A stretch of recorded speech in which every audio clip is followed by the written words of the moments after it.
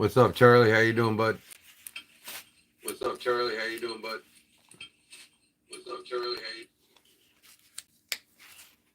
How you? Oh, man. Had another soap opera last night. Hey, what's up, Reserve NM? Had a soap opera on the channel last night, and I had to just now block the person that everybody knows all well.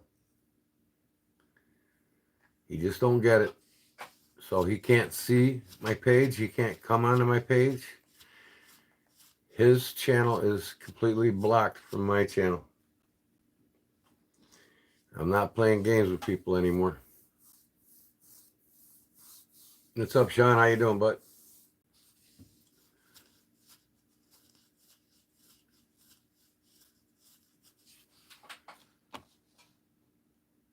And today,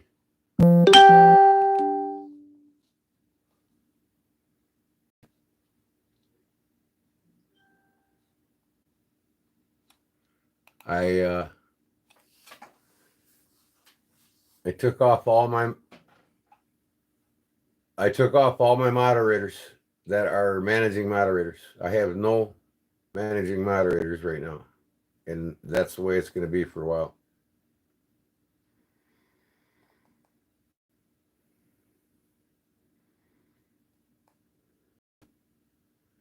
Nobody is.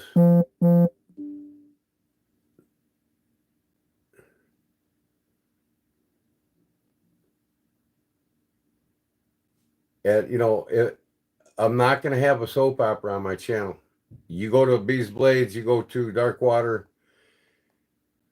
One of their rules is to respect each other, and that means respect each other. That doesn't mean have little quirks or say little smirky comments, intimidation, none of that shit. It's not going to happen on this page. I've got two people that are close, real close, some of my closest friends watching my page. And they're telling me who's doing what, who's causing what, who's saying what. So I know what's going on. I'm not unaware of it. You know, when I'm making stuff and I'm doing things, I can't catch every little quirk or every little thing people are saying. But you're not going to go on Beast Blades. You're not going to go on Dark Water. You're not going to go on a lot of these big pages and disrespect anybody. It's not going to happen on my page. It doesn't happen on their pages. Nobody's going to argue on my page with another member that's on here. If you do it, you're going to be removed immediately. I'm not putting up with the shit anymore.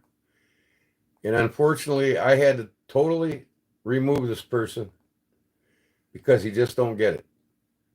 He thinks he's right and everybody's wrong.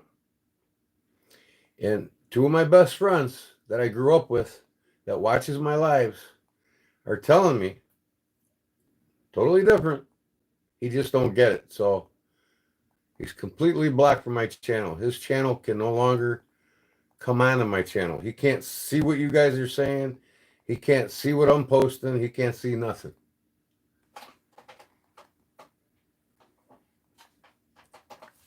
So the soap operas are done. The bullshit's done. Everybody's going to get along. Everybody's going to respect each other. If you can't respect each other, go off of my live and do it off my live. It's not going to happen on my live.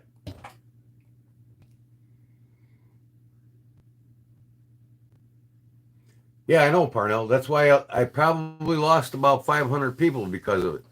I used to have a dozen people that I seen all the time. In the last month or two, they're gone because they don't want to, they can't deal with the shit either. They shouldn't have to. This doesn't happen on these big channels. They got enough mods in there that, bam, you're gone, man. You disrespected somebody, you're gone. And it's the way it's going to be here. Now, I don't have no managing mods right now. I have one managing mod. That's it. The rest are mods. Okay? If you got a wrench next to you, you're a mod. That's all you are. And I don't care if somebody doesn't like this. It's the way it is on all the big pages, and it's the way it's going to be here. Because, I'm not losing 400 or 500 subs or possible subs every month because of the soap opera shit. I'm just getting this off my chest right now. He thought he's going to come in here and cuss this guy out that he got into it with last night. That's not going to happen.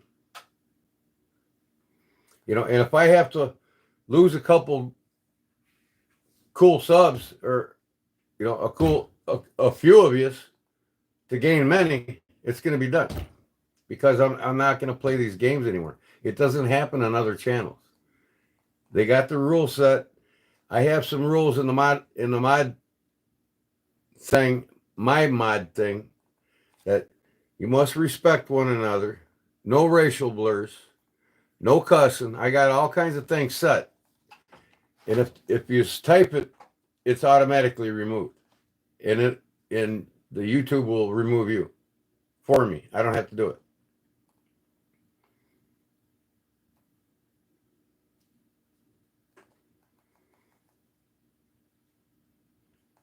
Yeah, and it's sad to see him go, but you gotta respect my wishes. Whether you're right or wrong, you gotta respect my wishes. You can't be arguing with people on here. It's not gonna happen. I'm done with it. Done with it. I want people to come in here and enjoy everything I do for you all. And I want you to enjoy a polite, intelligent, intellectual conversation with everybody else in the chat room. And that's just the way it should be, right? That's the way anybody would want their page to be ran. And it makes you wonder, well, why don't these guys go live? Well, there you go. Because it probably end up in a free-for-all on their pages.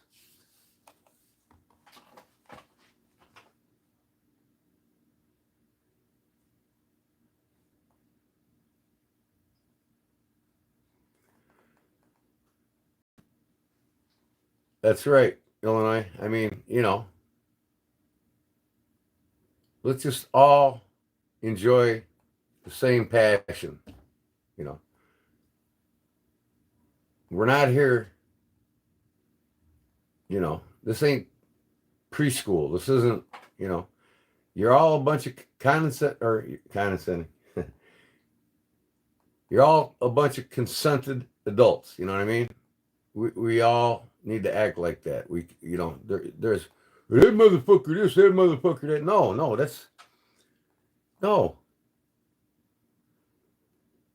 Like I said, go on Darkwater or go on Bees Blaze and try to do the shit that you're doing on this channel and see how long you last. Gone. Jerry, you can say what's up, knuckleheads. Because, see, everybody knows that's your jokingly way of saying, hello, everybody, I miss y'all. You just don't want to flat out say, hello, everybody, I miss y'all.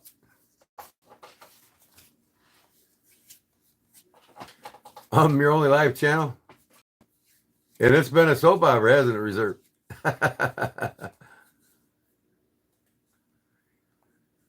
And you know what? I'll tell you right now, I love the man to death, And I don't want to see him go either. But that's up to him.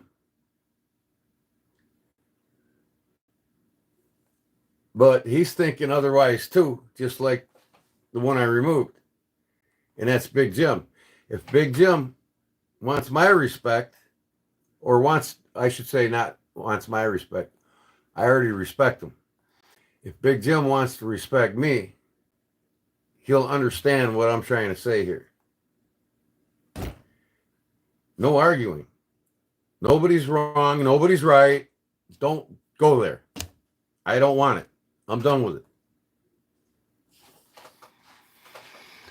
So, other than that, I spent all day talking to like 8 different individuals, 3 of whom are my best friends of all time. And you never see them commenting in this live, and they're watching everything that everybody's saying. And they're telling me all the same stories are colliding, narrowing down to a couple particular people. Are all 8 of them lying? No. No, I don't think so.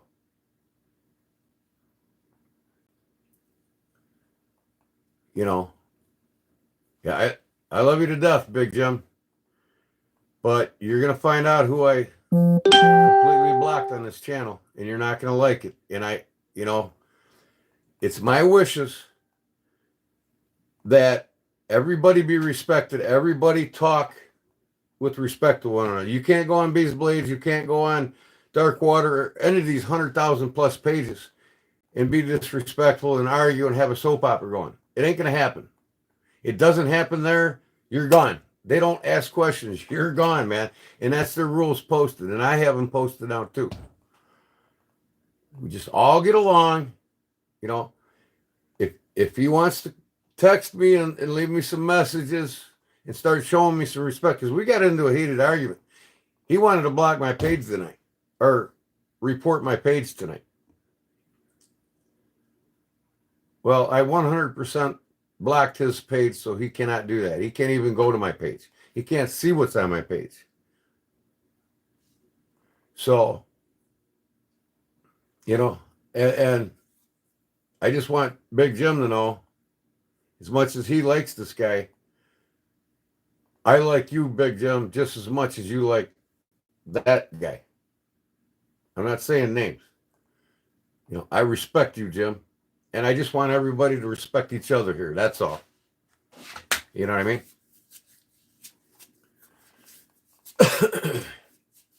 So we're not going to talk about him because some of you know who I'm talking about. And I'm not going to talk about him. What's up, John? How's it going, man? So all my managing moderators are gone. I only have one. Just one. And he's watching everything everybody's saying. Because, like I said, when I'm doing things, I can't see what's going on in the chats constantly. I don't even answer a lot of them, and I'm sorry, I tried to. But he's letting me know who's starting what, who's doing what, and why. And here's another big thing. If you make a product and you sell it, don't do it on my live. You go live on your channel, and you do it on your channel, okay? I tried doing that myself on a couple other big channels, and they like, what are you doing? You're coming on my live trying to sell your goods. Not good. You know what I mean? So I'm in the business of making money with what I do. And I also love, my biggest passion, I have no children, is to share what I do with you all. You are all kind of like my children, but you're not my children. You know what I mean? You understand what I'm saying? I got to share my knowledge with people. I can't share it with my child. I can't pass it on to my child because I don't have a child. So I love to pass on what I do to those who are interested, which are you guys, and that's why you're here. What's up, Jason? What's up, Jeff? What's up, everybody? I hope you all had a great weekend. Do you know that God respects them who respects themselves? Absolutely. And that's it. We're going to respect each other. You know, if you can't respect yourself, you can't respect others. So I'm 43. And you were saying that because I enjoy watching and learning a tip or two. You know, hey, I don't know everything. Everybody in here don't know everything. But we learn from each other. That's what the knife community is about. You know what I mean? And I respect every one of these, man. You guys are what makes this happen. You guys are, you know, the bloodline of a channel. Without you guys, there wouldn't be channels. You know, there wouldn't be uh 3.5 billion YouTube channels worldwide.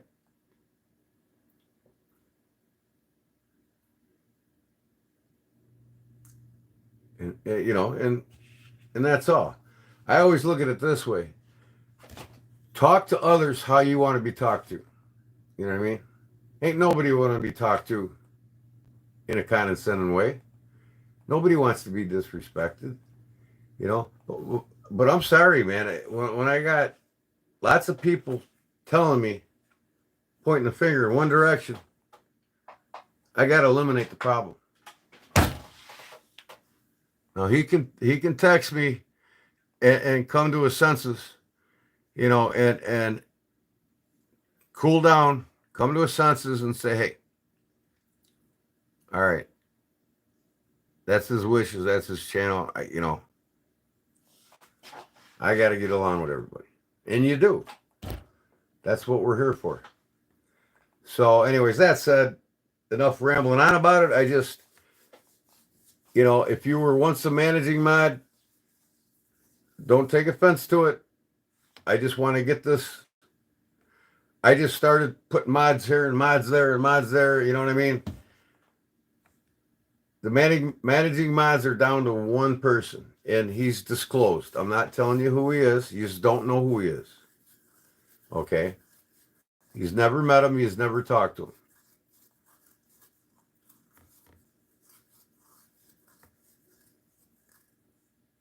I like knives too, Jim. I absolutely love knives, and that's why we're here, man.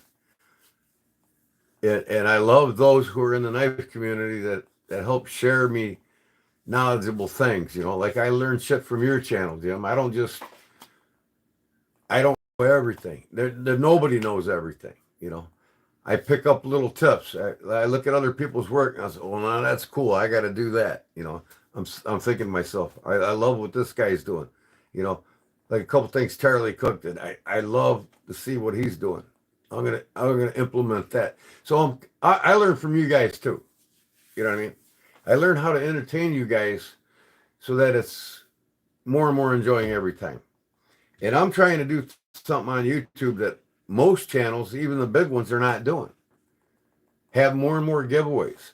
And make the main thing, make things. How many YouTube knife communities make things a couple times a week and give it away? I can't think of anybody. You know what I mean? And that alone is helping me get over 500 subs now a month.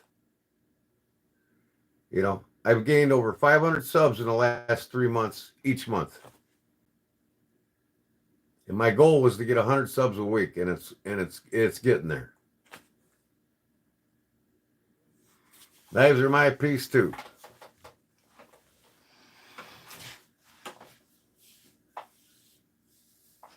Definitely can help, Jim. You know, and that's what I'm here for. You know, and that's what I've helped you on before with your knives. And I got a couple of the other knives here that I haven't forgotten about either. I just got so damn busy. I still got to get Paul Mills blades to his buddy here this week so he can heat treat them for me so I can get that done for him. I got Zona done. I'm going to release the video on that, and I'm going to send him the knife. You know what I mean? He earned it. So, you know, I just don't want, you know, when I'm busy doing something, a couple of my buddies that are watching my page, they said, man, these guys are in here trying to sell their shit while you're while you're doing something. You can't pay attention to what they're doing and saying. And, you know, I mean, how many big channels do you go to where you going, hey, I'll do that for you. I make this, I make that, you know. That's not what it's about. I only not only do this to entertain you guys, but I do it to make money. It's my second income outside of my pension. You know what I mean? And I want this to be my only income outside of my pension. I want to quit doing side jobs, you know, busting my ass, fucking working on houses and all that other shit. You know, I just want to entertain and make shit for you all. I want you to have one resource on my live stream you can go to and ask, hey, if you need something done and you want to do it yourself, ask me right here in the live stream and I'll give you some tips on doing it. Because believe it or not, if there's anything that needs to be done to a knife, you guys can do it yourself. You only stop yourselves from doing it. You can learn anything you want in the knife community. You only stop yourselves from learning it.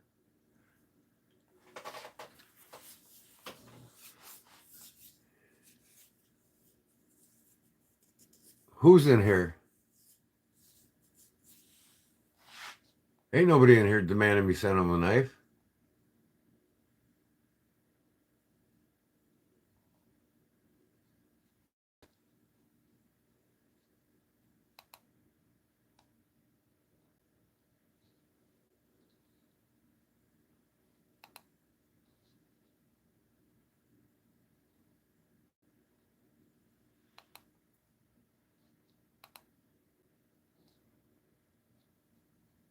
I'm reading these messages. Hold on, I'm sorry.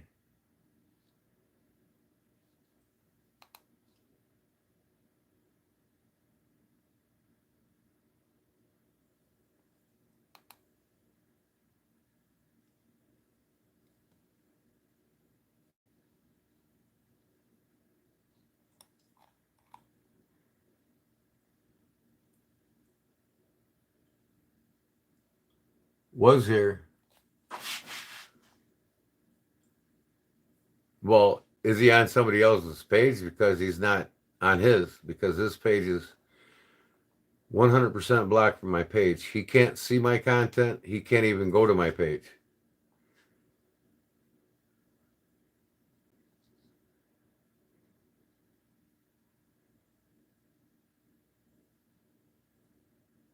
No one said that? Okay. He's under a different account. Well, if he is, then I'll find it and block it too. I just keep doing it.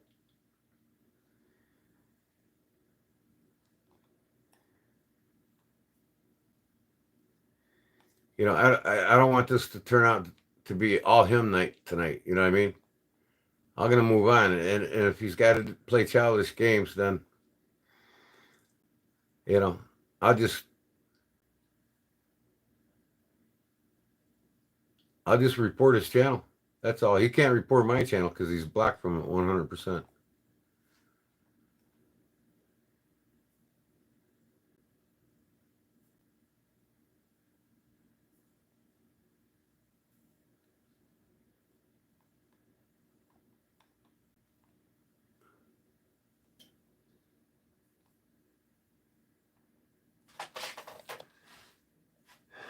It's gonna be one of them. I mean, I know he's probably fuming right now, but you know what? I'm sorry. You know, I got 5 men that are 60 years old plus saying that, you know, you're the problem. And he don't get that. Well, he's going to learn to give respect and get respect. That's all there is to it. And I'm here to help you with that, Jeff Jackson, you know.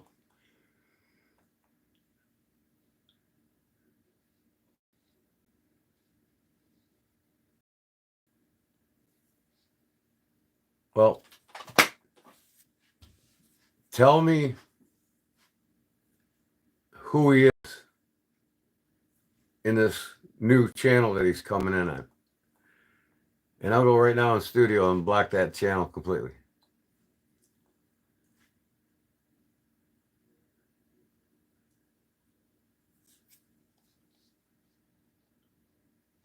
I can't remember, Jerry. What's the name of the channel? AZEDC? That's an actual channel? He must have made another channel right away, right? I'm going to look.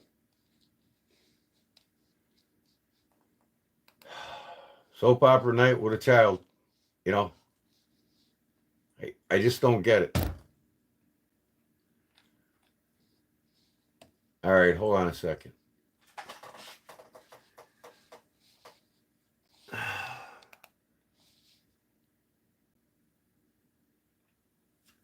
Oh, yeah. Oh, he wanted to come in here and just cuss you out like nobody's business. It ain't going to happen, man. Just,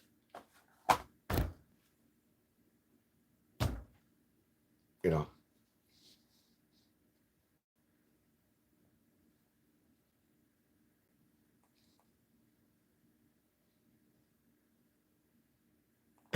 Drama makes the news sell. Exactly.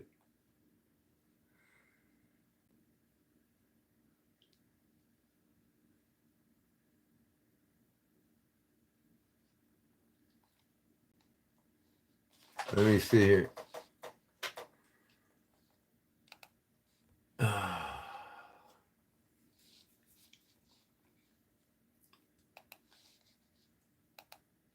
Be right back with these guys.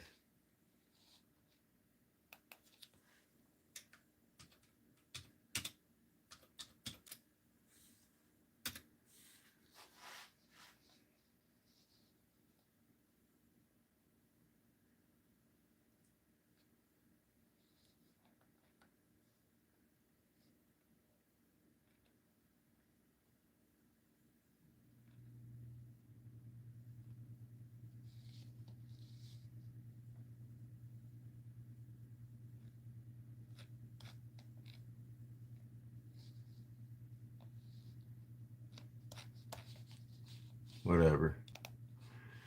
Okay.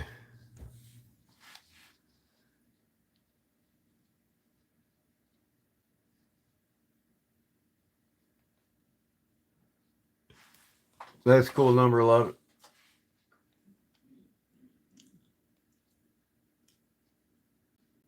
Okay. Anyways, what I plan on doing is just taking a knife and modifying it tonight and giving it away. That's, I'm out of leather. I got to make an order when I get paid. And I just had a lot of all of you. So I've had a lot of bills this last month or two.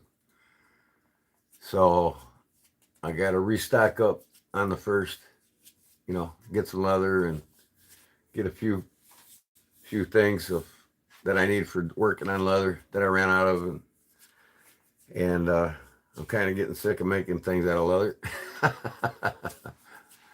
But I'm not really sick of it. I'm just, it makes it harder when you don't have everything that you need.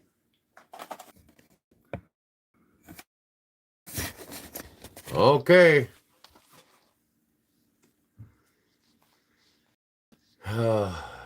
Start. Let's go. I'm back.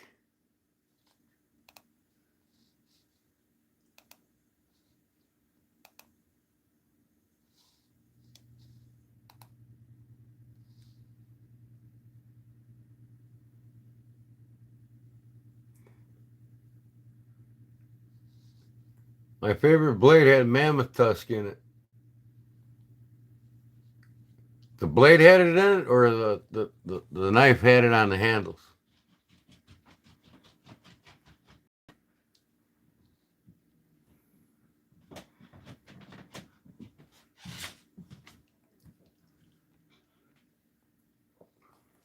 Takes a lot of money to have all the tools you need to do just about anything you need to do with a knife, that's for sure. It took me several years to accumulate the tools I got. Handle scales, I understood what you were meaning, but them handle scales themselves are quite expensive. And when I tell somebody, hey, I'll do you $1.10 with mammoth tooth, but it'll cost you $475. They're like, what? 150 of it's the cost of the handles.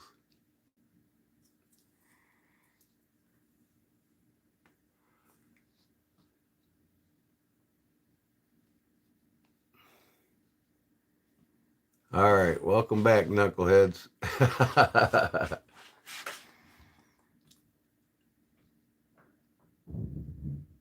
Hey, that sounds good, Jim. That's a good enough payment for me. I do work on knives for materials, that's for sure. If he's got any extra materials laying around and you need something fixed on a knife or something, hook me up, I'll hook you up.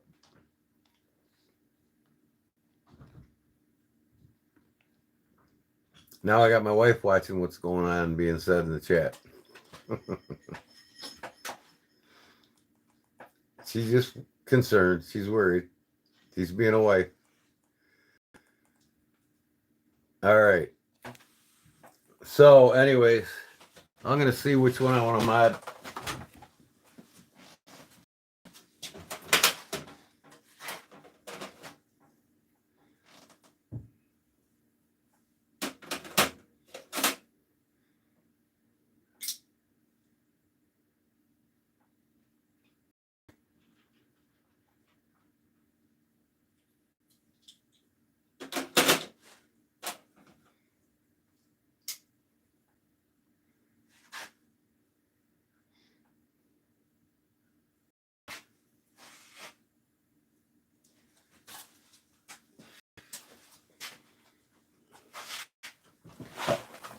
Okay. I think I figured something out here.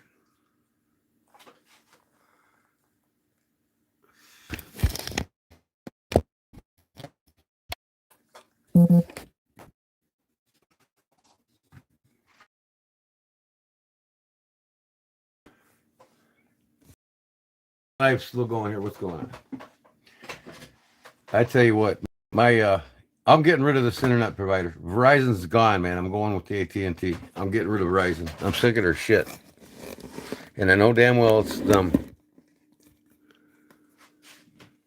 See, my picture's breaking up now. So you know what I need to do? I think I need to just go back live again on OBS. And I'll do my work right here on this table. Can you hear me?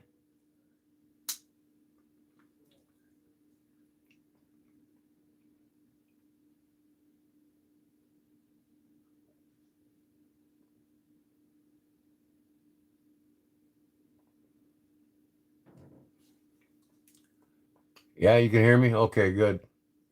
See, because look at the picture. I mean, the picture's, it's pixelating again, ain't it?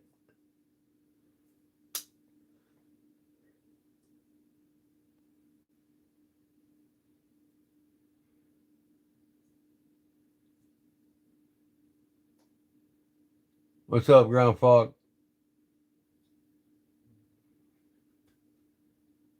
Yeah, so let me tell you what I want to do first.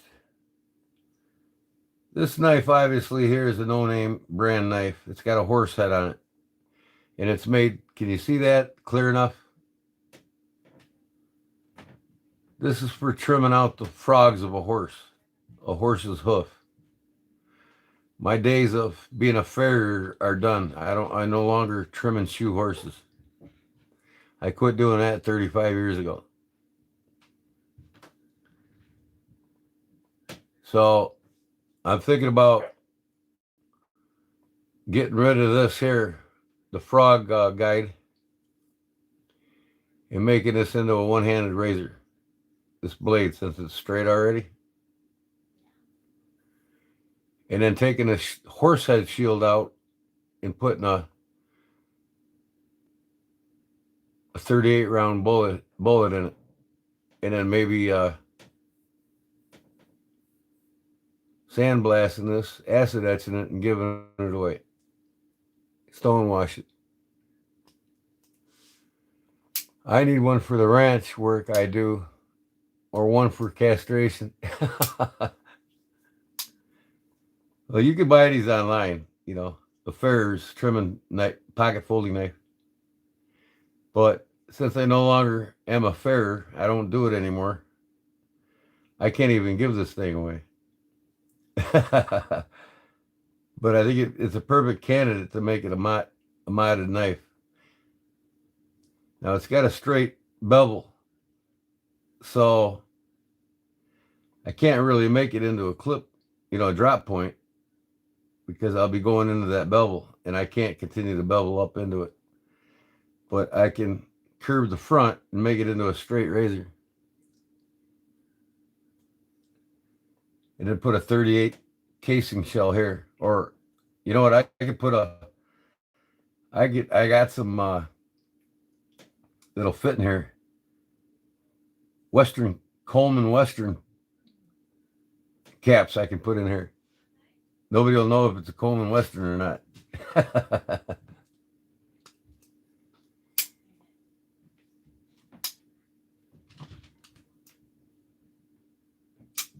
Why did I get my wrench took? Nobody took your wrench. What do you mean? Your wrench is still here and it's coming to you. It got heat treated and cleaned up, and it's gonna be on its way.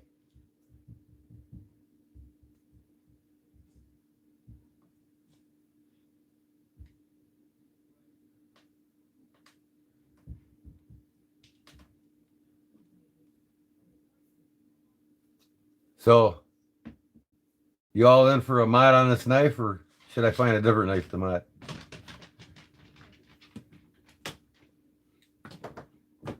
Mod wrench. He means mod wrench. What mod wrench? What are we talking about?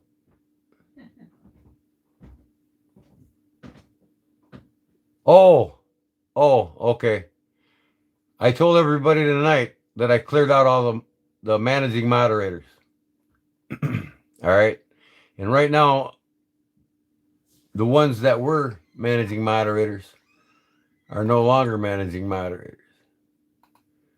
Okay. So you're a moderator, but not a managing moderator. Okay. Until I get things settled,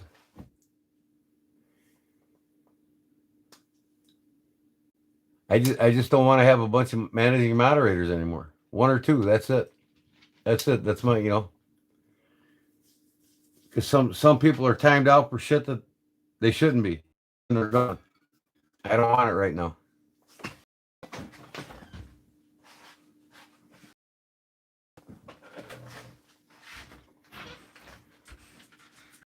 Nothing. What do you want to? Bobo boy. Here's my Bobo boy. Come see daddy. Hi, baby. No, you don't want to see daddy. He's sniffing away. Hi, Bob. Bobo. Bobo. He's running away now. Where are you going, Bobo? Hey, he's gone. He left. He's gone. All right, close the door.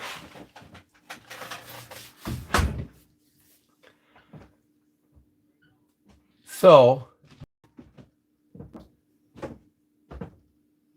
everybody with me still here. Nobody said anything. John, you're still a moderator. You'll have a wrench next to your name. But like I said, I only got one. I only got one managing mod, and that's the way I want to keep it right now.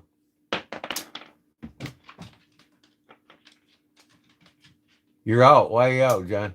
You're a moderator. You're not a managing moderator. I only want one, and there's reason behind it. And like I said, if people can't respect my wishes, then they don't need to be here. I'm not playing these soap opera games. Oh, I want to be a managing moderator. I want to be a managing moderator. Oh, why can't I be a moderator? No, it ain't. I'll decide.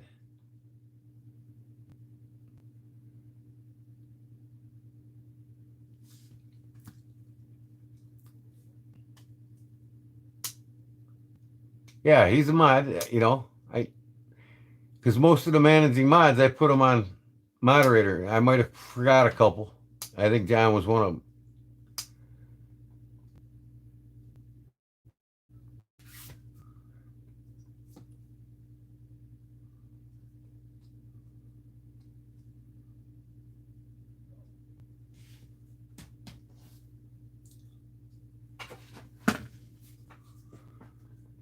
So, does that sound good? Makeover on this knife here?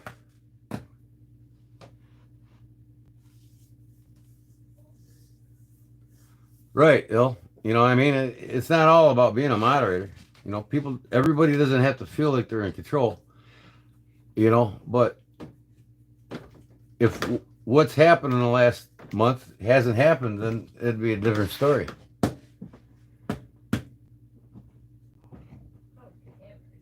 So, you know, I want my page to grow. I don't want people to be shunned away or driven away because of a soap opera or disrespect or any of that nature. I'm done with that, man.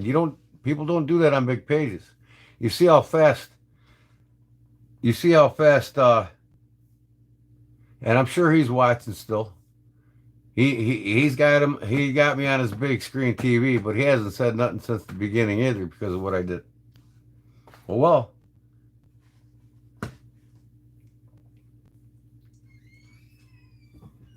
so y'all game for me making a mod in this bone handled knife? Because it's a pretty cool knife.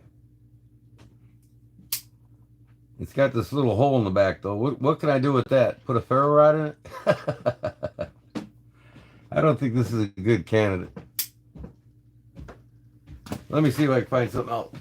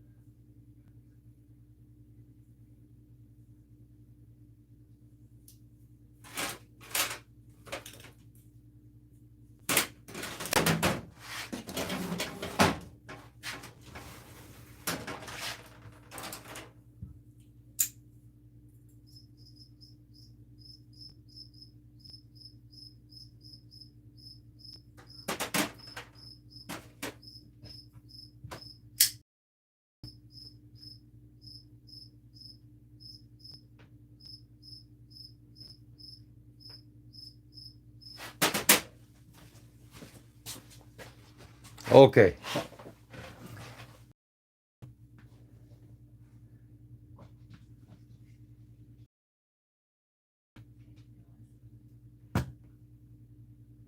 Speed save knife.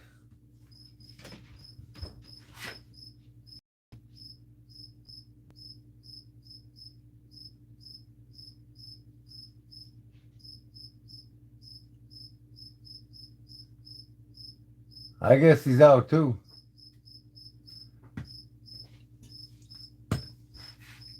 I mean, the guy's only been here what, a month, and he's pissed off because I took him off of mod. I put him back on mod. I didn't get everybody back on mod. You know, I don't need 20 managing mods, and I'm not going to have 20 managing mods. There's too much conflict.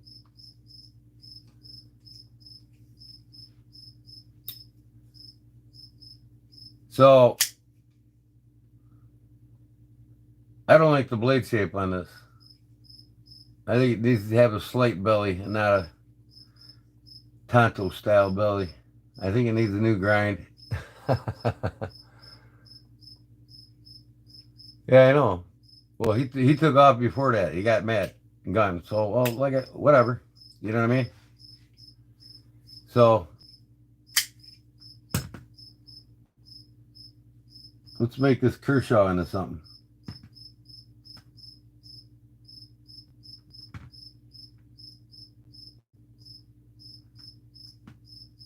Yeah, this is a Kershaw. Kershaw speed safe. I don't know what the... Why is the damn clip tipped down? I don't get that. I don't know where I got this. I might have got it at a garage sale. It was patented in 1990, so it's an older one.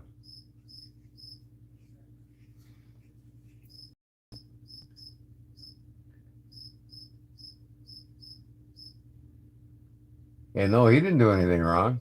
Not anything at all. Yeah, it's a Kershaw, Jim. I'm going to customize this Kershaw.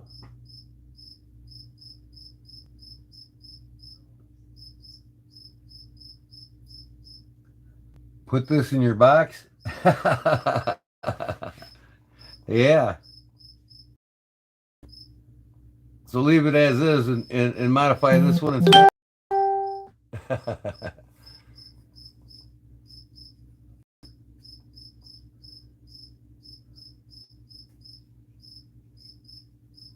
I don't even know what model this is. It says 1990 on it. Maybe it's that old. I don't know. I can't even remember where I got this thing. I might have got it at a garage sale, like I said. But it's a spring assist, speed safe. You can tell I didn't carry it because it's got a tip down clip position. I never tip down my knife.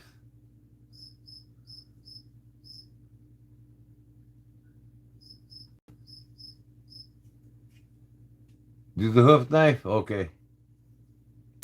It'll have a hole in the back here if that don't matter to y'all. Where the hoof thing goes into.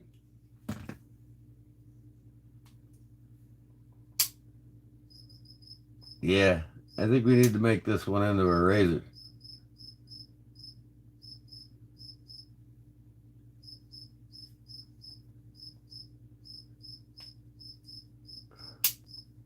You don't know what the Warncliffe is? That ain't a Warncliffe. Warncliffe is in this direction. This is a Kershaw, though. It's probably a 1990 classic. Doesn't need to be touched. And somebody that could really appreciate it would be Big Jim. I could send it to him anyway. I didn't even know I had it. I'm looking through my Chinese knives and this was in there.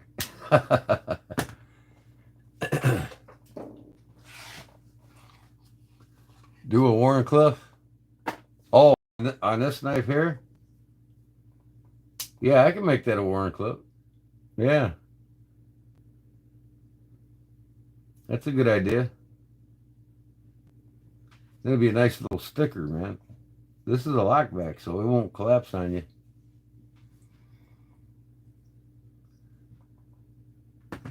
All right. That'll be it.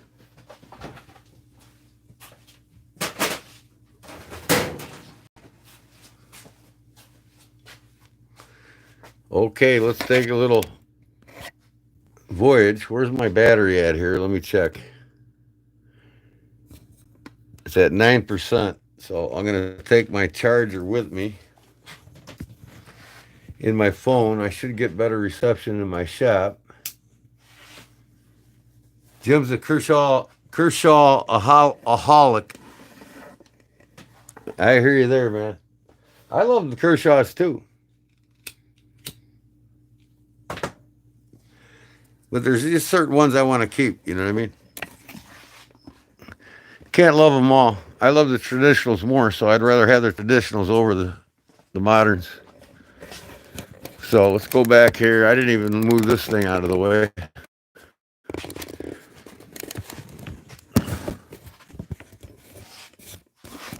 Get all this plugged back in here. Turn the lights on. I got a mess going here. I was going to spend time all day today to clean my shop. Well, y'all know how that turned out.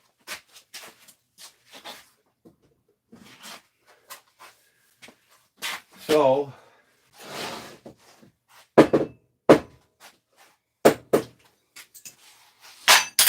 get the plug for this phone.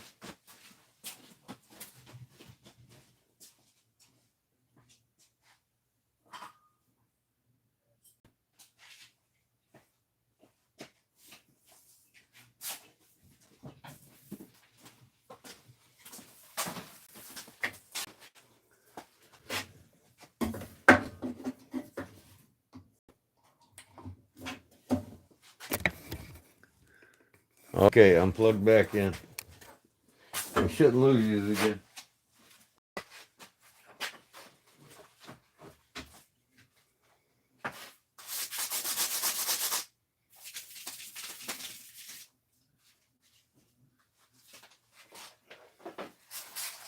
I'm gonna plug in my laptop over here.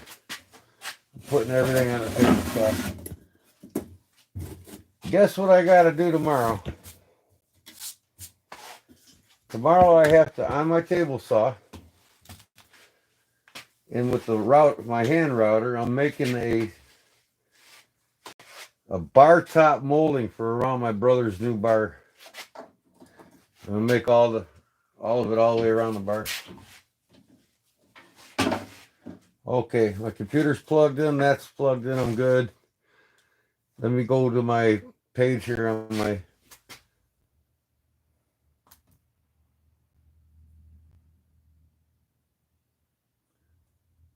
view channel. Go to my live. Takes this little notebook here some time to warm up so I can see what you guys are saying. Because I got the phone turned around and I can't see it. And them little letters on the phones drive me nuts. Okay, live.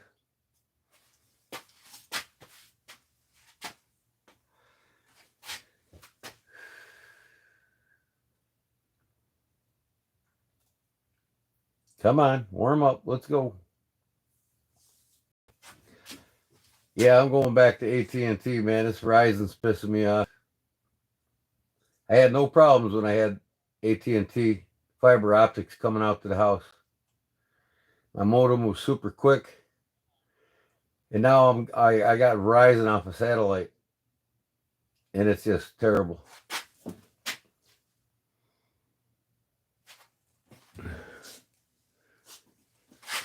All right, let's go. Warm up, damn it.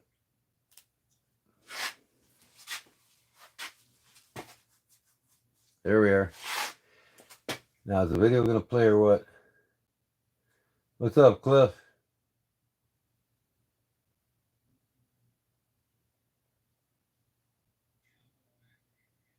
Did John come back in?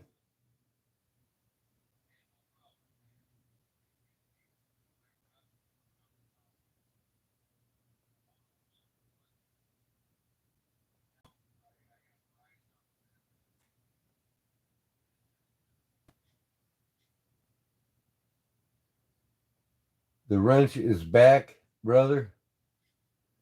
Who's the wrench? What?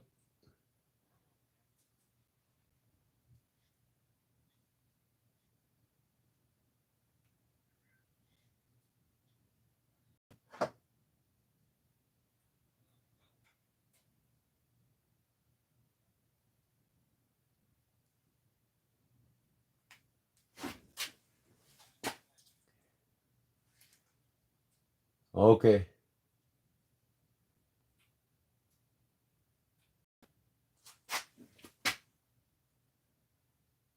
There's Junior Knife Collector. What's up, little guy? Everybody say hi to Junior Knife Collector. Good young man.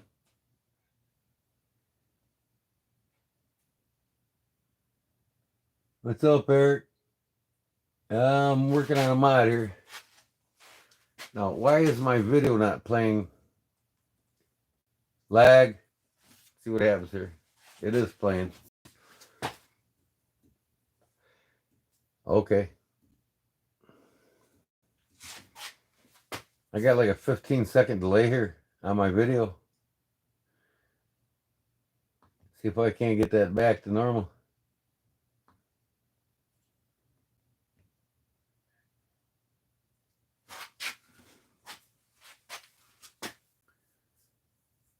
Why, All right. I got like a 5-second lag. That's not bad.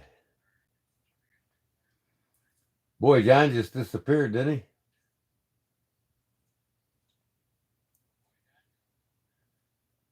Yep, I have a router table.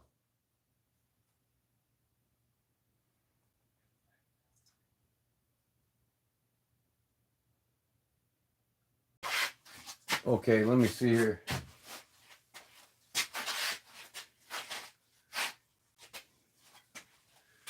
Might as well put my camera in a better spot here.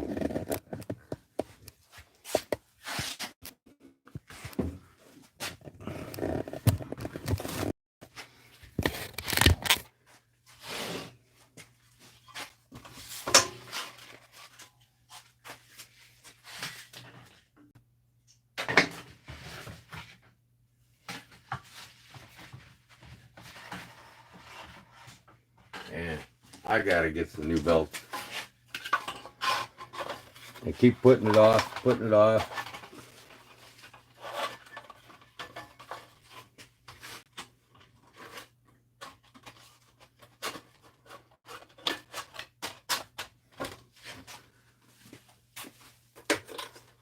Get my dipping tank over here in my arm's reach.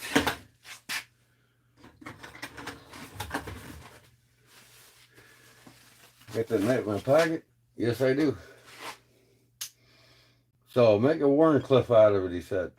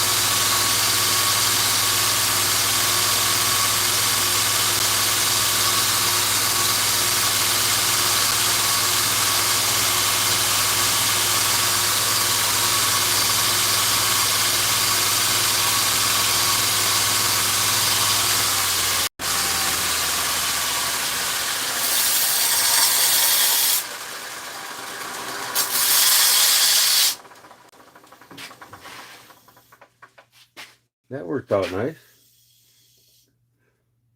I'll change my grid here.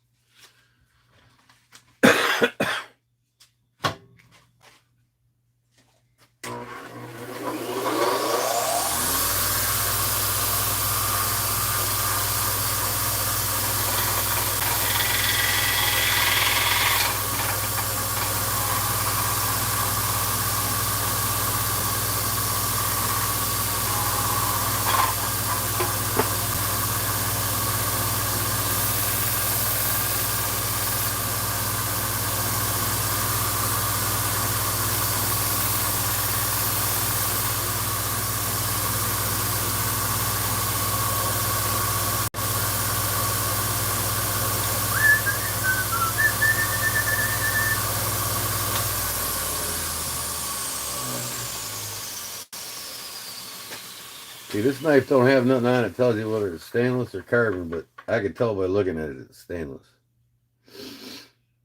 So I could still dip it in acid. I won't sandblast it because I think that'll be too loud for y'all. I'm running my sandblaster. So how's that look?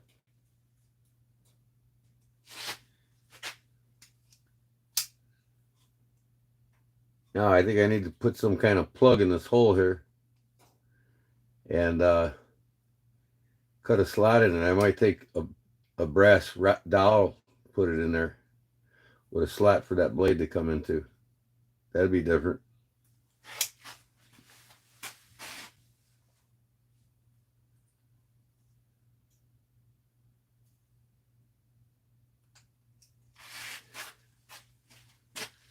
And maybe I should do a hammered finish on the brass. What do y'all think? Y'all like a hammered finish?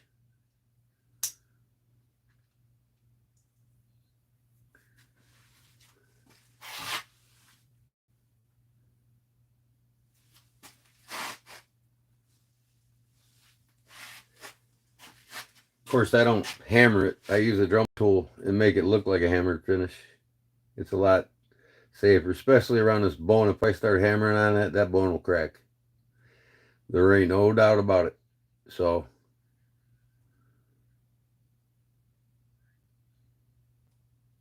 I was thinking, too.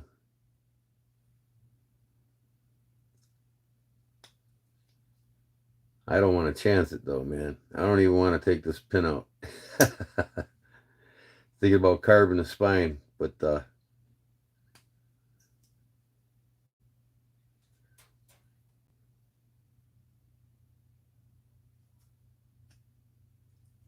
that goes down far enough. I can carve something in the front. I can carve the blade.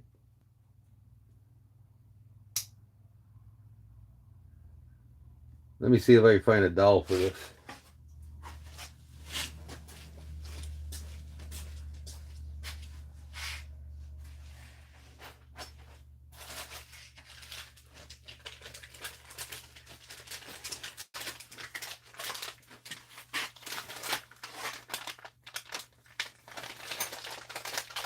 We got the right size dowel. Boy, that one's a little bit too small.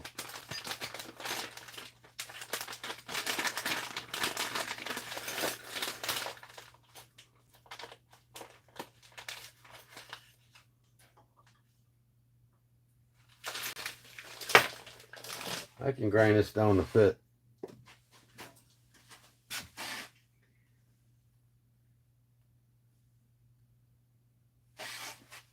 Yeah, I don't need to put a dowel in it, huh?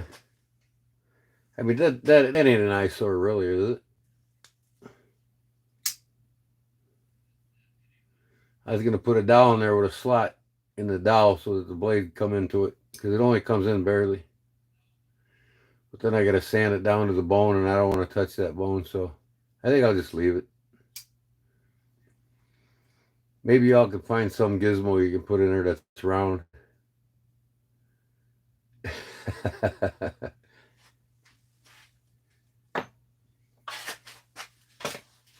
But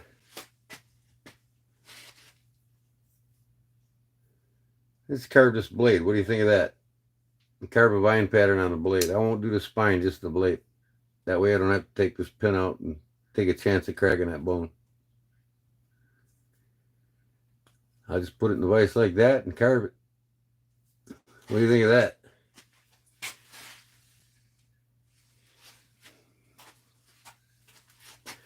So I'm just thinking, anything else?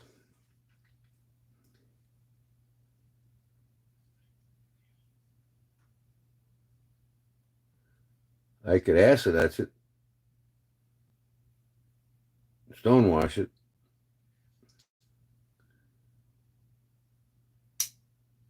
But if I do that, then this spine won't be matching it. I think I'm just gonna carve the top of it and take this. I'm gonna take this out right now. I'll put a 38. I think a 38 will fit in there. Maybe even a 45.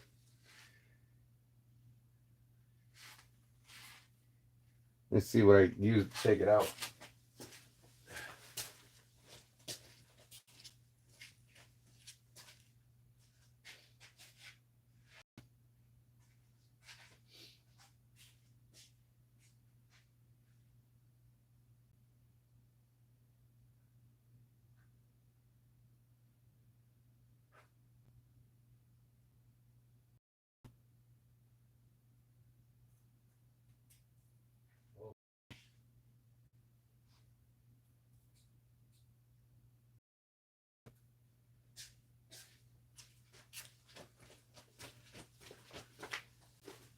So most of these are glued in, so what I'm going to do is just,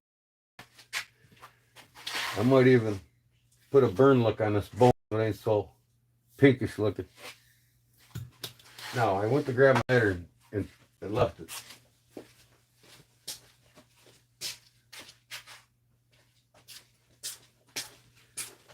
Oh, good thing I got this one here, right, for my forge.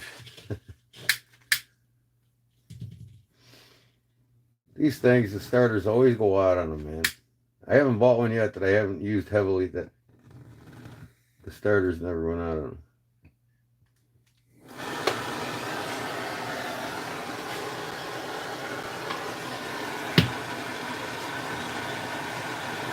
Don't want to melt my phone.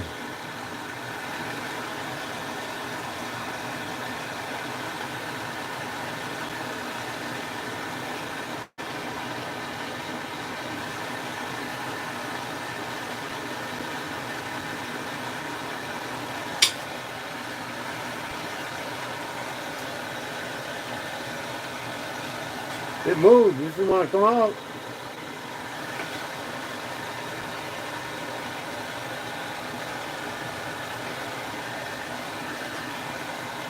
Come on, man.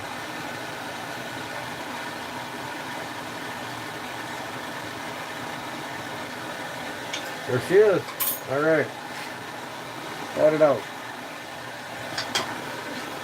Yeah, them things are just glued on, so if you heat them up a little bit, they'll come right off. That's any shield nowadays. They don't pin them anymore like they used to.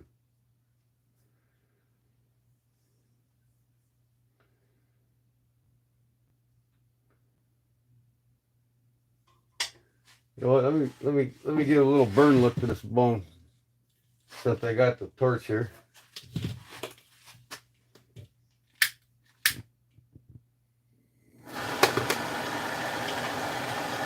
There's the before. I know y'all can see it.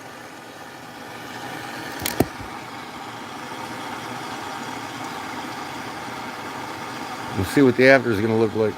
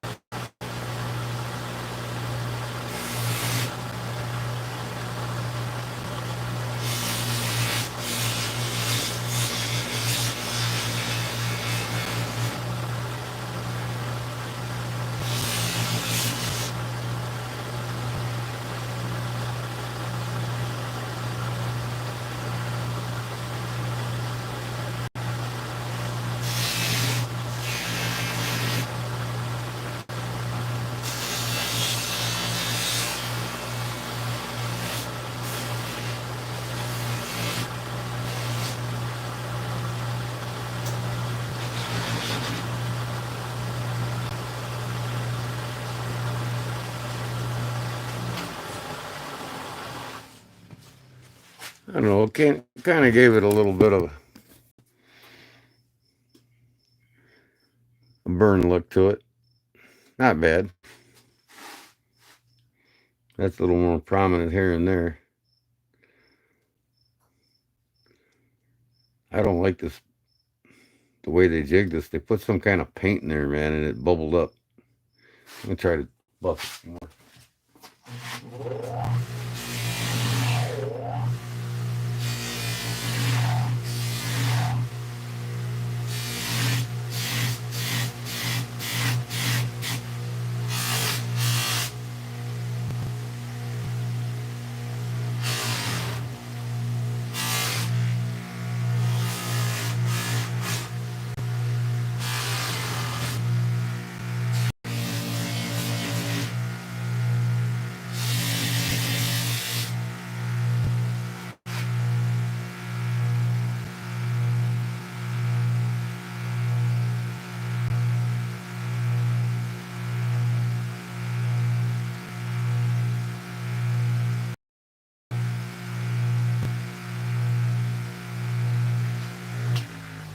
All right, that'll do.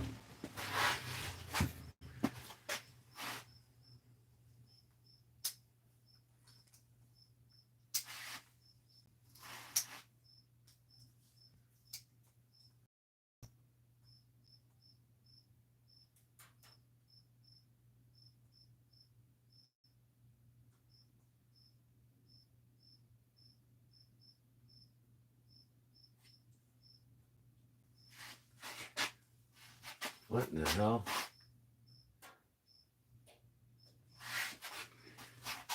Okay, let's see what kind of bullet fits in there.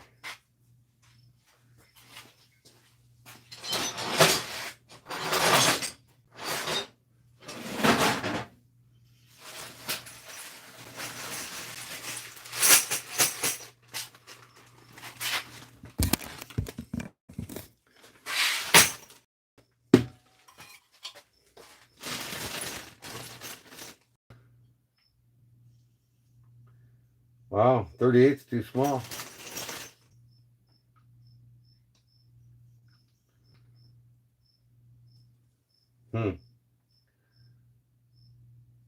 Looks like the 30-06 will work.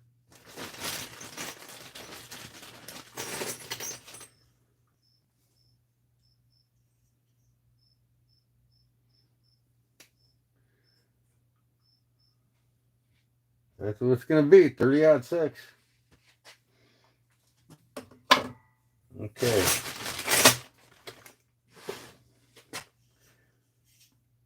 So, I got to take a Dremel and cut that off.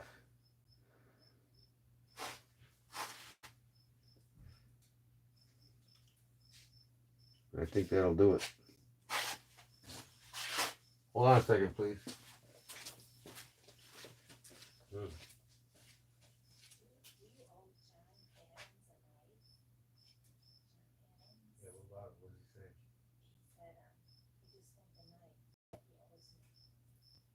Oh yeah, yeah. He won the last. This right here. And I told him I'm gonna heat treat it Monday and send it out to him.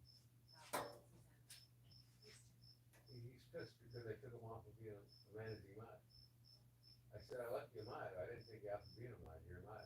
You're not a managing. I got rid of all the managing mods today.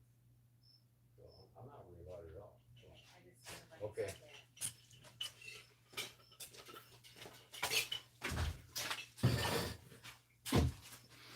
Okay. I'm gonna buff first.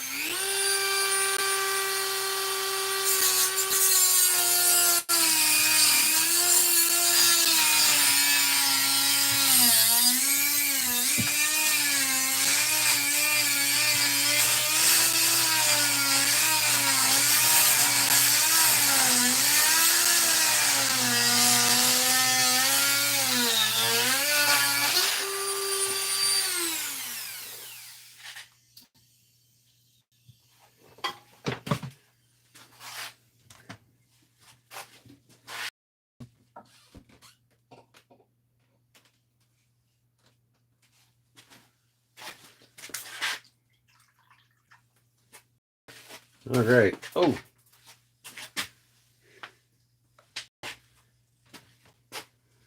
Got that done. Let's see if I can sand this a little bit.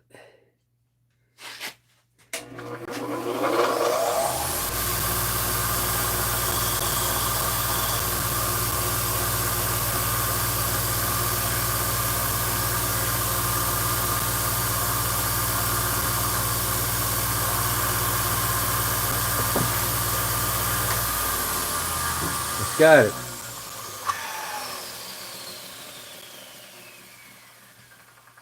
Now I just gotta glue it in there. I'll put some 5-minute epoxy in it, and then let it dry for about a half an hour or so, and I'll buff it.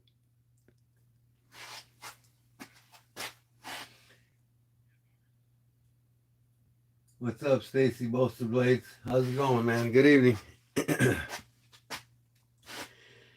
So, yeah, see, the thing about my Sunday Funday, you never know what I'm going to make or do. I notice I got a little scratch on the top here. I'm going to see if I can't sand that out. Looks like a matte finish, so I could probably only have to go up to like 1,000 grit and it'll be perfect. Get them scratches out of the top of that blade. It's just on the flat part of the blade. Just on the flat part of the blade. Kind of see them there. I don't like that, but I can hand sand them out real quick.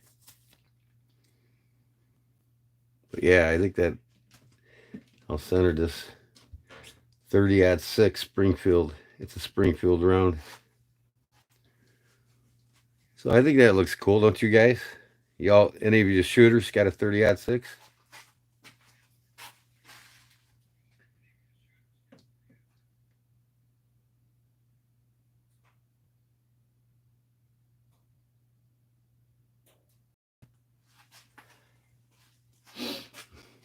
Hey, Stacy Bolster Blades, I wanted to ask you, I'm looking for a couple people I can do giveaways for knives on my channel.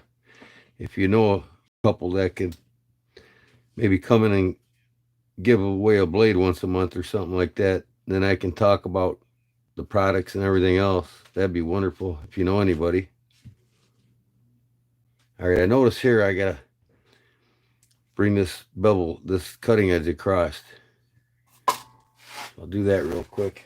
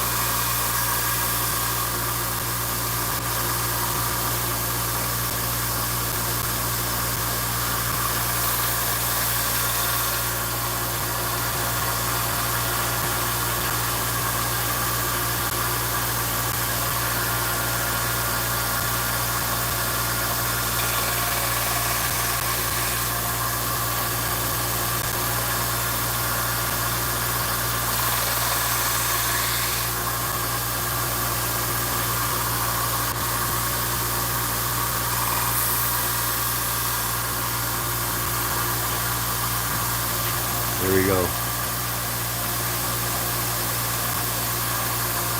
All right.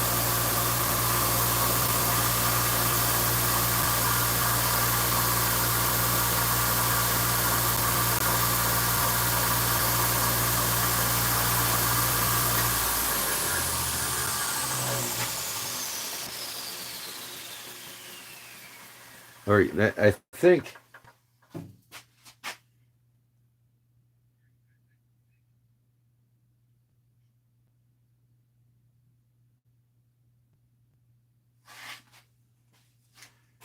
think Stacy Bolster Blades got a page for selling knives. If you all want to go and check it out, if she could leave her link here in the chat feed, that'd be great. If she can't, and I have to set my channel for her to be able to do that, I will.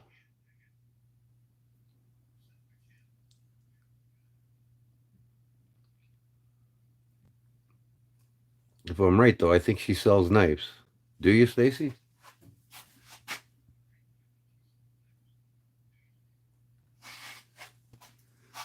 Okay, I'm gonna have to take my camera now, I guess, in the other room. I'm gonna epoxy this in, so I'm gonna have to move the camera again.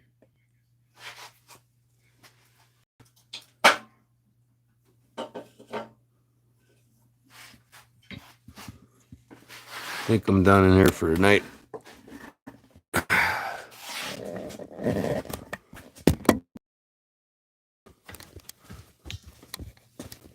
My messy shop. Man. I would have had it clean all day today if I didn't have to be on the phone all day. That's all there is to it. So, live and learn.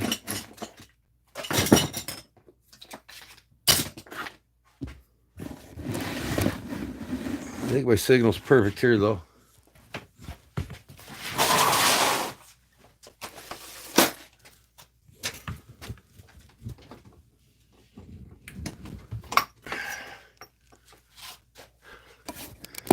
Yep, I got 24% on my phone, so it's doing good.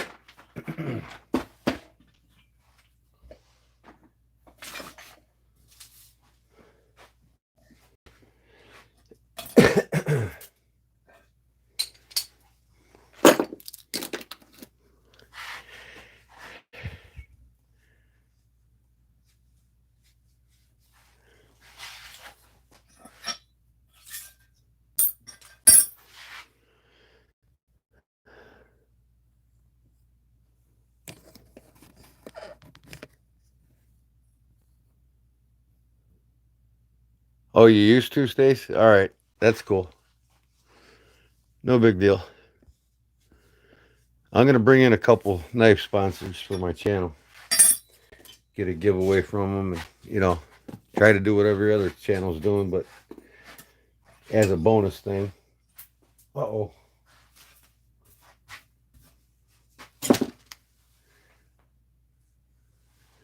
We'll get a little epoxy going here.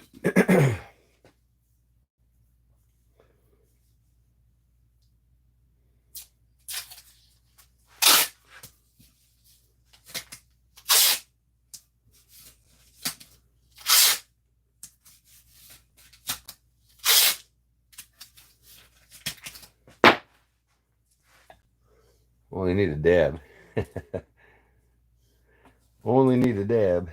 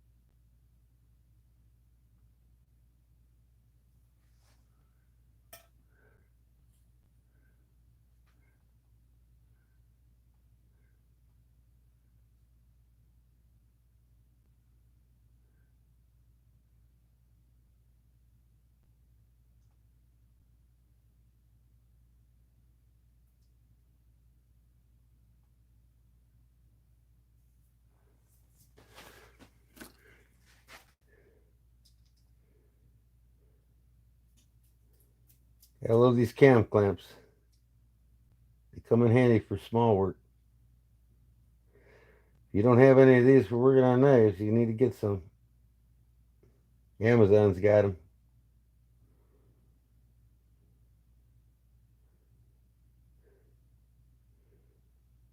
Okay, let me try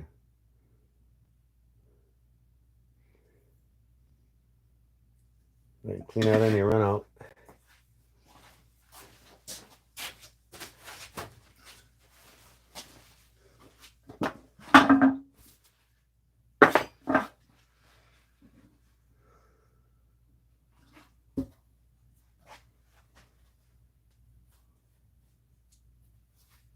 Come on.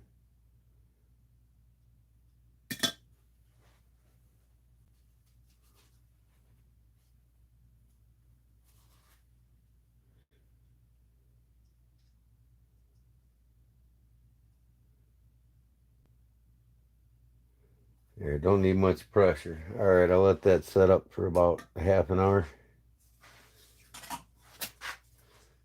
I'll leave this on here to see where it's at.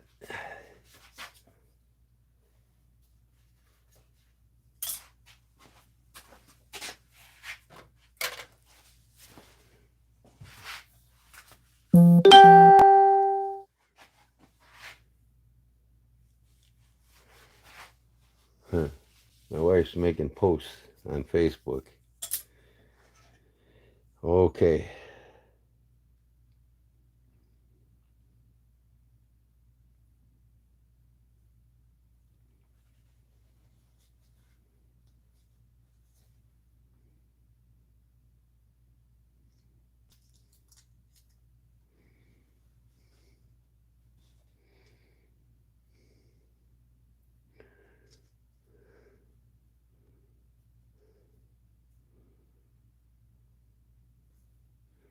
All right, let that sit a while.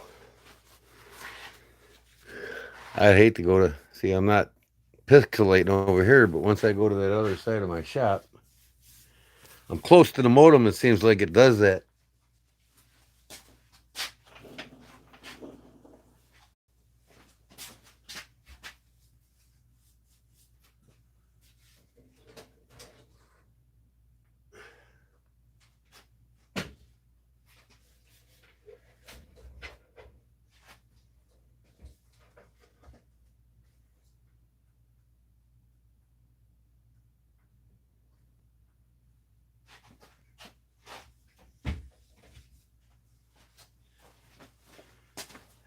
I move my modem away from my desk, see if that helps.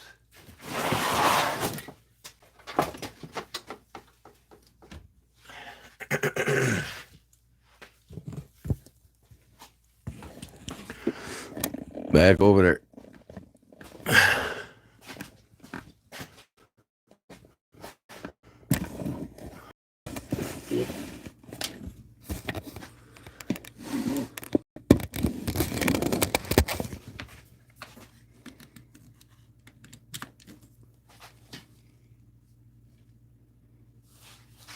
Make sure the phone's charging.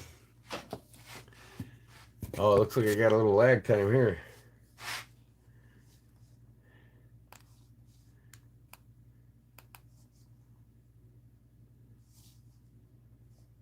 Come on. Let's go.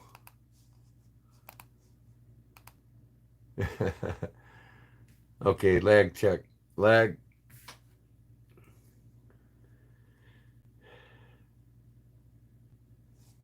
Man.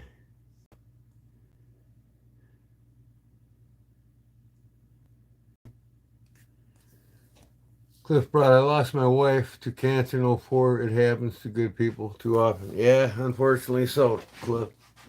Sorry to hear that, man. Boker, what's Boker?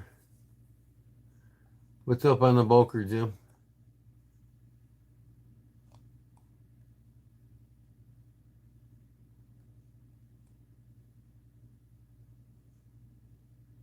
Boker turned out nice, G-man. It's the USA, though. Oh, I bet, man. That's nice.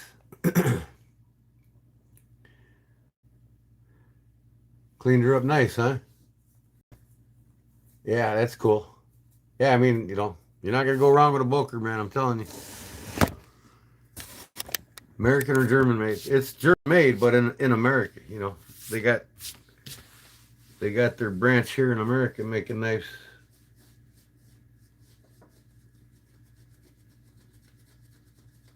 But there's a lot of diehard Boker guys. They won't get the Boker USA ones. They'd rather have the German ones. I like them both. I don't have no quarrels against them. The upper is modified Monday, huh?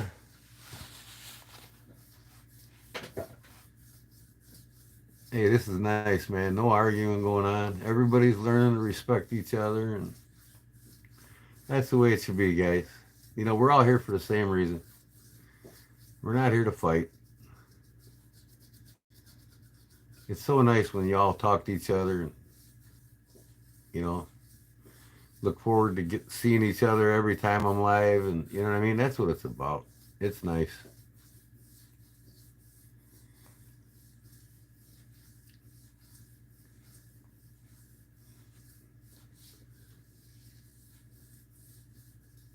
I don't have a mean bone in my body. I don't hate nobody. I just want my wishes respected. That's all. And that's just it, Bob. You know, people want to be treated the way you want to be treated. You know, ain't nobody want to argue with anybody, or there ain't nobody really in life that wants to be argued with. People want to be heard. You know what I mean? So if everybody wants to be heard. Just listen what they have to say, and you know, it's up to you how you take it. And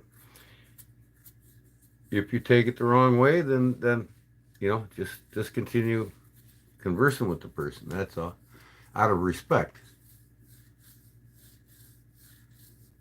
It's Bub, not Bob. Okay, Bub. I'll call you Bub. I got you, Bub.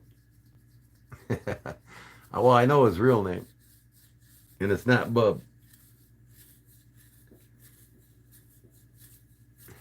I don't think he wants me to use his real name here, and I respect that.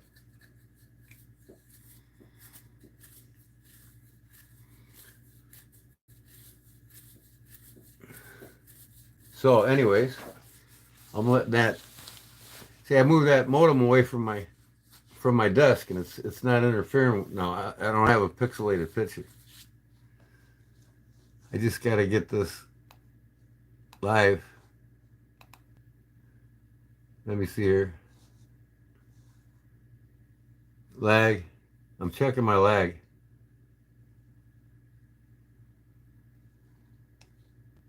All right, I got about 5 second lag time. That ain't bad.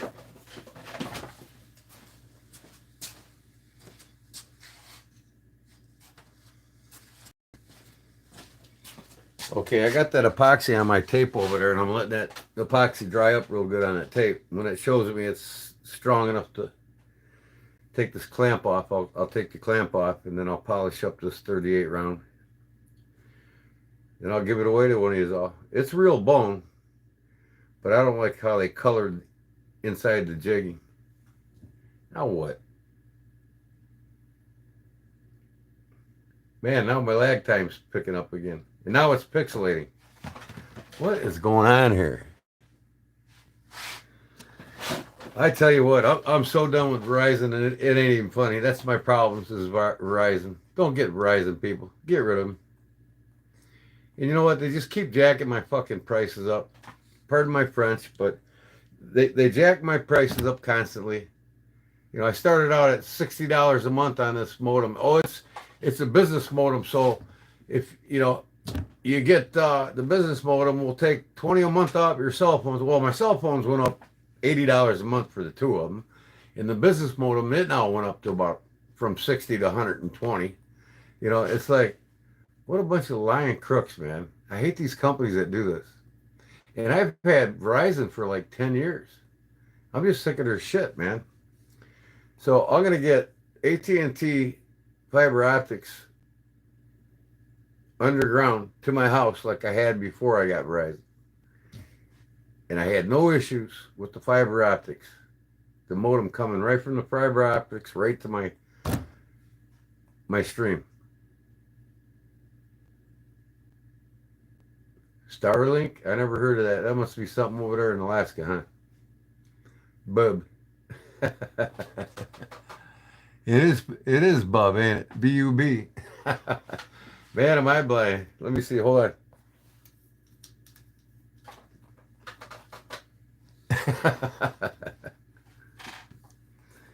All right, Bub.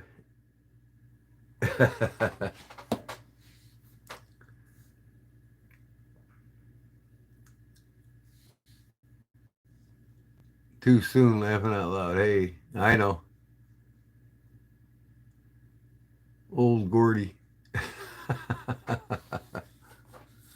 What, you're asking what my name is? It's G-Man, it ain't Gordon. No, it's Gordon. AT&T is cheaper, Paul, than here. It's cheaper than the Verizon. I was paying like $65 a month for a landline, and we had a landline and a modem, you know, through the fiber optic. $65 a month. That's all we were paying. You know, all my computers hooked up to my modem, or not hooked up. They were, you know, Bluetooth and Wi-Fi.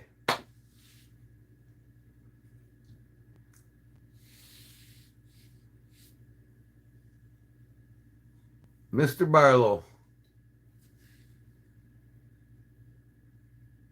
I look like I'm from Peoria. Well, I'm actually 2 hours from Peoria.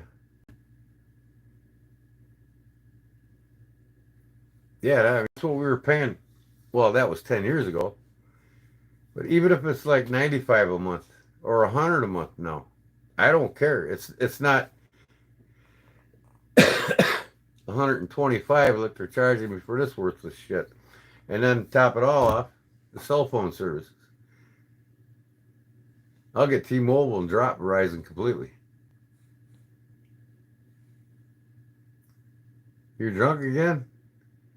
Boy, that's funny because I never seen you on this page, so I don't know how I'm drunk again if you've never seen me before on this page. What a moron. Starlink is Elon Musk satellites worldwide. Yeah, see, I want to get away from satellites. They're like a failing cause, man.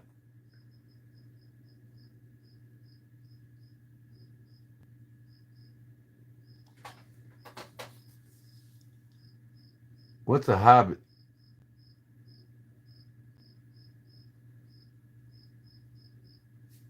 Bobbit?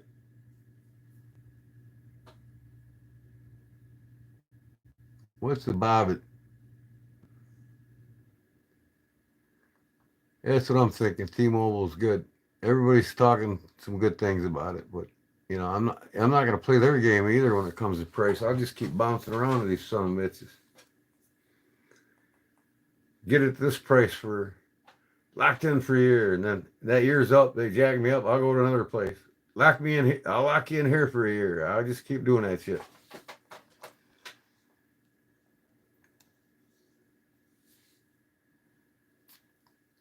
Gollum, what's Gollum? What happened to Fat City? He pass out again?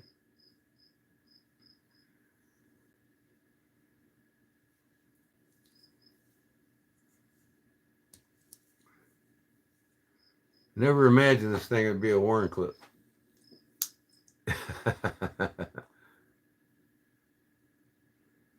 It's got a cool little handle shape, don't it? That's gonna be a nice little slicer cutter for somebody.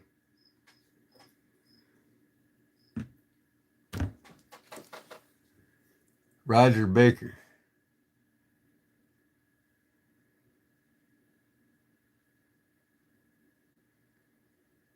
T-Mobile sucks. Left them after 26 years. See, everybody's gonna say there's always somebody to say that one company or another sucks. But you know, hey, like I said, I'll just bounce around from company to company every year. Oh, you're gonna cut me a lower price? I'll go to this place. If you don't, then I'm gone. I just keep playing their game.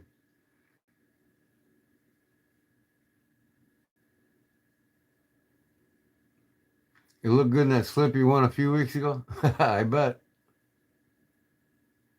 Pretty face, Faith. Okay. Hi. Nobody wouldn't want GCI. Trust me.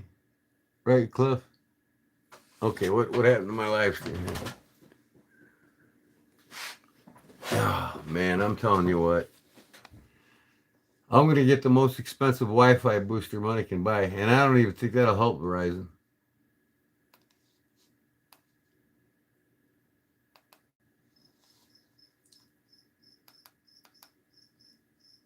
Now, why is my camera cutting out on my damn computer. It ain't cutting out on my phone, but it's cutting out on my computer. If those, it's got an antenna. T-Mobile never sure if those T's got an antenna. Okay.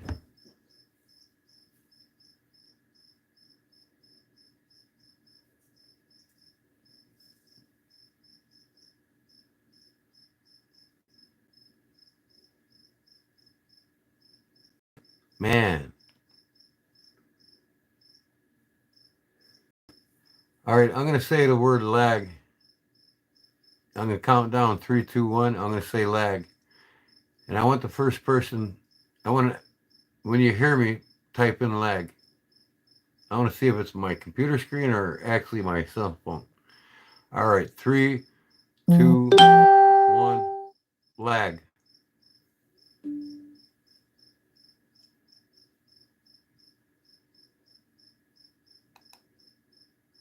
Okay. Sounds like I only got like a 3 to 4 second lag time. All right, thanks, guys.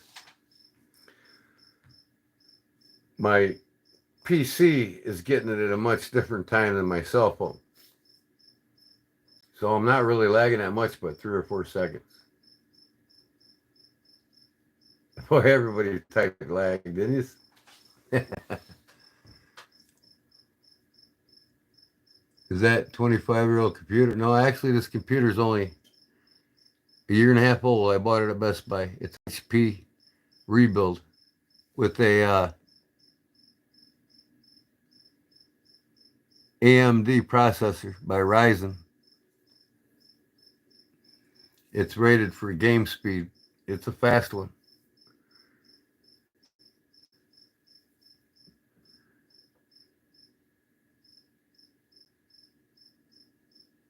Blade Walker. That's a hell of a name, ain't it? Blade Walker. What happened to Fat City? Did he fall asleep?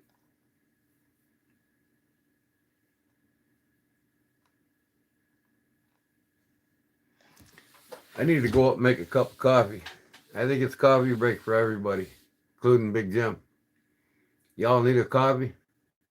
Let's make a coffee. What do you think of that? I'm going to go and get me some fine-ass Canadian ground coffee sent to me by the lovely lady named Brown Sugar.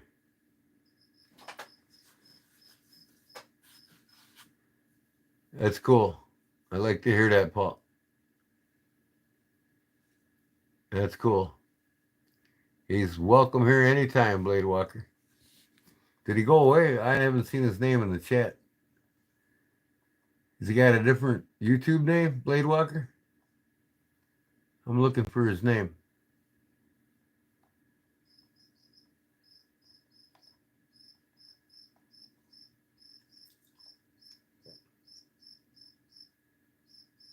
Need to sleep?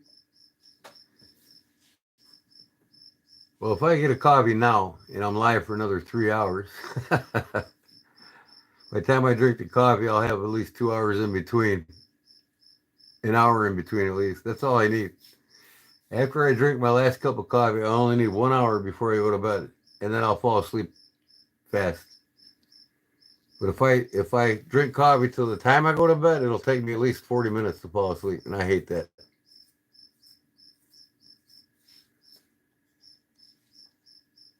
The best of us are here in this community, and that's the way I want to keep it. You know what I mean?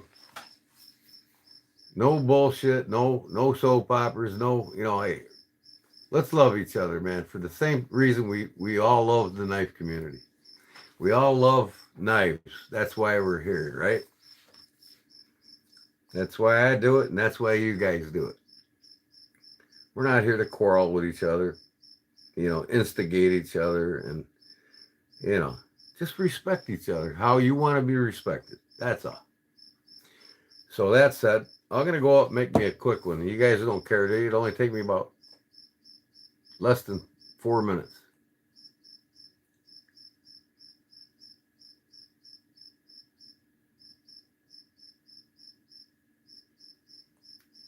Yeah, I mean, I can.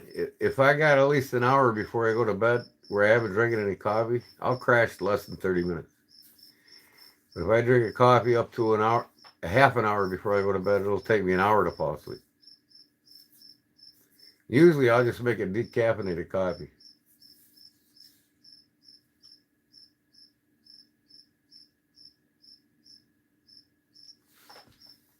Go sub to Bolster Blade. Is that Blade Walker? Okay. Oh.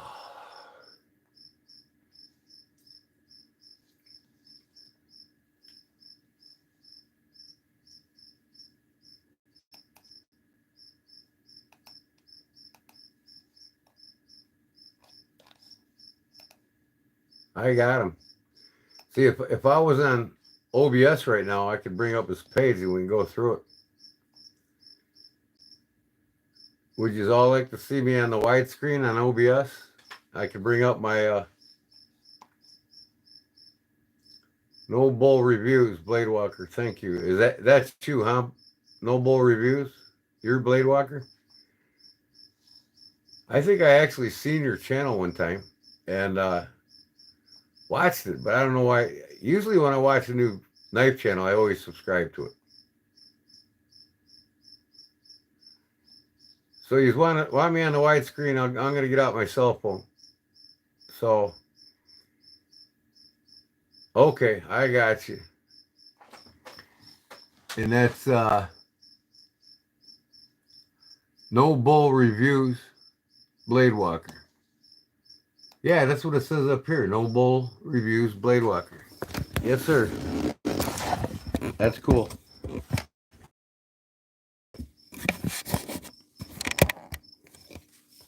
Yeah, I got you, bud. And I even rang your bell. All right.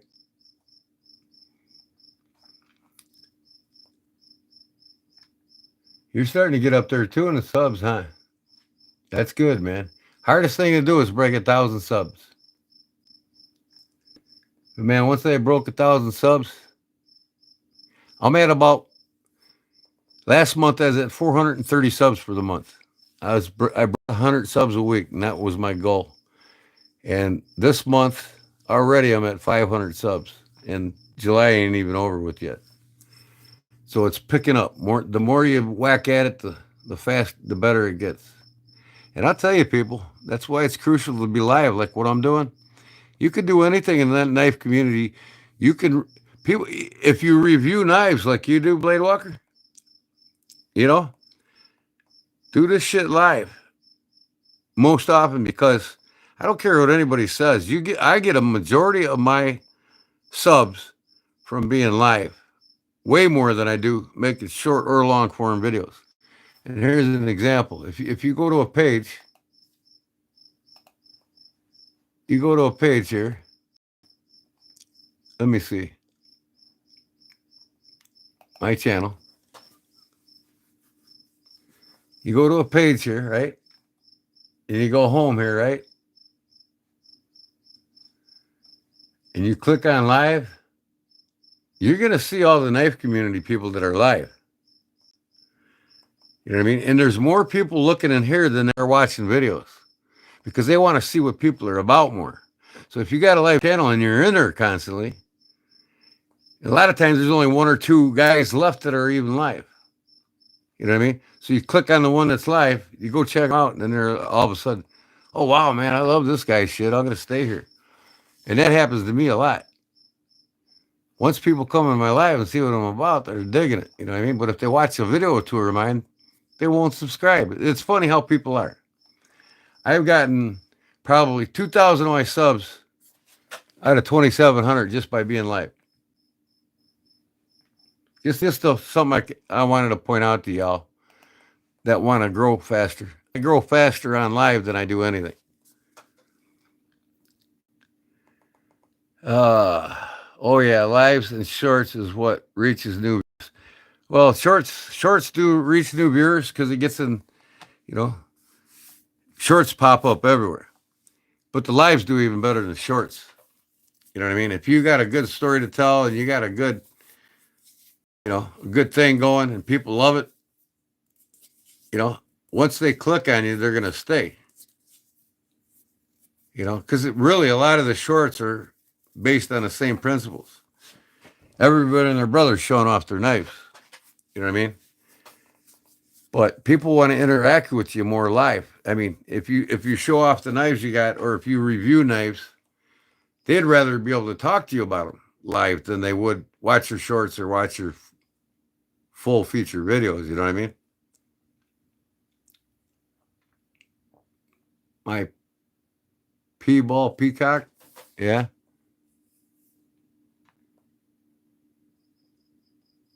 But lives are where it's at. Now that's what I'm trying. I was talking to Big Jim Barlow Jim about. He needs to learn the live thing. Go on YouTube and watch videos on how to stream live on the cell phone. There's all kinds of people out there who'll show him. And then he won't have to spend so much time making videos every day because people will still get their thrill of talking to him and interacting with him. There's a lot of his videos that Jim makes that I'd love to interact with him on them while he's talking about them, but you can't. You know what I mean? And Jim's such a great character. If you go on, if you see him live, he's like, "Oh man, yeah, I'm gonna subscribe to this guy. You know, I'm gonna follow him, man. Check him out."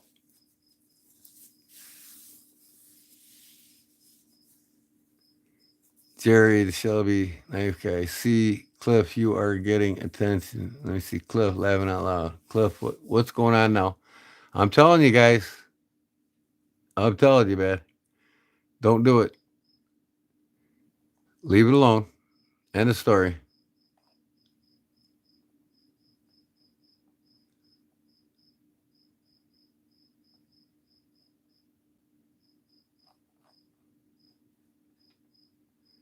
So, anyways,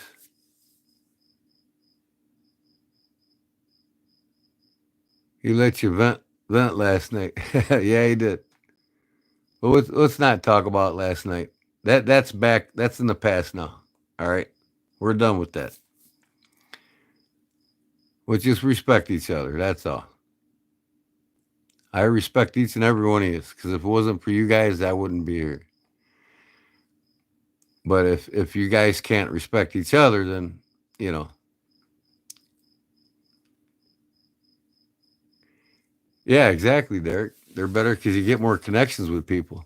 People are more connected. They'd rather talk with you about your thoughts and your views and what you think, and you know, and they want your opinion more. And if you could give that to them being live, they just absolutely eat it up. And like I said, the live menu is always there. You know, you just you just click on live, and it's going to show you live and who's not. Well, so far nobody tonight's live. I'm the only one that's live. You know, oh, this guy's live. Yukon. This guy's called Yukon Bob. What do you think of that? What do you think, Bub? He's talking about carburetors. So people scroll through this every night. And if they love the knife community, that's what they're looking for, the knife community lives. Because people just plain and simple want to react. You know, they want opinions and what you think is important to them. What you guys ask me is important to me. If he's got a question you want answered or an opinion on something, you know, I could give that to you live. And that's important to me when you want to get some feedback on what you think about certain things, you know. And you just can't get that in regular videos. That's all. So yeah, no bull reviews, 320 videos. Look good, buddy. So let's put on a video here while I go out and make a quick cup of coffee. So while I'm gone,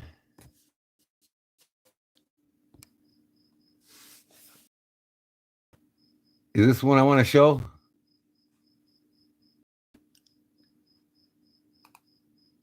You guys are doing good today. Just want to talk a little bit and let you guys know I haven't forgot about you guys on the 1K celebration. I just received it last night. that was sent to me to keep or give away. And you guys know how I am about this company. You know how hard it is for me to give one up. All right, I'll be right back, guys. I'm gonna make a You cup know, of I coffee. love you guys, I really do. And I gotta pay it forward. I've had so much love showed to me, or kindness, I should say. You know, nobody really knows who's sending things out of love or just want to give somebody something or just be kind or whatever. And so it's been a while since I've been able to do anything.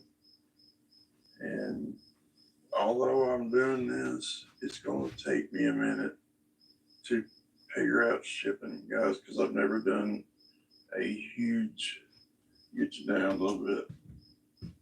I've never done a huge giveaway, or most packages I've ever mailed out was 4. So I'm trying to figure out how to, for sure, ship it from here. I got an account with Pirate Ship. I've never used it, so I'm just going to have to learn, guys, and you have to bear with me, and I'm sorry. But I do want to take this time to thank everybody. We're having so much trouble or chaos, not chaos, but so many misfortunes right now in this community. I'm done talking about me, guys, because there's so many that's going through their own trials. And, you know, I'll still get on here and talk to you guys face to face and give you an update or something on how things are going. I did start new medicine and so excited, guys. I lost 9 pounds. I'm hoping that we finally found something that'll get rid of fluid faster than I'm taking it on. So very hopeful for that, but that's all I'll get into that on Illuminati Ninja and Twisted Sis. I love you guys, I do, and right now is the time, guys. We got 2 amazing people that's done nothing but support this community that are having trouble.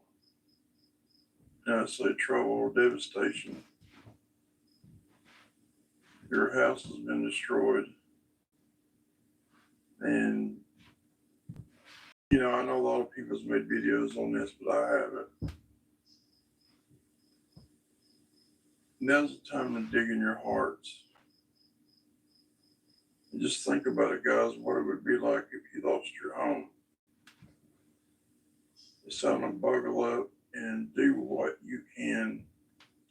There's so much you can do, you know, just to show him support, send him a message, tell him you love him, or tell him you're just thinking about him.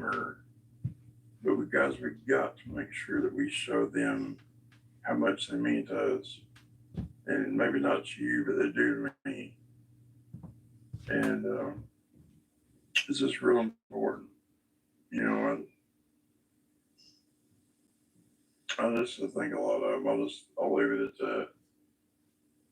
And guys, I'm gonna start getting stickers made again, and so I can give everybody back stickers and all that. It takes money, and I just don't have it right now. I'm not saying that because I need money. Of course I do, but I'm not saying that because I want you guys to do anything. But anyway, so let's dig in, please, guys, and help Illuminati Twisted Sis the best we can. But anyway, I want to get to this knife that kills my soul to get rid of. This should show you how much I love you guys and how much I want to get back. You know, when you get stuff, it's only right to pay it forward. And without me paying it forward, I don't want it. I can't keep accepting things. And believe it or not, guys, I do struggle with accepting gifts. for the simple fact that I got pride. I don't want to feel like a bum or people think, oh, heck, he's got it so bad, let's just send him something. I don't want none of that. I just want true, I stress true friendship and support, guys. There's a lot of channels that's doing big things. I realize that I'm nobody. I just do videos. I do shorts every now and then, and once in a while do a live. I'm not worried about growing. I want a tight-knit community. Like, I want everybody that's subscribed to me to be involved and kind of help me grow and get through this situation. I'm losing subscribers, and it's okay. I've seen what I wanted to see, and if I could just get monetized, I would be done with it. My goal would be complete. And yeah, I didn't mention that my other goal was to be monetized because I just didn't want more special treatment or whatever you want to call it. I will let you guys know, and any of you, I don't care who you are, I love helping people. I promise, I really, really do. And I was hoping that my videos would reach not just in our community, but the people that's looking for some kind of a camaraderie ship that's going through some hard times. You know, I don't think people look at me as that example because I show knives. And that's okay because I got this shit. That's the two things I love. You know, and if I do one without the other, it just don't feel right. So anyway, Okay. didn't reach the community that I was trying to reach. I got everything I need in this community, and there's a lot of people that need help. And if people will talk to me, I will go above and beyond. I'll try to get some donations going or something. You know, it's just if you really need it. You know, there's a thin line there. Oh, yeah. It's just like we got people that this place comes to give out free food, and there's people I know are well off. They get in that line and get free food, taking it from somebody that needs it, and that's something I don't appreciate. And you know, that's one thing that'll get me fired. You know, it's if you don't need it, don't go in there and get it. There could be a family starving that really needed that food, and you got it just because it's free. It's another thing.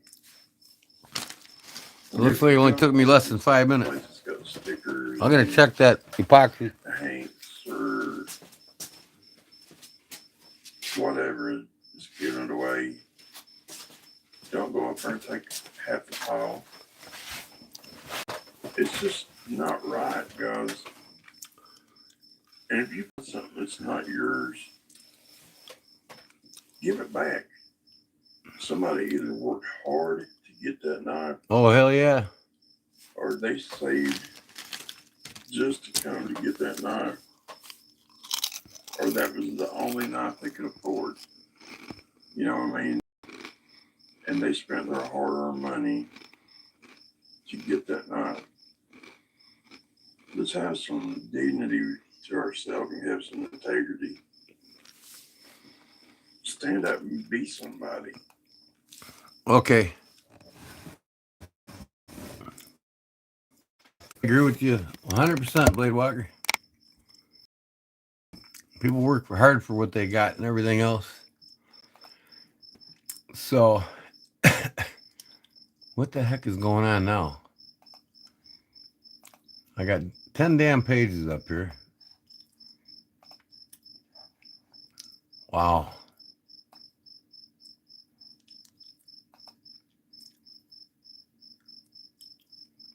What's up, Derek for you? Okay. Back in action here. All right. Leg. I'm checking my lag time.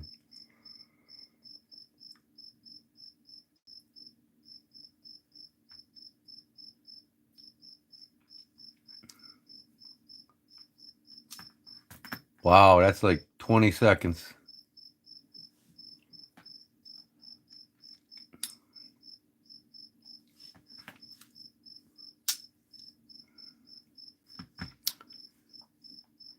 I got my cup of Joe right here. Oh, yeah. Filled up the Yeti. This Yeti here is as old as the company. I bought that the first year they came out. And I haven't bought one since. Oh, yeah, that looks pretty cool, huh, guys? No sharp edges. I sanded down the corners a little bit. Looks really nice, and the blade's all the way through, and it's pretty sharp. This is off of my. I didn't put it on a stone yet, but this is right off of my my grinder. Let me see here. Yeah, it needs to be sharpened a little more. This paper isn't really the best to be doing it, but yeah, it needs a little bit of a sharpening still. That's pretty good from being off the grinder though. And then I get it on a stone here. I get it nice and sharp. But it's ready to go. I'm going to put some metal glue on there. Sharpen up the tear. Leather stroke, yeah. Man, I'm out of lucky some bitch. But I can make some. I got plenty of tobacco. I'm never out. I always got tobacco here.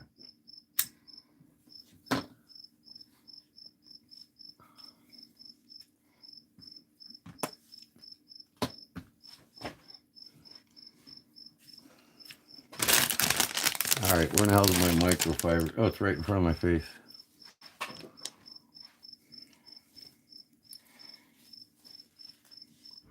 What crowns are for? It's engagement in a conversation, from what I hear.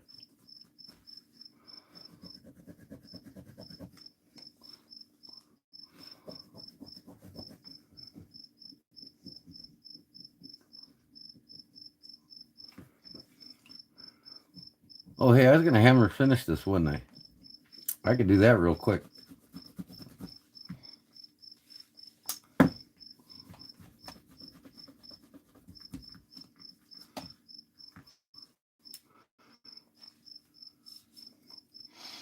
So this would be a nice little pocket user for somebody.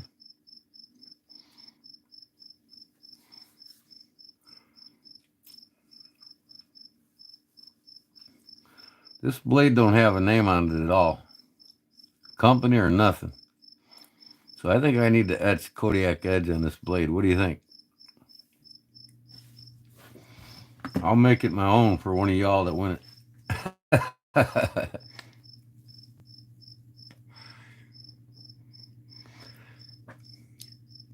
Just a stupid thing YouTube is doing to try to keep conversation going. Stupid and annoying. Yeah, most people view on it. Yeah, I haven't figured it out either, but I think it's your number goes up when you've engaged the most, so that YouTubers can see who's actually engaged in the conversation more than others. If you don't engage much, you don't even get a 1. But if you get a 3, I think you're the top, top engager.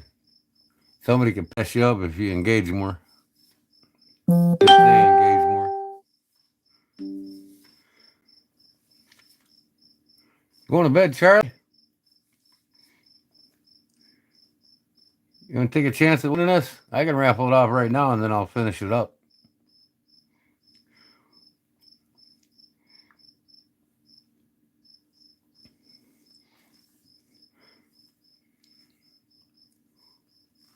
He probably hit the sack already. Don't sign it. Yeah, if you don't build it, don't sign it. Right, I don't like to sign other people's knives. I don't know who made it. It has nothing on it.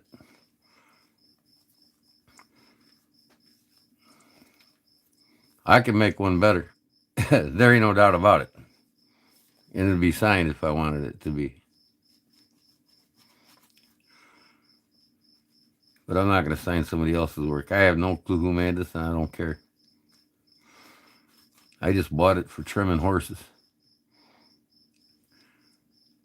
Or I didn't buy it for trimming horses. I bought it because I used to trim horses, and I thought it was cool then. But what good does it do to me if I don't trim horses anymore?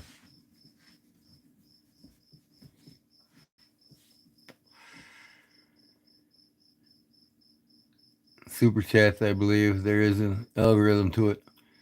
Now, I'll remind you, though, the more super chats I get, the more super stickers.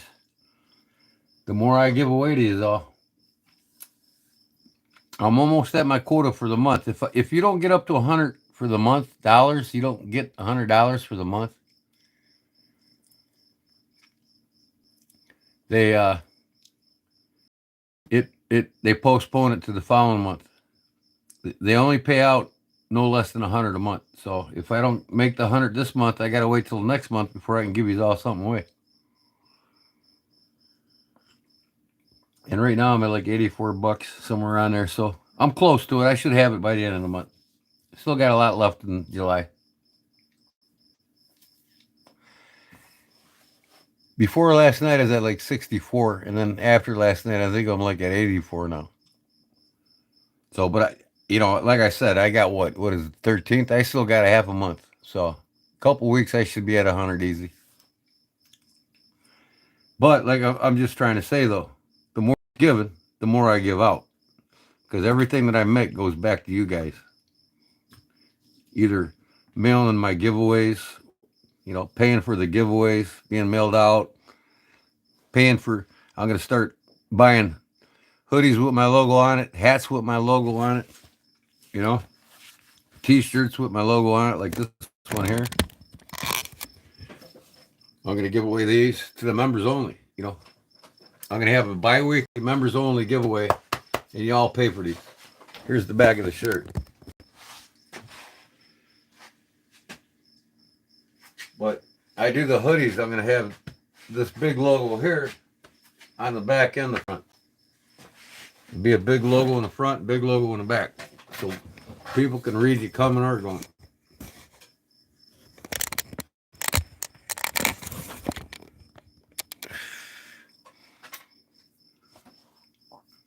I love to go to Atlanta Blade Show and see about 10 fluorescent green hoodies with my logo on it when I'm there. You know what I mean?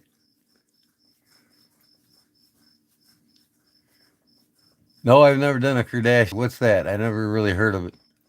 It's a Japanese type knife with a straight pointed blade or what? Because I've done one with a straight pointed blade on it. It might be the Kardashian. I can't remember. Kiradashi.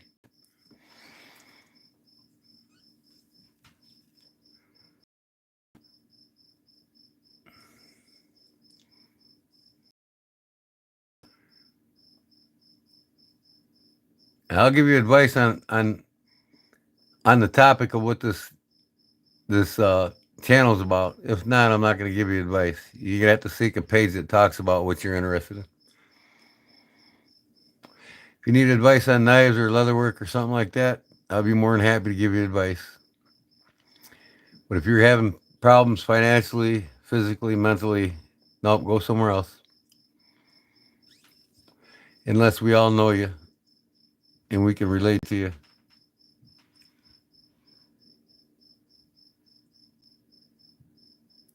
And I've never seen you in here before, so. Can you make straps for spurs? I sure can. I'll show you a pair.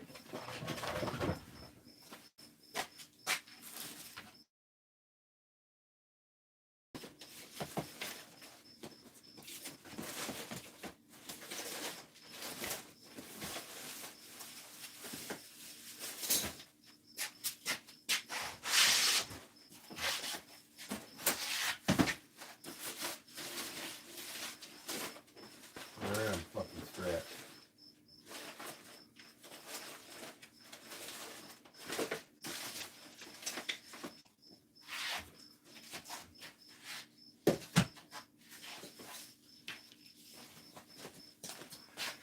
It's funny because what did I show last night, fellas?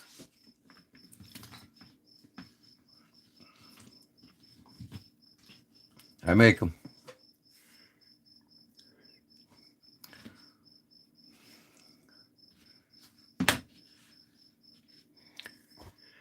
Oh, the video's knocking out again. Let it calm down here. I'm gonna go back. Come back.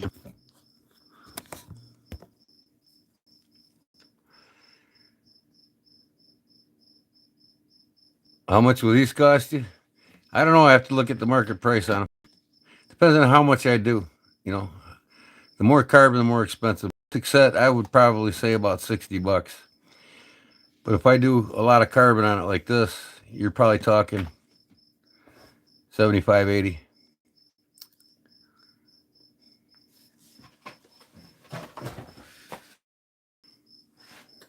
Yeah. Yeah. I did some dust. But this is a set I made for when I'm out riding.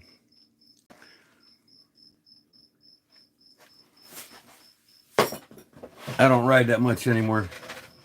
A lot of my friends got rid of their horses, and I haven't had a horse in 30 years of myself. I haven't shoed or trimmed horses in close to 40 years.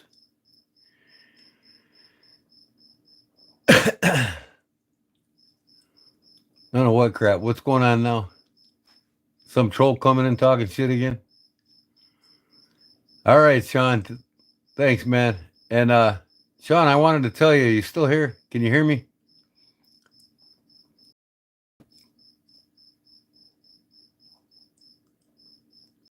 Can you hear me, Sean? Okay, I want to show you.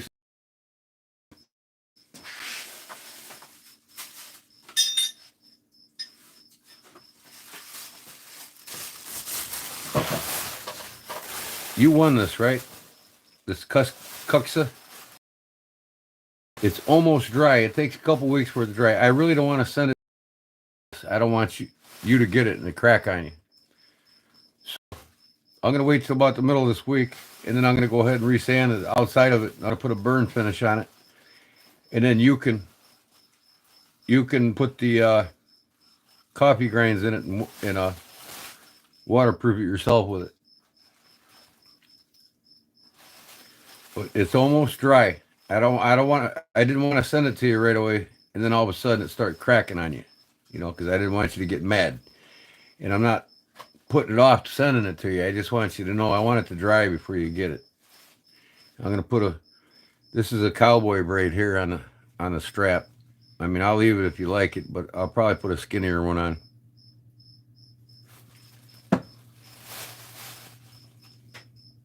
All right, bud. Just so you know, I'm not putting you off on giving you what you want. I just don't want you to get it and then you mess with it and it starts cracking on you. It's got to be in this bag, and I leave it outside and just barely fold it over so some moisture escapes, but it escapes slowly, and that's the reason behind this bag.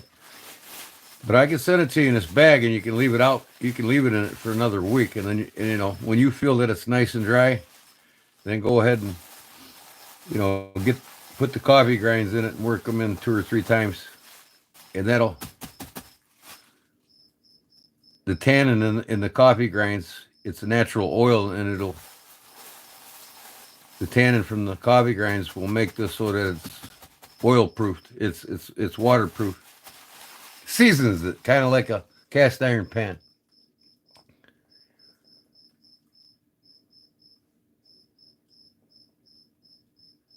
The super chat, the sound got wonky.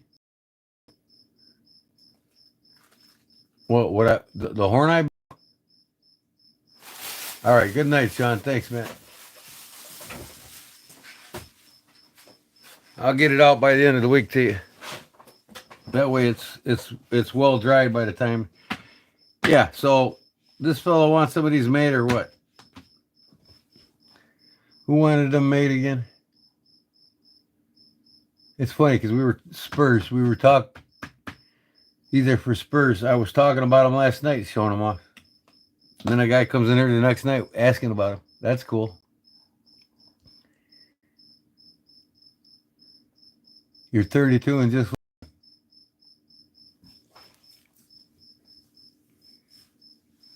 pedo crap. Yeah.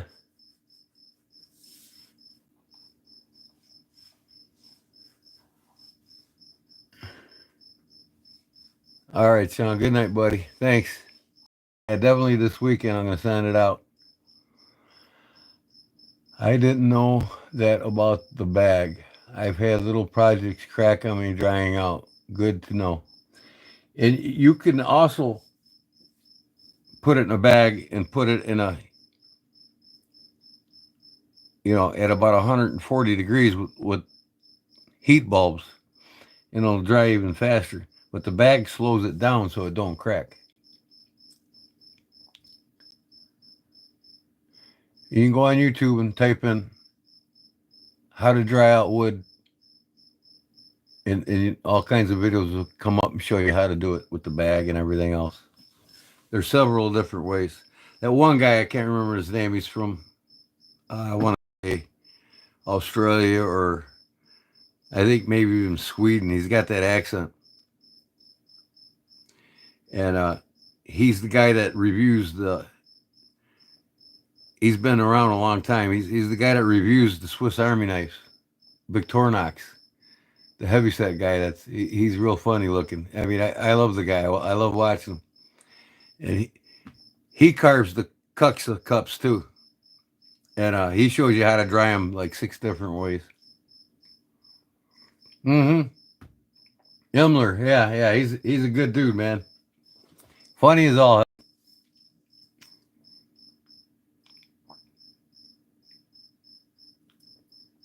Derek Foriel gave you a super chat.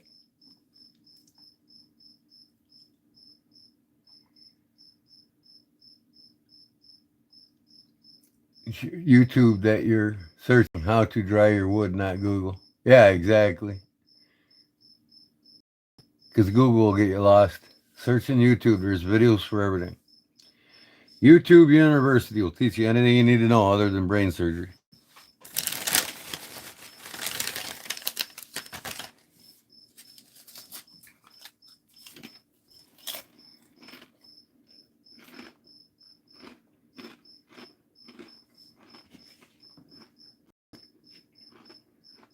I think this basket weave's pretty cool. I kind of like it.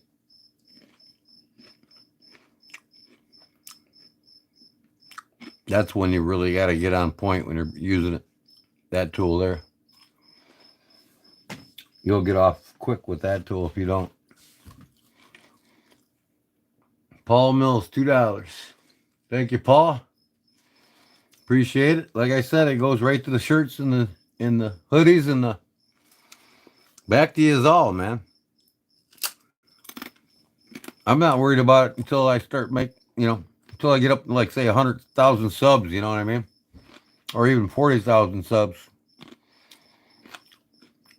Where the Instagram's linked and everything's rolling, you know what I mean? And I'm making good money. And I don't care if I do make good money or not. I do this because it's my passion. I love doing it. But I want to give back to the community.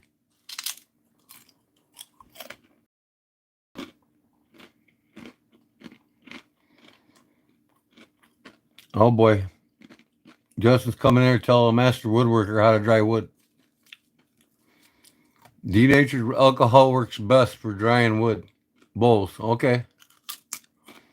Your buddy in the shop to make that?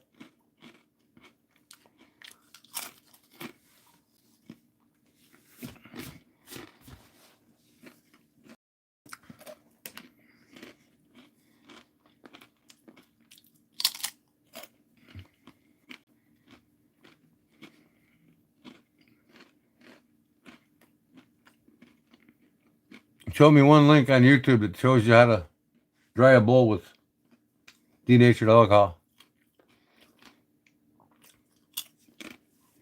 Never heard of that before.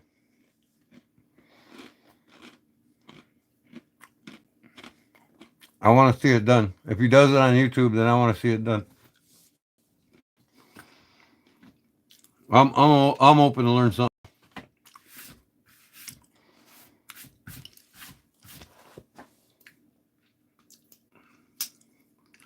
Most people kill and dry them at a controlled temperature rate, or they use a bag or some other means.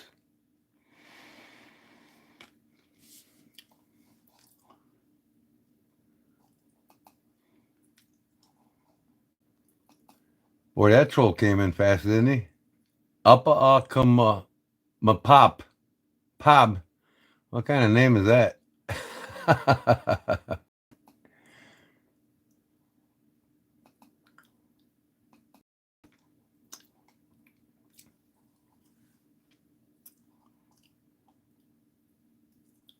I'm reading the messages that you deleted.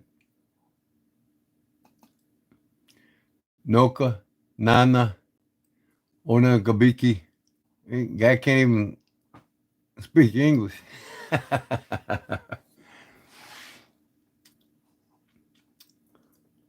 No, I'm not saying you're wrong, man, but I'd like to see. I'd like to see a video of somebody drying something with denatured alcohol.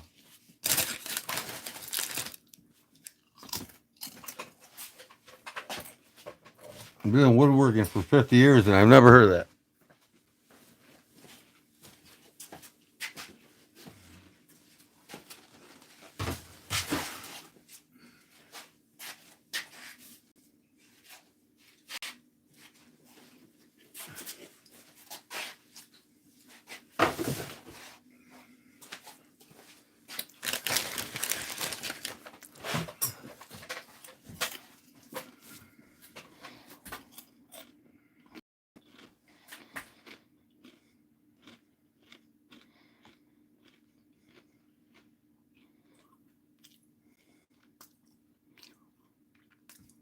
I know some rubbing alcohol has water and oils in it. Oh yeah. It's petrochemical. Just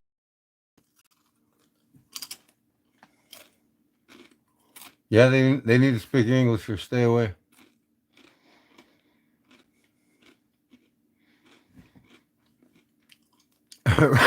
Right, Derek?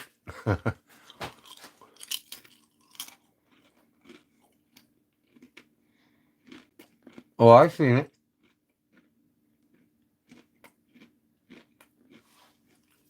Oh, tonight? Did? I thank you, bud. It's going back to you, that's for sure. Yeah, here we go. Derek for real, $4.99. Thanks, Derek. Hey, this is for the trouble over tonight to get me unhidden. I have 25 left in my account. You're a good man, Gordon. I appreciate it, bud. And thank you very much, Paul and Derek. It's what keeps going what I do. Eventually, you'll all have a t-shirt or a hat or a hoodie from me.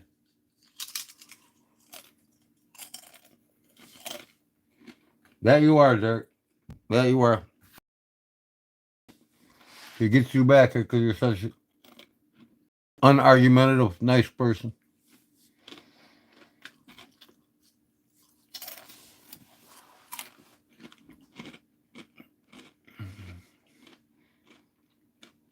No problem, man. So, let me get the drum. You know what? Maybe I should just raffle this off right now. Be done with it. It's past midnight. I wanted to do it before midnight. Y'all wanting to see who wins this? Everybody's type me so I know how many numbers to put up.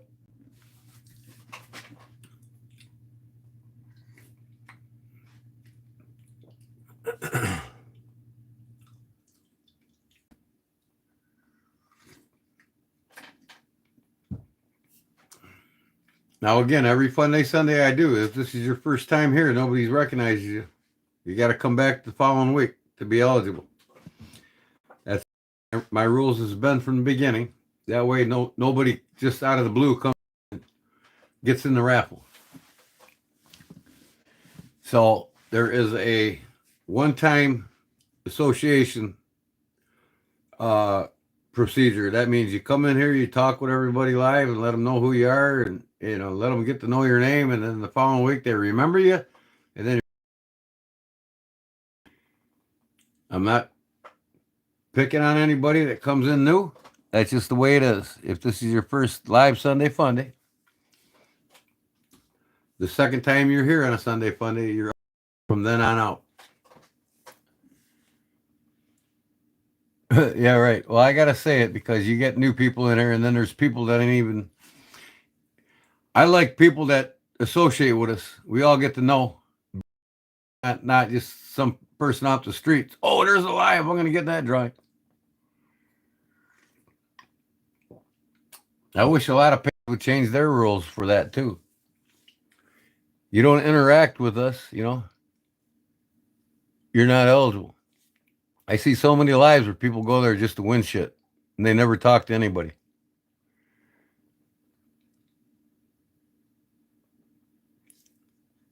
Oh, yeah. They can check.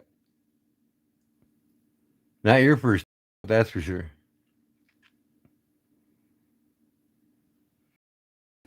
Well, Roger, if this is your first time, like I said, everybody had to go through the same process. You know what I mean? And that's just one of my rules that I have every time. Next Sunday, and there on out, you're eligible every Sunday from after tonight.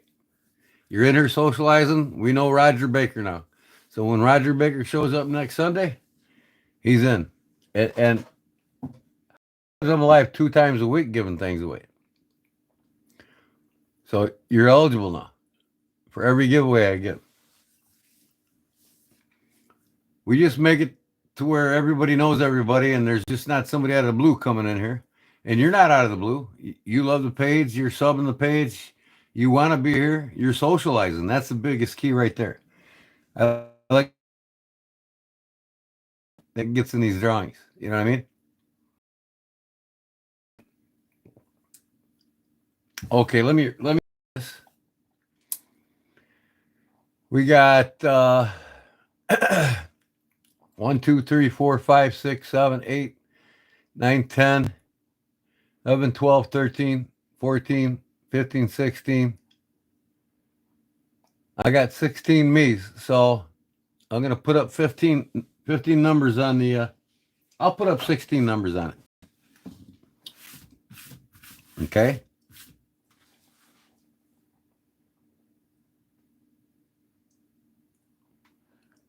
But chances are when somebody comes in new anyways, they usually don't win. I haven't had one person that's their second week come in and win. Not saying you can't, I'm just saying. But anyways, I'm going to get the big wheel up here.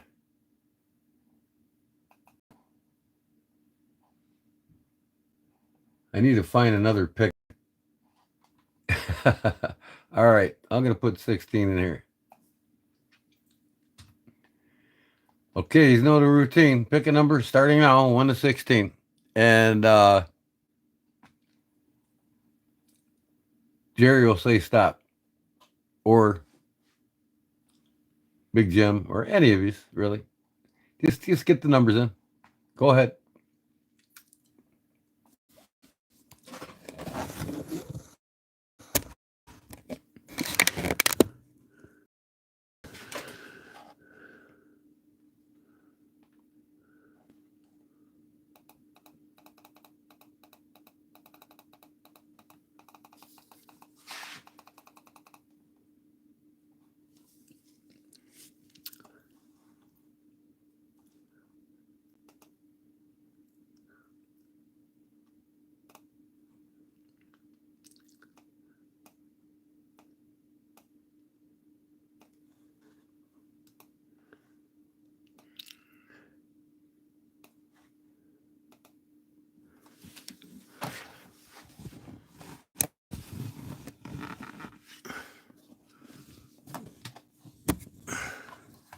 Now I'll let the winner decide if they want it hammer finished or not.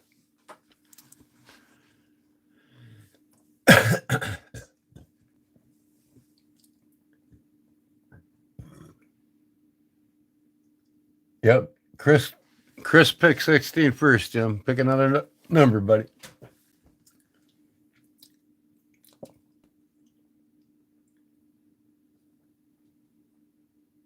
Number 1, Jim picks. Okay.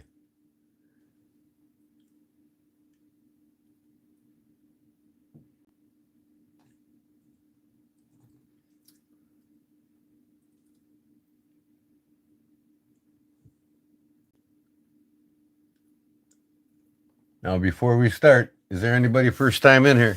Let me know now. Mods, everybody look recognizable from last Sunday.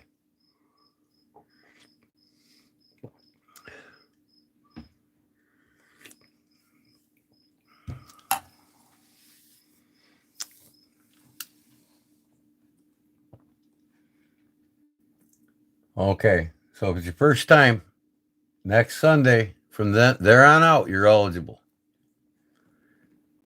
That just makes it fair to guys that's been here forever, you know what I mean? And you'll appreciate it too after tonight, the next Sunday. Somebody just can't come in. Oh, it's raffle time. Okay?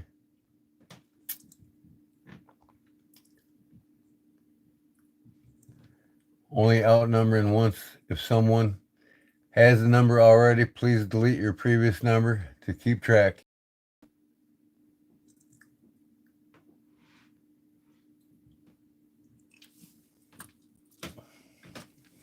Oh man, I gotta make these smokes.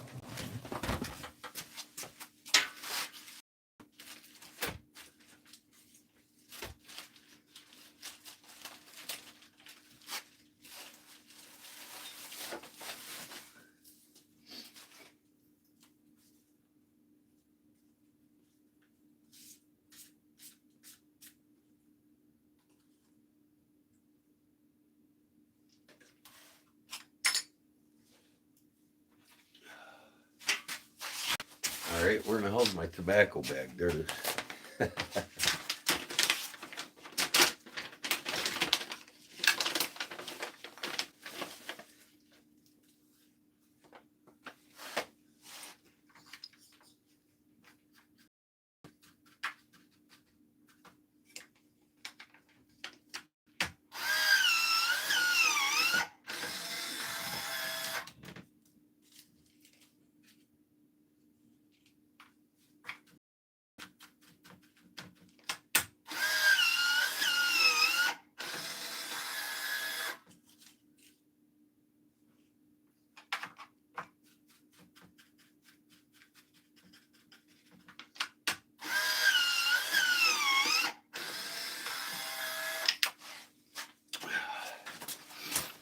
Okay, hopefully tomorrow I'll have my prize from Darkwater in the mail. That'd be nice. Okay, we ready?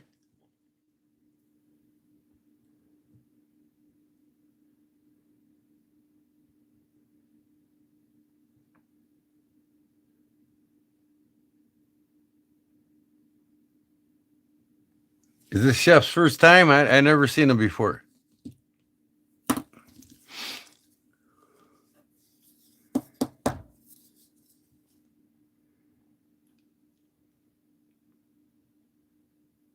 Are we ready?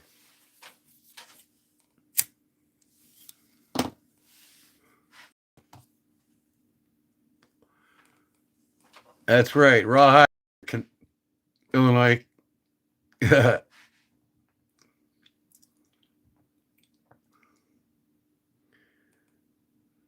Do it. Okay, I'm ready to spin. Here we go, folks. Good luck. I shoveled it a ton already. Boom. Good luck.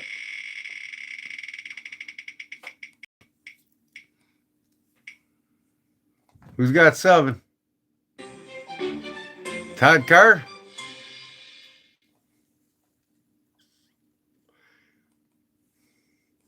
Todd Carr's number correct.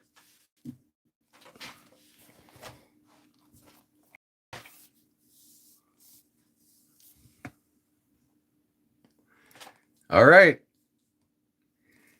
You want me to pound finish this with the Dremel tool real quick or no? Or do you like the polished brass itself? Yep, congrats, Todd.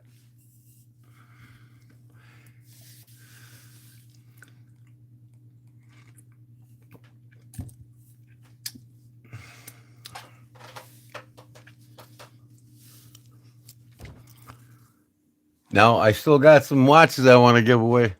Does anybody want to watch? If you're in, say me. You're going to keep the same number you picked.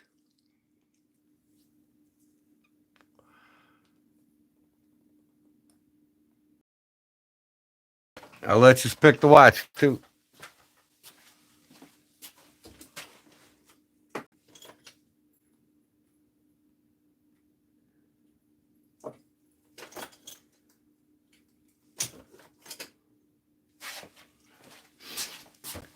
If Brown Sugar wins, I got a beautiful ladies one here with zirconia all the way around it. Brand new, never worn.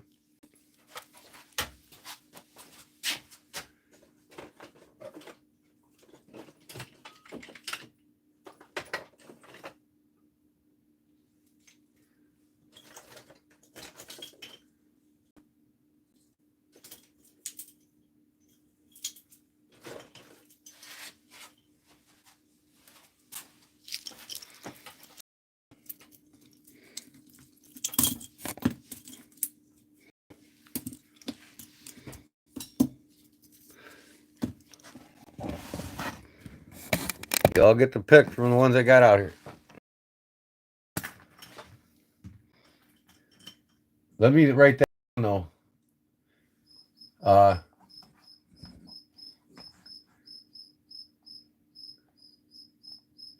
Todd wins. Todd Carr. Let me write that down so I don't forget.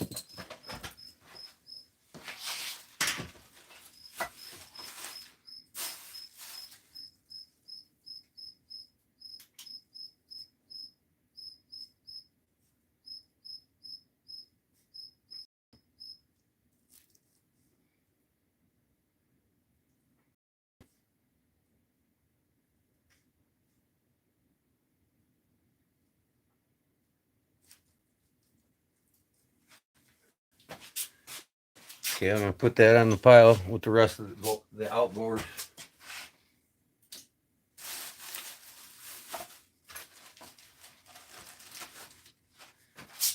Okay. So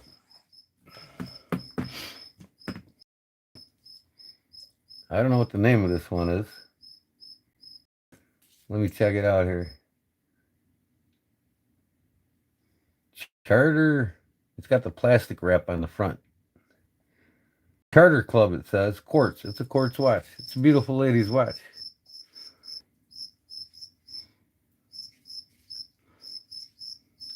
It's got the plastic on the bottom still, so it's never been worn.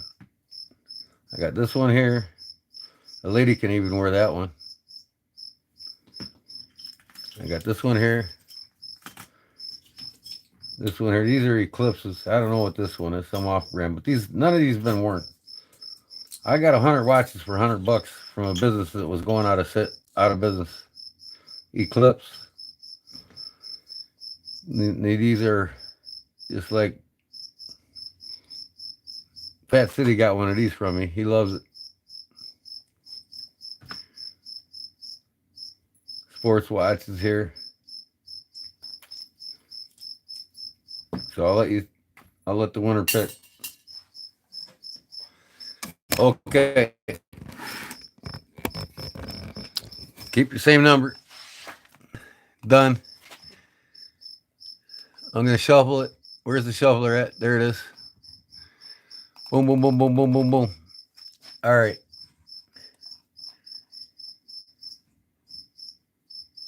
Yep, 7's a good number. Spam it, Todd. Todd Carr, thank you so much. You're the best. Derek for real, yes. Make 2 the winner. All right, I'll give away 2 watches. All right, you ready? We're going to have 2 more winners. Good luck.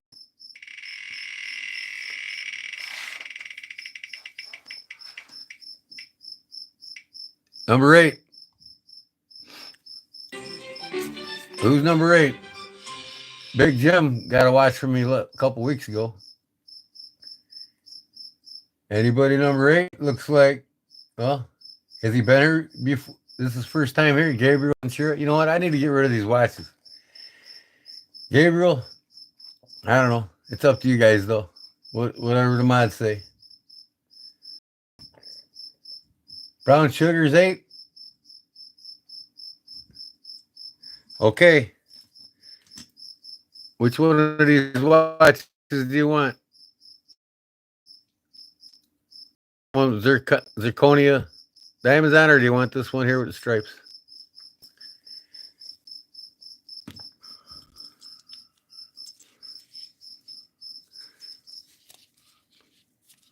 It does look like this band on this one.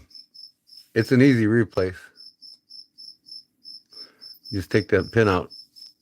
It's this thing's never been worn, so I don't know how it looks like that on the ends, but yeah, probably use a new band. Which one you want, Brown?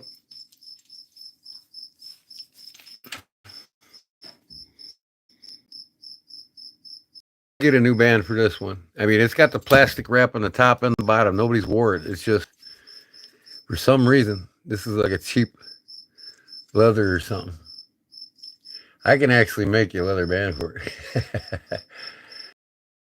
Say, one on right. Oh, you want this one here? Okay. I'll see if I got another strap for you. All right, Brown Sugar wins that one. All right, one more. Here we go.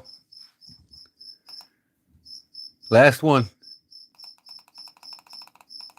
Good luck, everybody. Yeah, that one, right? Say correct. See, it's got the plastic wrap on the top. That's why it kind of looks like it does. You can peel that off and see that? It comes off and it looks brand new. It is brand new. Nobody wore it. Who's number 11?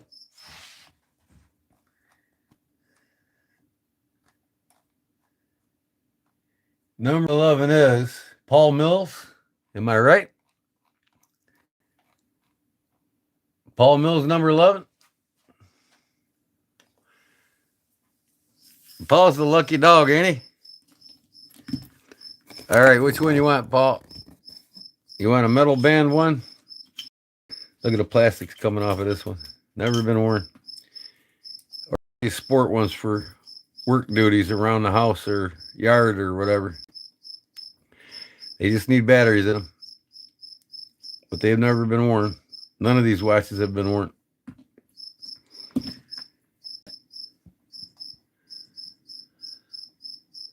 Mills love muffins.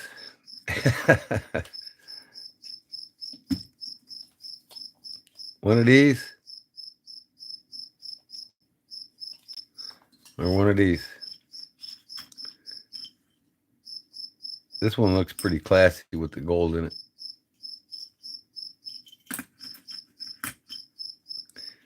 This one's just, it's a little fatter too. It's cool looking too. I like, this is probably, well, this one here, this Eclipse has got the date on it and it's running. You know, that's a nice one. A little bit of gold touch to it. The middle one, you like the blue one?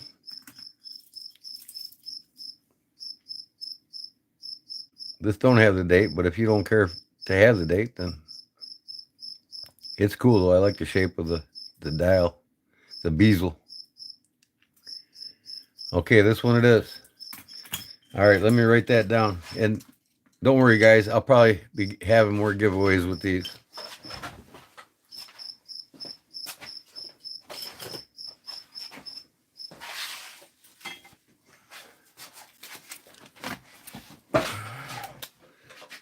This is all my winters that's going out.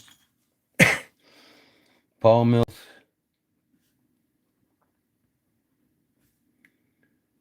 Wins. It don't have a name on it. What's it say in the back here? Let me read it. It's got a nice clasp on it. I like that clasp. It's a Japan movement, so you know it's going to be good, brother.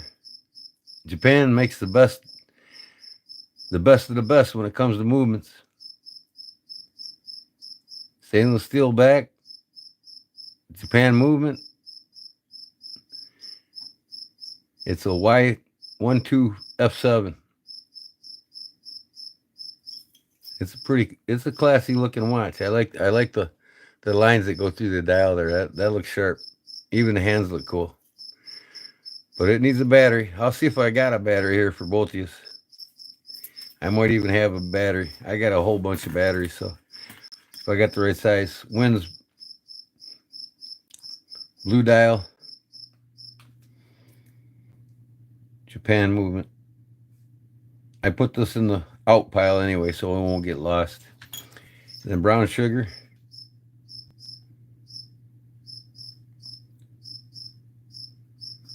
Wins. This one here says Charter Club, made in China. I'm sorry. But you know what? The Chinese do use a lot of Japanese movements, so.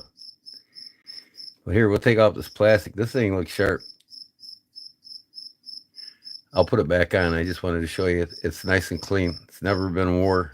That's why the plastic's still on it. The plastic's still here too. See that red line?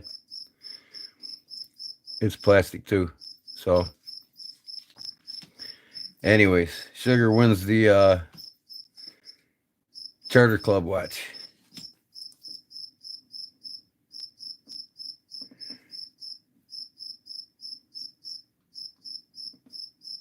And they're all $50 watches if you was to buy them new again. I mean, they're not really cheap watches. So, I mean, they're not like I wear, you know, the $700-800 watch, but they're still classy and at a low cost where people don't. It's kind of like buying a Civivi knife, you know. You get the classy look, yet less price. So I got you down. Jeff Jackson hitting the sack. Good night, Jeff. Thanks for stopping in. I'm losing what you all are saying. John Adams, he got mad and went away, didn't he? Why did he get mad? He's got his knife coming.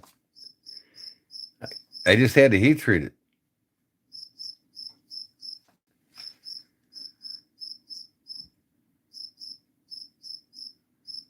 Okay, Gordon, be right back. All right, Derek. Yep, you got to help out a disabled relative, that's for sure.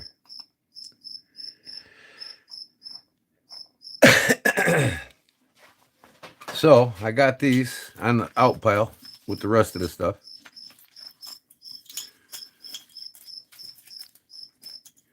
But like I said, Jim, Rusty, you probably win another watch out me soon. I still got enough to give away.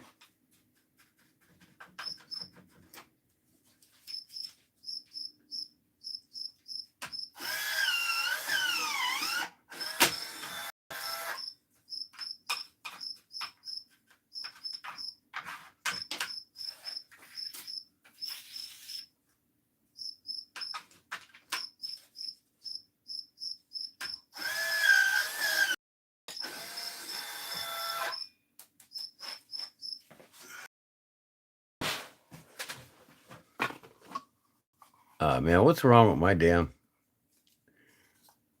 pixelating screen, man? Tell you what, this thing does not like the side of the shop. I just don't get it. And then it's lagging with me. I can't see nothing. The mod was a lot better here tonight, wasn't it, Gordon? The mood? Oh, yeah. Definitely. I mean, you know, hey, we're not here to argue, man. We're just not. I mean, that's just childish. I'm done with that shit, man. People come in, you don't do that on Darkwater. You don't do that on these big pages because you're gone. There's no questions asked. The mods get rid of you in a heartbeat. And that's the rules. You know what I mean? And I even put it up I went in my studio and I made rules where Google will terminate people for breaking the rules. Oh, did you? I gave my win to Derek for you. Okay, he gets the knife. All right. I don't think I have your address, do I?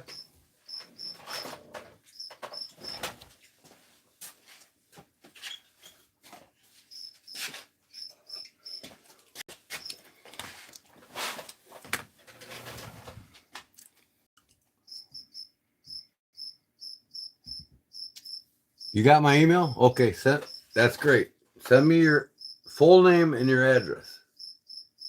And I'll get it to you. So then I'll change this. Todd Carr gave Derek Foriel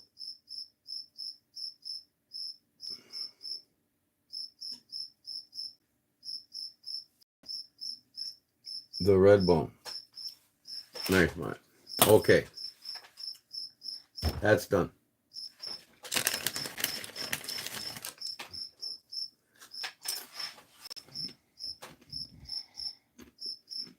You having a bud, Jerry? Okay.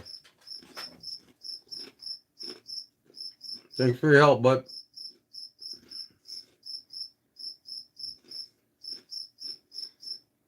Yeah, take your time. I mean, you can give it to me tomorrow if you want, Derek. It's no big deal. As long as I got your full name with the address, I'll know exactly where to send it.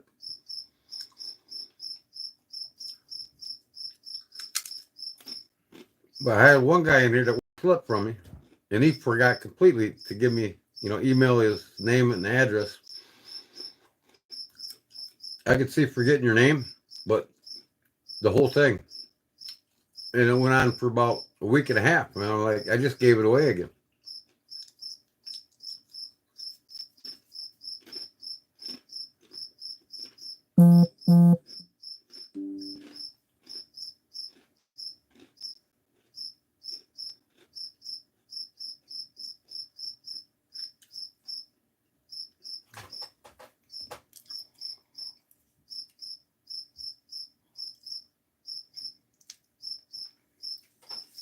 Well, I think John's here, but he's not commenting, and it's no problem. I understand, John. But no, I'm making your Barlow this whole week. I'm gonna start it and work on it and get your Barlow done for you because that's our deal. And I stick to my promises. I'm working on your knife and I'm working on Paul Mills. I'm gonna get Paul Mills' knife out to him so he can get it heat treated and get it moving. So I got 2 knives I'm going to be working on this week to get out by the weekend.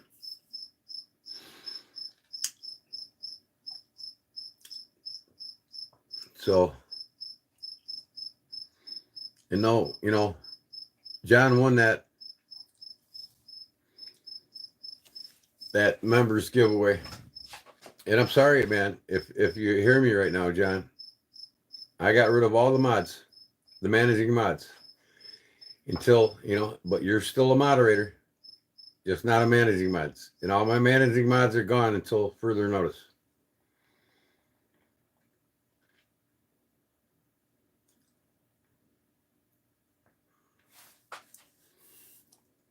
Once things settle down on this page and people start respecting the way I want things to go, then I'm going to reassign the managing mods again.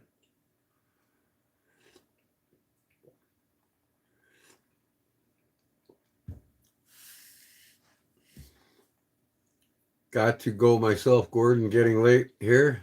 All right, Roger Baker, I appreciate it. Appreciate your time and coming in, bud. It's what keeps me going.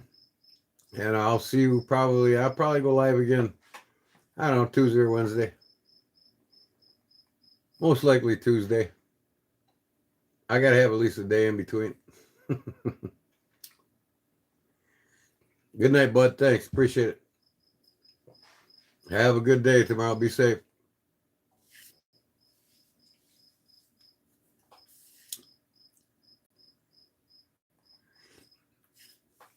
Why is my computer lagging behind?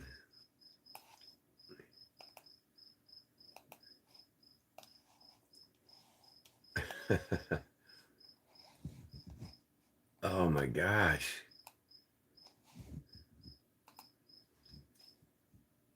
Lag.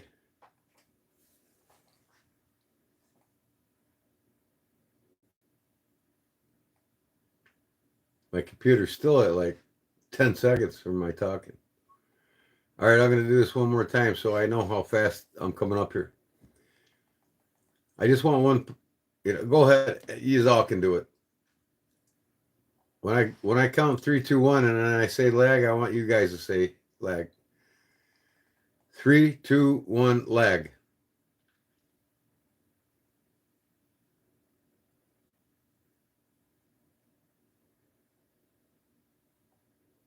Okay. So I'm less than 5 seconds. That's good. It's just my damn video on my PC is lagging 20 seconds. Oh yeah, Claude's here. He can hear everything you guys are saying.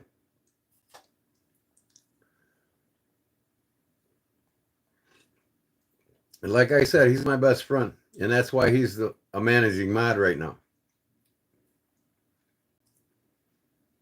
At the end of the night, anybody's talking shit behind my back or trying to sell their shit on my site while I'm busy doing something, can't pay attention, or doing anything that I ask you not to, he's taking care of me. He's my eyes in the sky. And even he'll come back when all the bullshit goes away.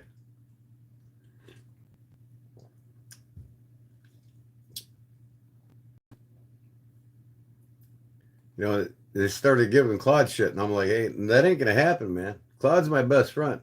There ain't nobody closer in this whole life that's closer to me than him. I go to his house every year in North Carolina. I'm with him all the time when I get there. We're compatible like you wouldn't believe. We think alike. And he's just an all-around likable guy. To see anybody argue with the man is beyond me, and I'm not going to accept it.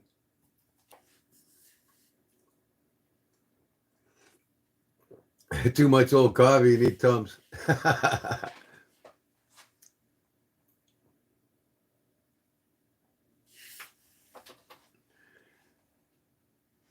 Exactly, Todd. Exactly. And I would do the same for you, buddy. You know what I mean? Paul, any of you, Cliff, any of you. Big Jim, whoever's got a life. I go in there. I do not. I did it one time, like I said, and I never did it again. I tried to sell myself on, I think it was Bushcraft or it might even been Bees. And they just stopped in the middle of their live chat and said, hey, one of my rules is don't sell yourself. It's not cool. Don't sell your shit. Try to sell your shit on my page. And I respected that, and I never did it again. And I'll never do it again.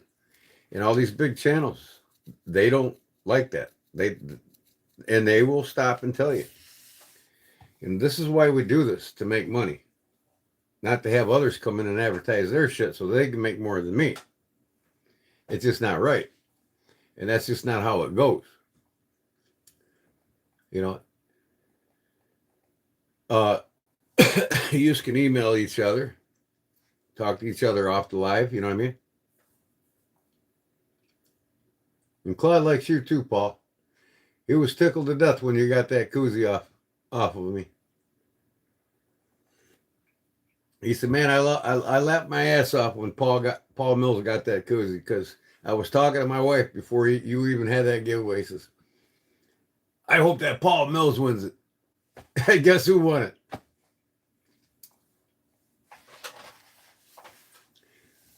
That tells you a lot, Paul. He really likes and respects you. Hey, Claude's cool as hell, man. I mean, he's one of the funniest, most outgoing guys I've known in my whole life. When you're at Claude's house and he's entertaining you, he puts a smile on your face and he keeps it there. He's not one of them guys that, like you're in a bar talking about a person's life problems, you know what I mean? There's no way in hell he's going to tell you any of his problems. It's none of your business, and it's none of my business. And he don't take his problems out on anybody. And he's got a few of them. Not mentally, but physically, that he can't control. You know, he's got a medical condition that he's taking care of as much as he can, and that's all that matters to him. And he takes care of those who are friends with him. You know, and the guy's got a lot of knives. You know, and he's willing to sell them to everybody at a market price. You know what I mean? I mean, he's got some knives his father collected for years. And he's wanting to get rid of them, you know. So he's a benefit to you, though. I mean, but of course, I get my first picks out of him before anybody else. It's mostly the German knives I get from him. Lots of great guys here. Some just take things too far at times. Yeah, they do. You know, if you're having a bad day, man, go somewhere and cool off. You know, somebody's making you mad here, just go somewhere and cool off. Say, okay, whatever. And then just, if they make you mad, don't talk to them anymore. You know, that'll make them more mad than arguing. They want you to argue with them so they can feed the fire to you. If you don't feed the fire to them, they go away. They just quit talking to you. And that's the way it should be. You know, if somebody makes you mad, just don't talk to them. Just go away, cool off. And that's why I wanted Paul to cool off overnight, because I knew that the more I had him in here, the more hotter he'd get, because I knew that kid would do just that. And I didn't want that to happen. So I wanted Paul to cool off. And he's back for a reason.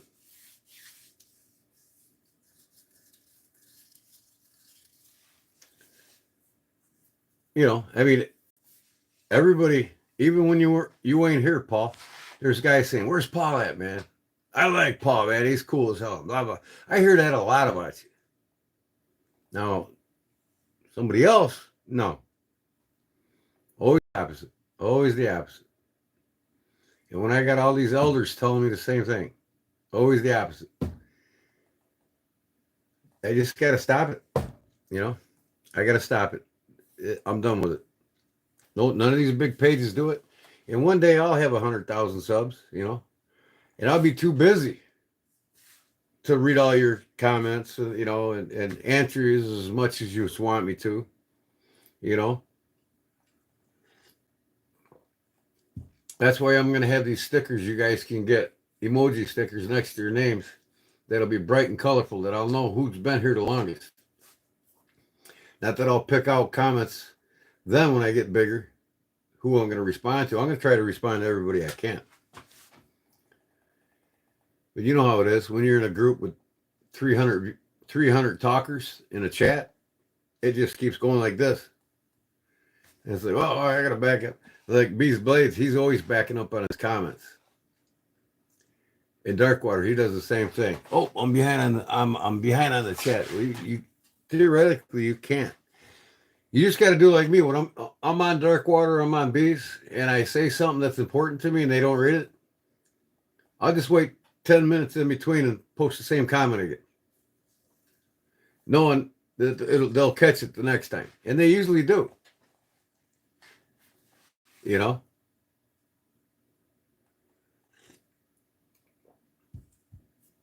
And then a lot of people don't realize when people like Beast Blades talking, if he's showing a knife and he's talking about it or he's saying some out of detail, people ask comments while he's doing that. Well, he ain't reading nothing while he's talking. Sometimes he goes off on a 5-minute rant about something. So I won't comment anything while he's on a rant. I'll wait till he's looking at the chat log before I even push enter. You know what I mean? You see all these comments zipping through. Well, this guy's busy talking about something. Why are you just throwing all these comments at him? You know what I mean? It's kind of like common sense. You want to get heard more when there's a lot more people. Wait till the person's done talking and they actually visually, like right now, I'm looking at the comments. You see me looking at the comments. That's when you hit enter. And that helps out a lot. I'm just giving a little advice for those who want to be heard a little more. Sometimes I'm like, God, bees, quit talking about this. I got a question to ask you. But then I just wait. I'm patient, and then as soon as I see him looking at a chat log, and usually he finds it right away and says something.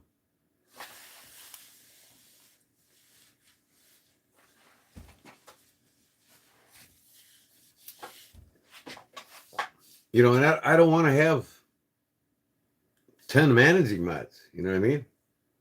And I want my managing mods to be respected because they're the backbone of my operation here. They're the ones that's going to keep it civil, keep it, just like it says when you go into bees and you go into dark water. No disrespect. If you're disrespectful, you're going to be removed. That's the way they put that there. It's there when you get there. When you come on the live, it says it right away. No disrespectful comments. Respect one another. No racial slurs. No cursing. And they got that when you first get into the chat. And you got to accept, and then you're in the chat. Well, that's what I'm going to have. And I'm setting Google with it so that if you curse, you make a racial slur, you talk about sex or religion or anything bad that I don't want you to talk about, Google's going to warn you, and then if you do it again, they get rid of you. I don't have to.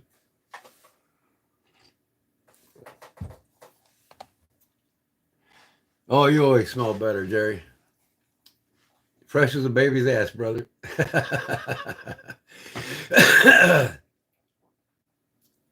See it? One can also put Kodiak Edge Bladesmith in their comment so the targeted person will see it. Yeah.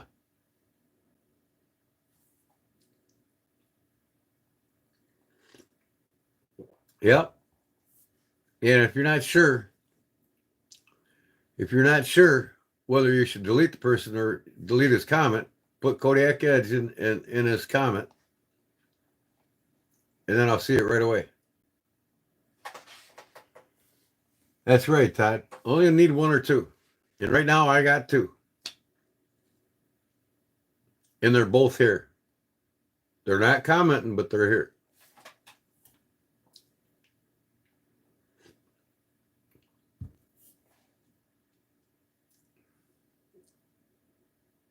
Some channels don't even give out managing mods. Right. And I think mostly because, too, is they don't want their page to be controversial, even the mods. You know what I mean? Because the mods might hate somebody, and then all of a sudden, they're chasing off possible people that just come in. They accidentally delete them or get rid of them, and it's like, you got to give everybody a chance until they say off-the-wall stupid shit all the time. If they come in and they say one goofy thing, that doesn't mean that they're not a good person. But then if they keep saying the goofy shit, it's time to tell them, this is your warning. After that, done.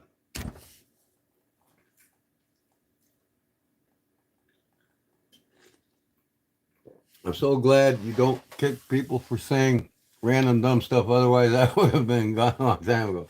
Right, and I don't. Because, especially if I get to know you like I did you, Illinois. That's weird. I live in Illinois and I'm calling you Illinois. I got to know you already. And you say some off-the-wall shit. It's like, I didn't get rid of Pollywog. He just don't come around as much anymore. I mean, he says a lot of off-the-wall shit. But I love the kid because he is who he is. You know what I mean? Has his own personality, his own, everybody has their own unique personality. And that's what makes life interesting. My grandfather used to tell me this. Could you imagine if everybody had your personality? Or I should say, Grandpa used to say that to me, meaning my personality. He would say, it would be one boring world to live in. And that's basically it. He said, Unique individual characteristics is what makes the world interesting. Without it, it would be one boring world. You wouldn't want everybody to be just like you. And he's right. My grandpa was always right. No, I haven't seen him stumble lately. I wonder what's up with him. And I got a couple other guys that came in here, and all of a sudden now they're gone. Because they don't want to read all this shit in the chat, you know what I mean? And I don't blame them. So now that I'm getting rid of it and it's done with, we'll move on, make this peaceful.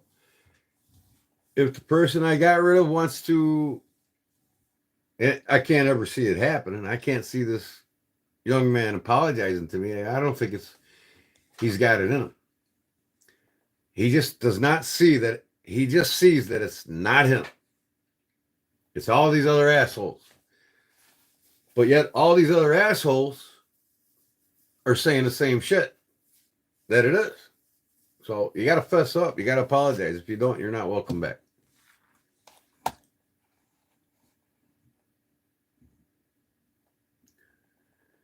You know, and I don't want to say anything else about it. I love you all. I'm happy all of you are here, and I want to make you all happy, and I want you all to be happy and comfortable when you're in the chat here with each other all the time. You can say off the wall shit to each other and even me, but it's all good because we know you already. You know, just respect. Respect upon how you want to be respected upon. That's all. Everybody wants to be heard, but everybody wants to have the same respect that you get, that they get. You know what I mean? My grandfather even told me that. He's a very wise man. He says, you get out of life what you put in it. When you respect others, you get them to respect you.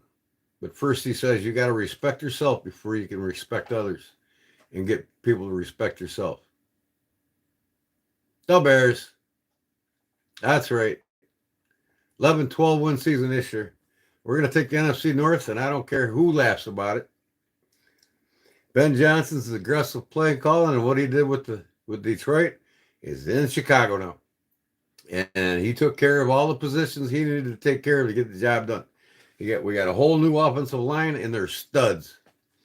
We got a new defensive line, and they're studs. We got all the holes filled. We didn't lose 8 games by less than 1 point because of Caleb or because of any particular player on the team. We lost it because of the stupid-ass coaching we've had for the last 3 decades. And that's gone. We're in a new era of football now. The monsters of the Midway are coming back. And Johnson's setting the team up for the next 5 to 7 years. Just like he did for Detroit.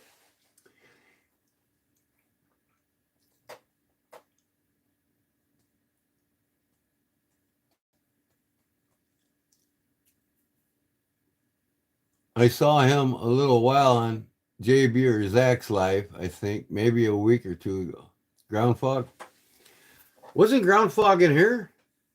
Ground fog came in here tonight. Yeah, well, there he is right there, ground fog. Time, place, and company.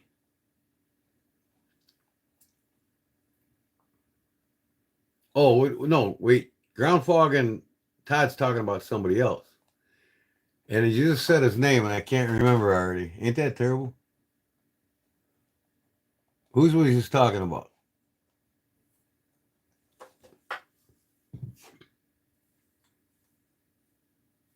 Who haven't we seen in a while? You just said his name, and I can't remember who. Stumble, that's it. Yeah, I haven't seen him in a while. Like I said, maybe he got sick of the soap opera shit and left too. You know what I mean? Somebody's got his email him, tell him that shit's done. He's welcome back to the page again.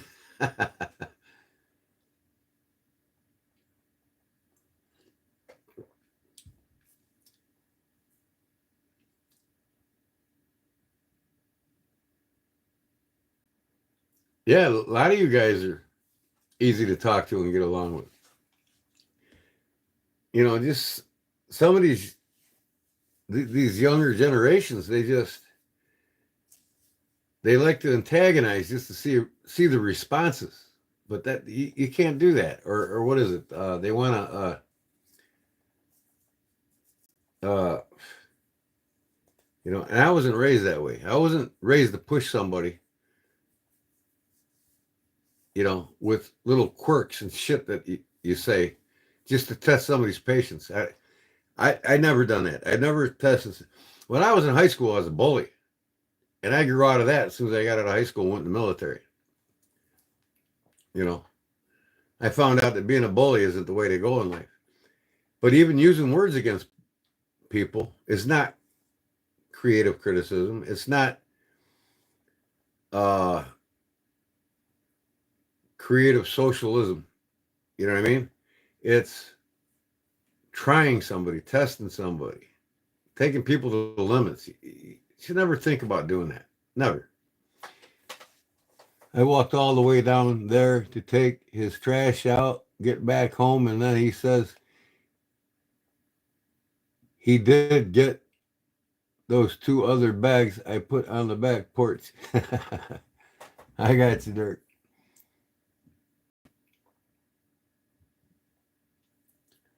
Oh yeah.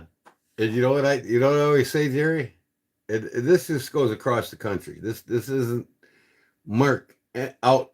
This doesn't point out the finger at any individual person. It points the finger at the youngest generations, the last 2 generations. A Canadian told me, he says, you know what the problem is in the United States today? Americans, meaning the younger generations, Americans can't take an ass whooping anymore. You know, they'd rather pull a gun out or be a keyboard warrior. It's a lot easier or safer. You know, back in our day when we were growing up, we had something to say, we said it, whether it got our asses kicked or not. And if they didn't like it and they kicked our ass, well, we learned from that real quick. You know, back in our days, you know, in the 70s, early 70s to about the early 80s, a man was only as good as his word, and his word was better than a handshake. Not today. You know, and I can see somebody coming on my page and getting really mad when people are ignoring their emails and everything else, and you know what I mean? You know, you got to be a man of your word. If you're selling a product or you're doing something for somebody, get it to them. Get the job done. Don't leave people hanging, especially if they want to email you or text you or call you. Answer the shit right away. Don't leave them hanging. You know, we work hard enough for our money. And if you got a story to tell why you can't work hard for your money, let the people know it. Let them know what the situation in your life is. Don't push it off. Enough said. I'm not talking about anybody. I don't want to piss anybody else off, but you know, answer people, talk to people. Your best thing to do in any situation you get in life with another person is to talk to them. Don't ignore them. It's like tonight. I didn't ignore the last person I talked to tonight, and y'all knew probably figure out who it was. You know. And believe me, I got the same treatment you got, Paul, by the end of the conversation.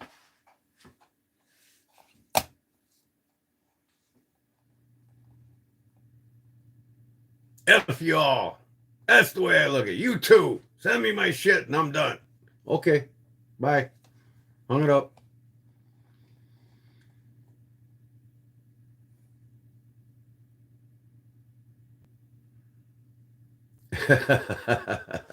I will die on this hill. Okay, let's not talk about it anymore though, really. You know what I mean? It is what it is, and I just don't want it. That's all. I want everybody to respect everybody. Everybody wants to be heard, listen to their story, and make them feel comfortable for what they have to say. And they will do the same thing for you. That's all. It's real easy.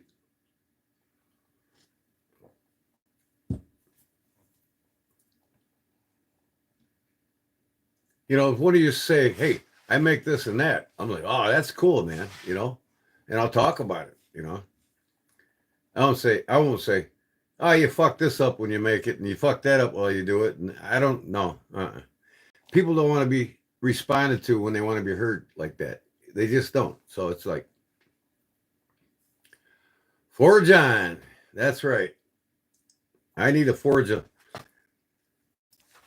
I need to show you all. I've been itching to forge a Bowie knife. I want to make myself one badass Bowie knife on the anvil, and I want to take you along with watching me do it. I won't be able to give it away, but you'll be able to see me make it. It might be 2 or 3 lives of watching me make it, but I work on it off of a live. I'll do it in a 2 or 3 live session to show you how I make it. But I've never made myself a badass Bowie knife, and it's time I do. Nothing runs like a deer.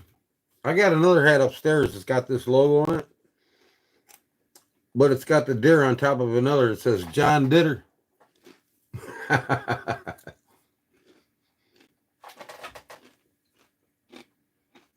My favorite motorcycle or car?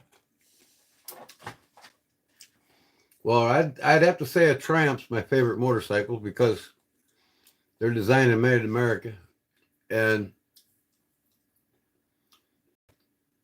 Harleys are all scab built now, and parts all come from China. And then my favorite car is a Mustang, without a doubt. My favorite truck's a Chevy.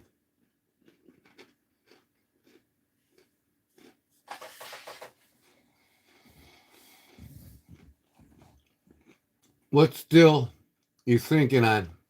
Oh, hey, if it's going to be a Bowie knife, it's got to be tough and it's got to be badass. And I know how to take care of my knives. It's going to be 1095, without a doubt. It can also be A1 tool steel. But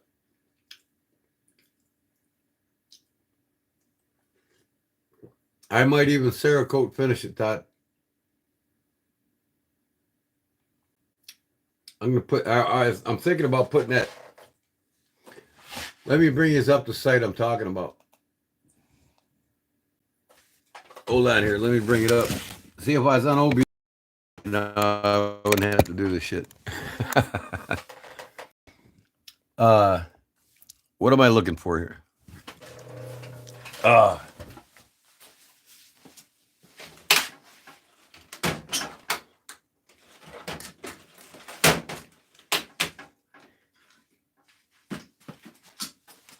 Okay, I know what I want. Extrema ratio. Now, y'all know probably amongst my favorite Italian-made knives is the Extrema Ratio brand. This is their homepage. They supply to the police and the military throughout Italy. It's an Italian-based company, and these knives are not cheap, but they're of the highest, most quality made in Italy, and if not in the world. Their process of making these knives are just phenomenal. I mean, it's the same process a lot of companies use. But I want a Cerakote. I got a guy that'll Cerakote finish my blades to look like a blade that I absolutely love, that I want to get from this company.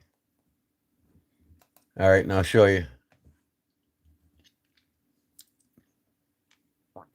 I have this knife right here.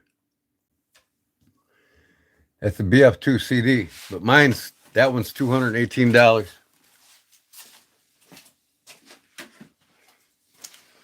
And if you don't have a Extreme Ratio, get one. You're going to be totally happy with it. See here.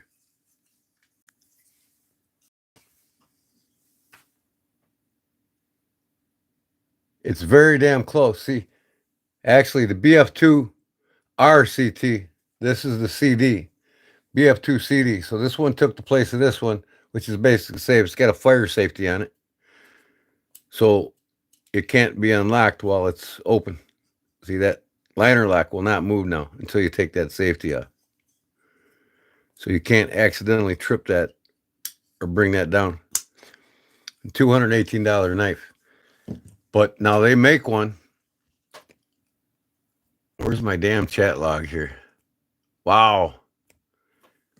My chat log is on my phone. I have to look at my chat log on my phone now. Holy shit. Okay. Did you send a picture? Glad you got to see it, Stacy. Paul, did you see the custom hunting knife I had made? No, I didn't get to see that, Paul. 2000. I like to see that too. Send me a picture. So anyways, the finish now I'm going to do on that Bowie knife. Look at these blades that they make. I mean, just, they make a knife that when you buy a Lamborghini, it comes with the Lamborghini key, the knife, the key ring, the whole thing for the Lamborghini company. But, and there's videos on YouTube. You can watch them make these knives. I mean, they're just badass knives, man. But there's a finish that I absolutely love. If I can find it. Maybe if I go here, they'll have their different finishes. I don't know. Hold on. Design. But they're just badass knives, man. I mean, all around.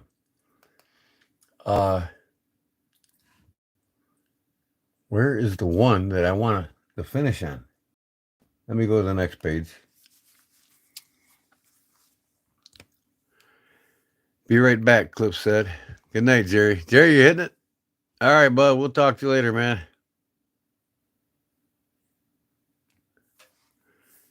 Yeah, I think at 2 o'clock I'm done, guys. I'm not going to 5 in the morning again. Here it is. Here it is. I want to buy the knife. I'm going to buy the knife. And I'm going to put this finish, the fulcrum finish on my Bowie knife when I make it. There it is. That's the finish I want to put on it. I absolutely love them that stripe design. It kind of reminds me of 5150 Van Halen. I could do a red and white, but I'm not. I like, I'll probably do black and, I don't know, black and tan would be good. I was thinking ODE green and maybe tan. Instead of black and tan, I go ODE green and tan. But my Cerakote guy, he Cerakotes my AR-15s for me. And he can Cerakote any pattern, any finish, you name it, on any knife, any gun. Save for a rainy day. I got plenty of knives to save for a rainy day. Bare yellow guitar like that. Dime bag. Daryl, I forgot the name of the guitar. Ain't that a badass knife though, man? Look at that thing. Wow. Worth every penny of it. If something like that size made from Benchmade, it wouldn't be $263. It'd be $75. If you was getting this knife from Benchmade like that. I mean, look at this one here. They got everything from Tontos. What the hell? My battery is charging. Why isn't my battery charging? Okay, well, it's charging now.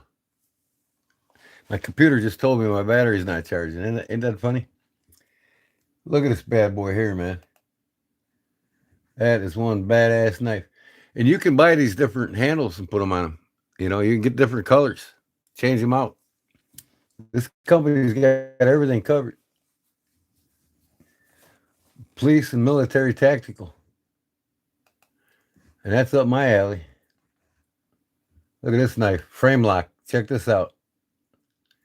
Tell me this ain't badass. Look at that knife. That's like a dagger blade, man. And it's a frame lock. Folding knife.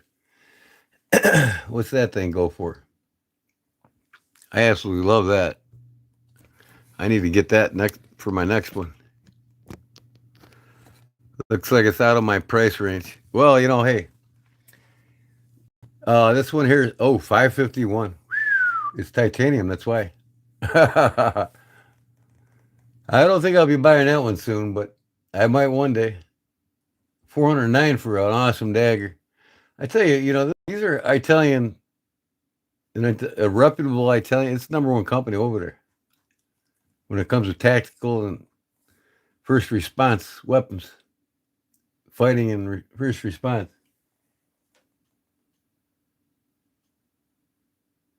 That's a cool one. 409. But you know what? Get that in the buck, right? What's the new buck? The one Buckmaster, the new Buckmaster. What's that going for? $980. And I bet you this is a better knife than that Buckmaster. How much you want to bet?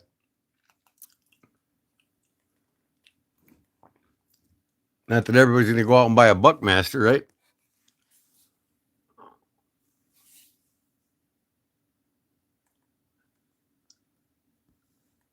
Living in my dad. I've been there before too, Derek. I've lived in my folks' basement a couple times through hard times.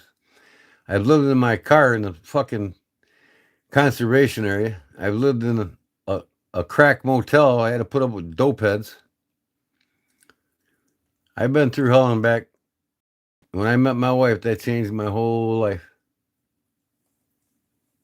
Sometimes we all need a good woman. Page 15 here. I jumped a few pages up. Now see this, look at this one here. This is more affordable for y'all, $308. But look at this knife. This is badass, man. It's got the fire safety on it too. It's kind of like mine here.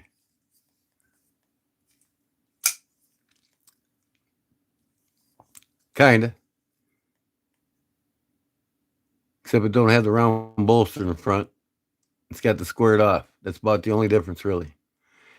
A little more of a drop in the point. There's Mr. Pollywog. Say Italy, now say Italian. Italiano.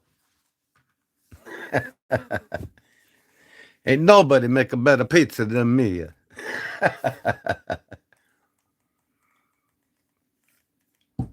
Oh, so yeah, this is a badass knife here, man. Time to add a new one to my collection. I think that'll be it because it's similar to this one. Look at this fixed blade here. You know what I mean? Here's the cheapest one. They got one for $164 and this one.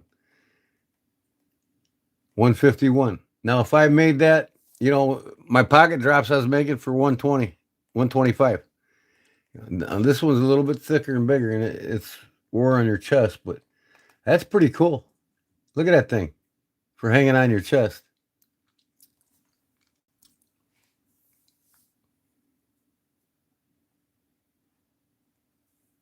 I said Italiano.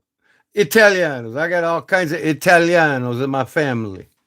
I'm not Italiano myself. Italiano. I'm not an Italian. I am an Irish or Dutchman.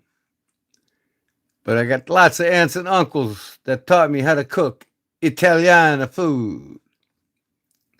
And I can cook Italiano. It's because somebody's Italiano doesn't mean we don't know nothing about the Italians. I make a badass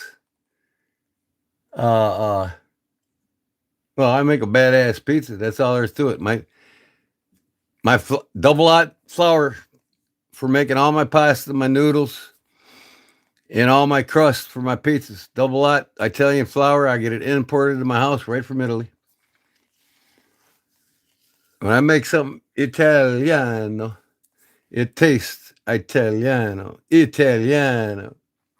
So anyways, that's a badass neck knife there, boys. It's worth $150. That's for damn sure. And this thing here's a honker right here, buddy. I love that pattern. That's what I want to put on my Bowie knife right here. The Rayo Desert Warfare. And these Italians, they carry these in the armed forces in Italy. This is what they carry. This is the number one weapon, number one tactical fighting weapons they carry.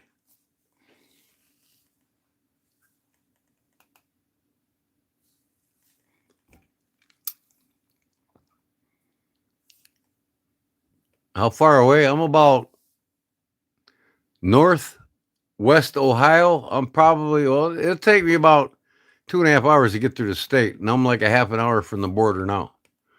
So I'd probably get to the border of Ohio in three hours, 20 minutes, 30 minutes, somewhere around there.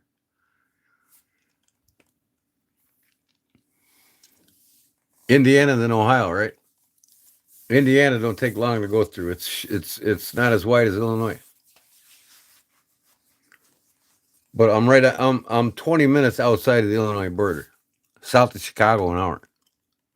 So I'm closer to the border.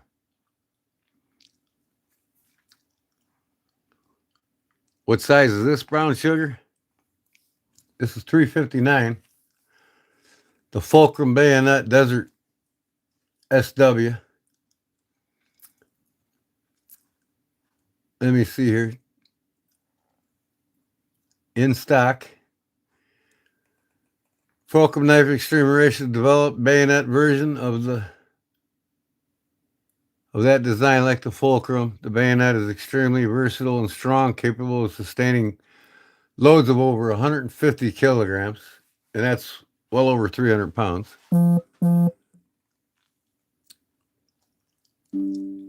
So let me see here. Hold on. Right here.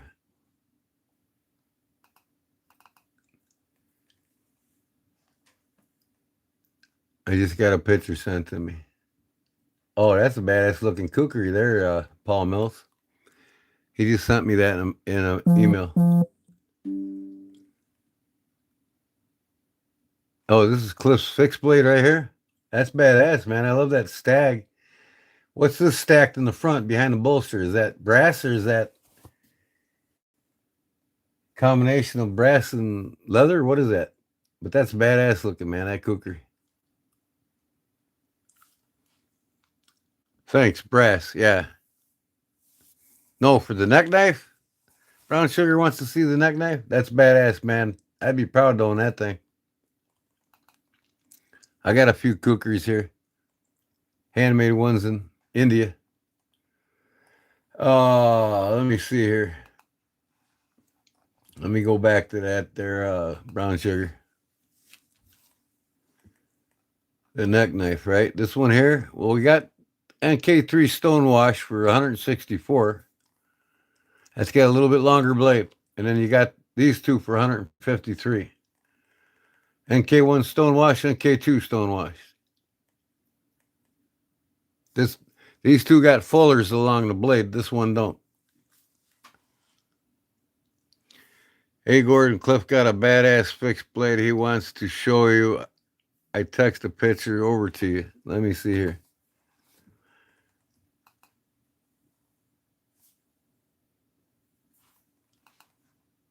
Is that one you just showed me? Let me see here. This fixed blade. Okay. That's it. Yeah. All right. That's badass, man. But I'll bring up this one here. The most expensive. It's 164, but the other's 153. Did I answer your question there, Brown Sugar?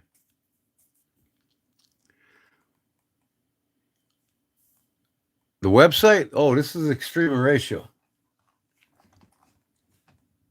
That's the knife I have here.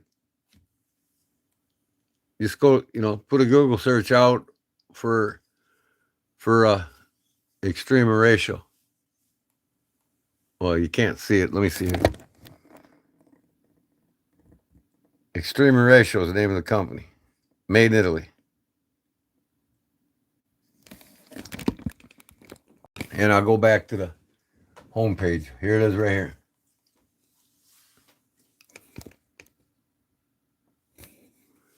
They got like a short video coming up here. when you go to the homepage. Extremer ratio. Discover extremer ratio. So just type in extremeratio.com or do a Google search on it. You'll get it. So when I did it here, I can come back to it. On my Google search here, extremer ratio knives, here's what popped up. And you come down to extremer ratio, they got a USA homepage, or you go to their Blade HQ. That's probably your best way of buying them through Blade HQ, so they don't have to pay the import prices, whatever they have in stock. Blade HQ, or you can go to Amazon and get them too. Here's Amazon, what they got in Amazon. See here, extremer ratio, 584. And they are the real McCoys. So yeah, you can get them. You can get them all over. Just type in extremer ratio, and you'll find them. Yep. I mean, I tell you what. This is the finest company. There's only one other company that's been around a lot longer than this company, and is probably the number one company. These being number two, but number one in the tactical modern era. But number one company, most well-known, most popular company. Well, I'm sorry, I can't compare them. That's in France. This is Lagriel. This is Italian. This is number one company over in Italy when it comes to knives. Everybody in Italy has an extremer ratio knife. Here's the extremer ratio. This one's cool, man. 151 bucks. You know, if Benchmade made that, that'd be a 250 knife. You know what I mean? Neck knife. 250 bucks, Benchmade made it. And this is made better than Benchmade will ever be made. So there's more out in the market around the world that take more pride in especially on their price than a lot of these American companies. Look at this one here, 189. Some of these are affordable. Isn't that cool looking? That's kind of badass looking, man. I don't know what you do with that handle like that, but maybe pop a top or two or what. You know, and they got affordable ones and not so affordable. Like this folding knife here, 282. That's you know, it's like buying a Spyderco or a Benchmade. And it's made better. I guarantee you that.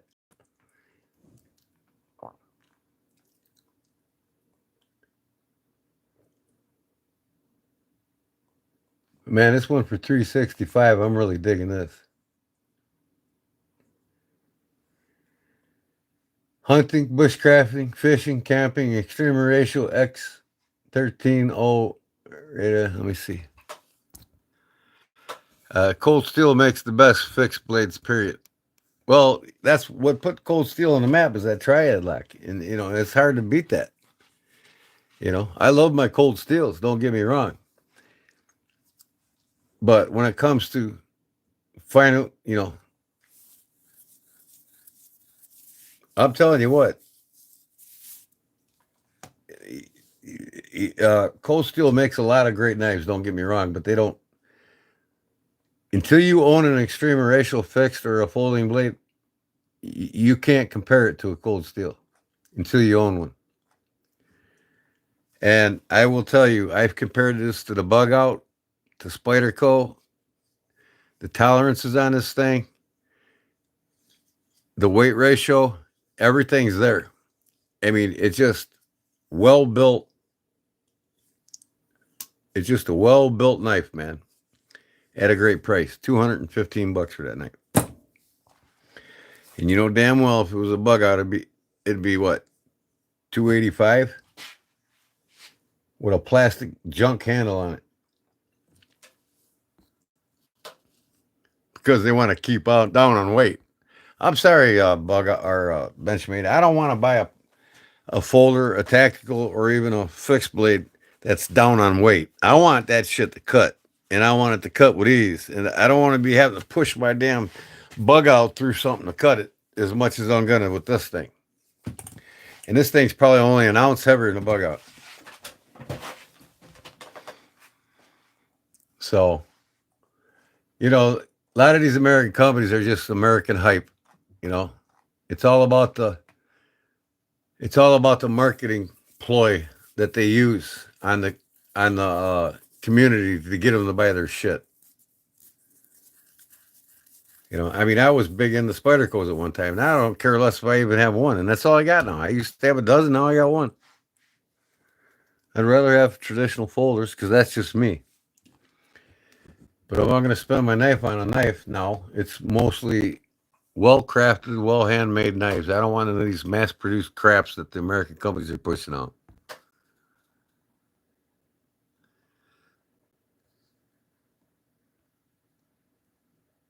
Later, too. Later, Ill. Is Ill taking off? All right, Ill. We'll see you, man. I'm sorry I missed you. Thanks, bud. You hitting it too, Don or Chris? Yeah, it's getting late for me, too. I told you it's 2 o'clock. I'm done. That's in 20 minutes, right? No? Yeah, 20 minutes. I got to be done in 20 minutes. I want to get a good start on my parents' house tomorrow. I'll be done all with the siding, and then I got to go the next day, Tuesday, pick up the molding for it that's took forever to come in and finish it up. I can have the whole house done Wednesday. I want to get it done so I can start concentrating on knives and doing what I want to do more.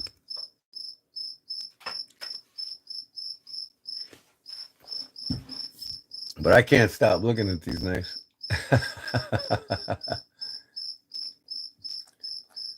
Y'all see the new queens out now, though? I think they've been out a few years now. Any of you bought the new queen traditional folders? The ones that are made in America with bone and carbon steel now? I'm yet to get some, man, and I want to start getting them all.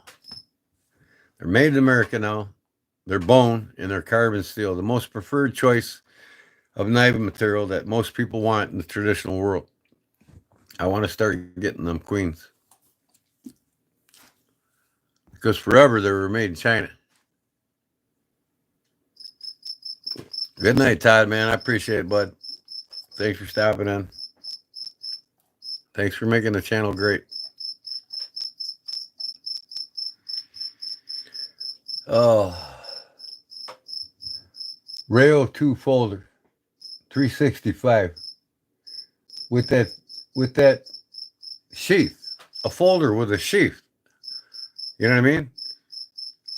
How many bug outs or how many cold steel or how many Spydercos do you get with a sheath that you can carry a folding knife in the fixed position? That is badass. Look at this. If I can blow it up. Rail 2 folder. I can't blow it up, but you all can see it, right? Who's hitting the sack now?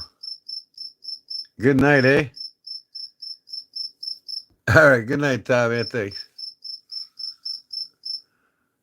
Derek, for real, Canada. Look at this thing, man. I wish I could blow this picture up. I can't. Yeah, save it. Save image as. I'll just save it. And now I'll go to my saved picture.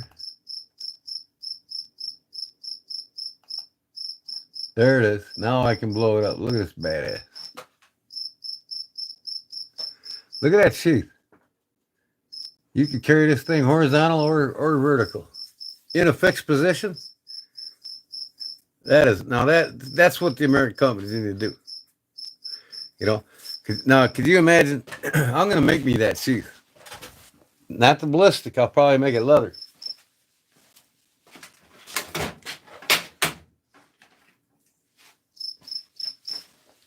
But that's what I need for this guy. Have that in a fixed position. And you could even put a lock stud right here and keep it in a fixed position. That's what that holds for.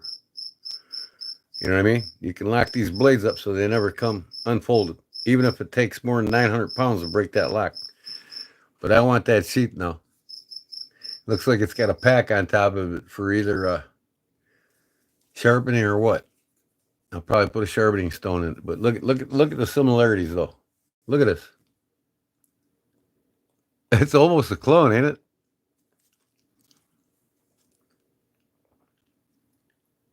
So I'm gonna make that sheath for this. I'm gonna buy that knife with that sheath. I'm gonna have them both in my collection. That's gonna be my next extreme ratio. And how much is that thing?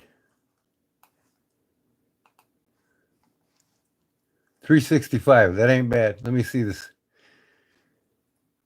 See what steel it is. Aluminum, cobalt, color, Bowler N 690 stainless. That's some damn good steel. Crafted from the highest quality materials, built for performance and durability, made in Italy. Oh yeah, that's gonna be it. Stacy taking off too. All right, man. Thanks. I appreciate it.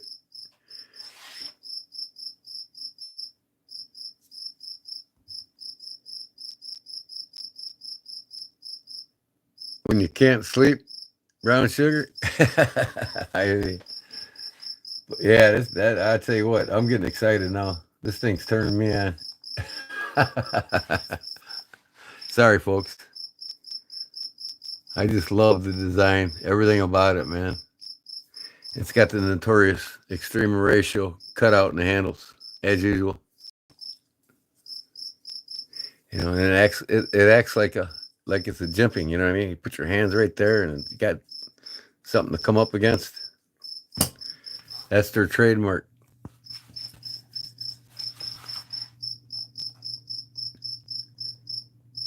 And that lock looks like it's pretty damn strong too. What else they got? Let's mosey around here. Watchman Brother for $22. Now we get into affordable knives. This is what Justin was talking about last night. The Watchman knives. Brother, $22. I mean, how could you beat that? And I bet you that's better made in the case.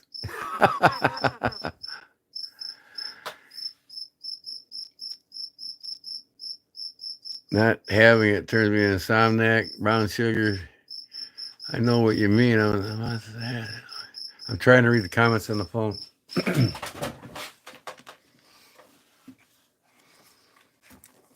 Yes, sir. And ma'am, what else they got here? Old timers. They got the new ones made in China for $24. There's one, Shred Imperial, for $13.99. You know, people can have no problem collecting knives if they got a lower budget. You know what I mean? I mean, they got some quality shit coming out of China now.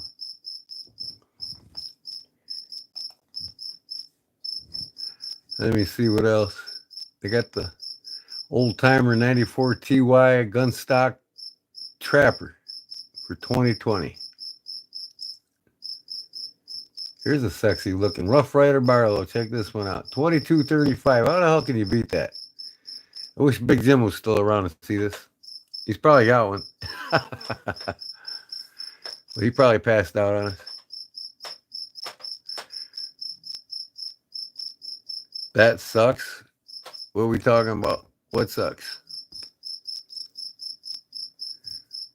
Oh, the Medicare? Oh, yeah, that does suck. I'm coming down the home stretch. I can see the light at the end of the tunnel. It's just be another 2 to 3 months, but I'm getting there, buddy. I got you. I don't wish that upon anybody, man. Stay strong, brother. That's just sexy. That's sexier than any case mate, my opinion. For $22.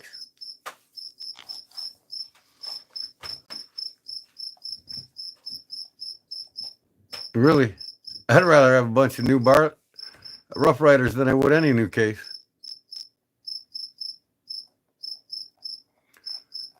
Okay.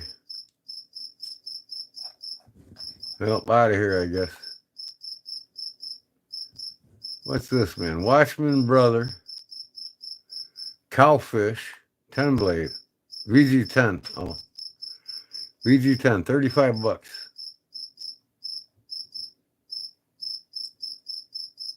see how this thing works. Did we watch this video? I don't know if we did or not.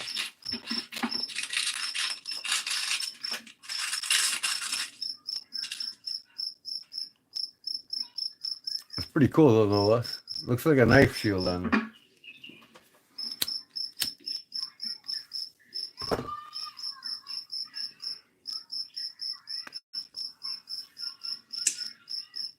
Don't forget to send me your address and real name there, Derek, for real.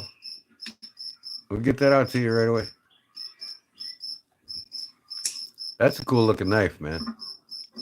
How can you beat that price, man? Bone? This one's bone. That one's Delrin. Or, no, G10, I'm thinking.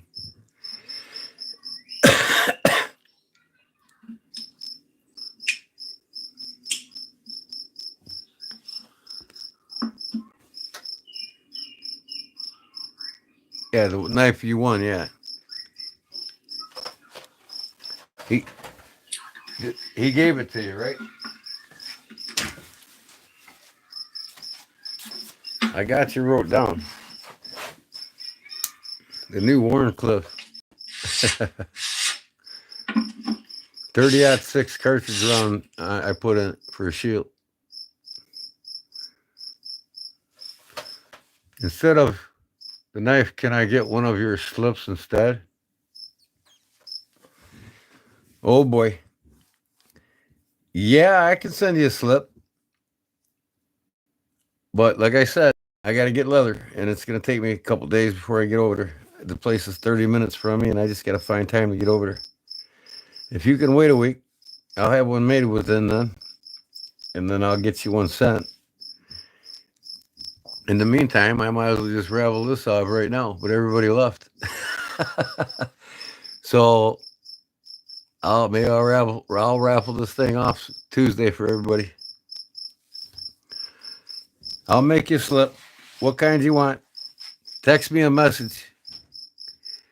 And while you're at it, text me an address so I can put you down on my address book. I got address book for just the people that are members of my, or subscribe to my channel.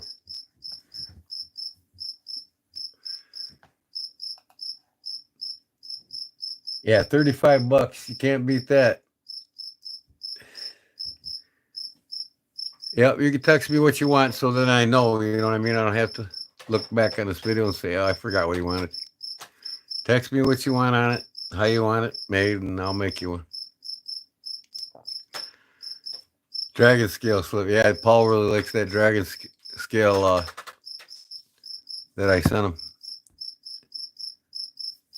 It's really cool. It's a really cool scale.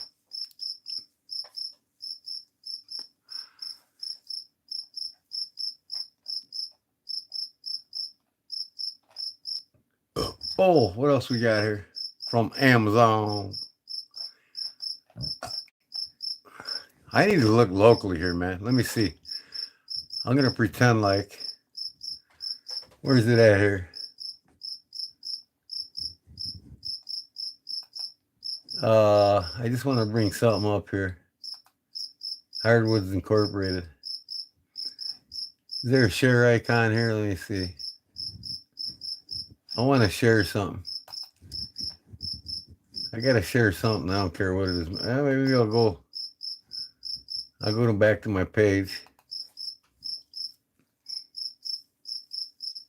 OBS is better for this, ain't it, guys? This is my home page. What we got going on here? There's Barlow Jim. All the videos I watch. Baxter's Blades. Everybody I watch pops up on your homepage. You ever notice that? I don't see the Knife Doctor here anymore.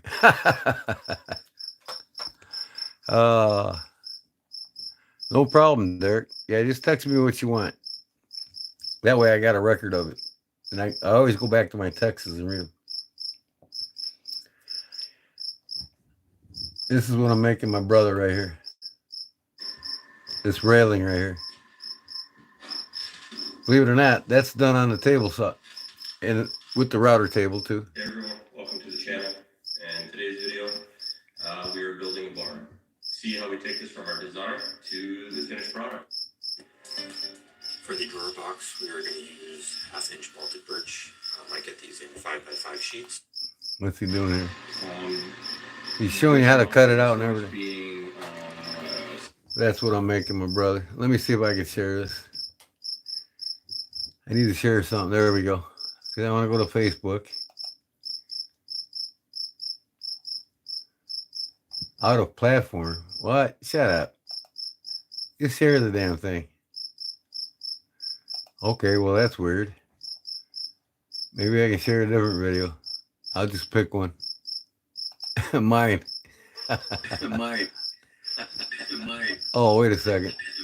Oh, wait a second. Shut up. Maybe I can share it, right? Share? Out of platform again. What is going on here? Opted out of the Facebook platform. What? Are you kidding me? I never had a problem sharing anything on here.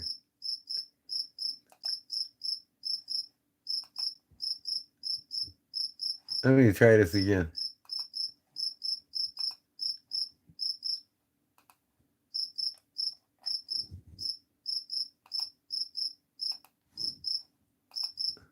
Home. Okay, look at that. I got back to Facebook. Would you imagine that? Home, pages. Pages, see more. Where's me? Right here.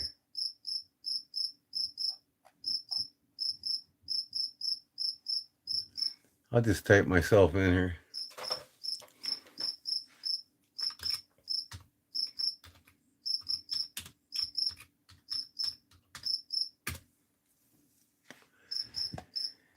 G-Man Home and Facebook. That's me. All right. Kodiak Edge. All right. I'm there. Now I want it. Where in the hell is video? It's not here. Well, I'll do it on my own time. I was going to look in Marketplace. I go to Marketplace for knives. People locally are always selling knives. And I find some great deals all the time on Marketplace. So, bear paw slip I won was pretty sick also. Yeah, I have to shoot you a picture, Derek.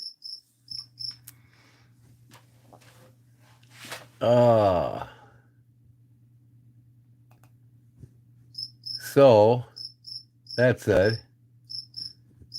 we'll go back to my live here. Derek, for real, don't be spending all your money there, Derek. What the hell's going on here, man? Get my video back up.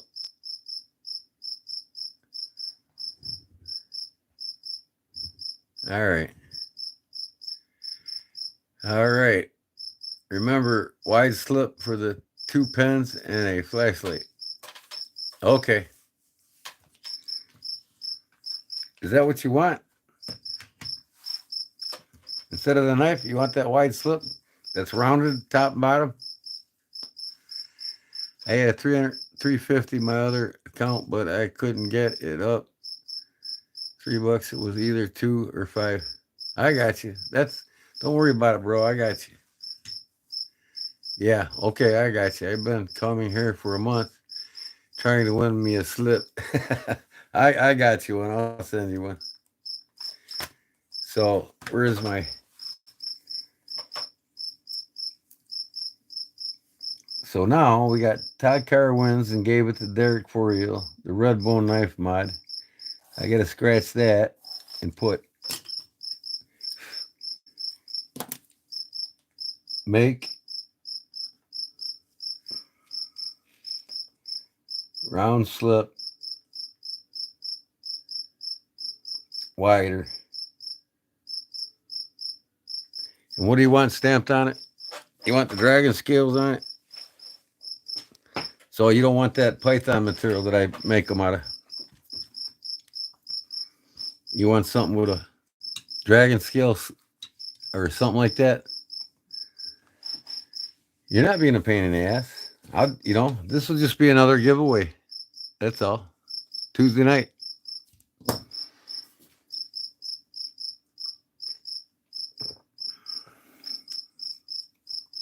The python is cool too. Okay, yeah, I got all kinds of that leather. I don't have to wait. I can sew one up right now if I want to. But it's getting late, and I think I'll do that first thing tomorrow. So I'll put that down.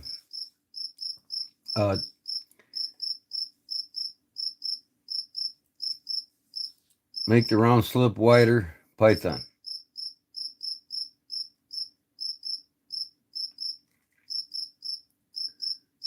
Yeah, I'll make a couple of them, and then I'll give that away and this away Tuesday night.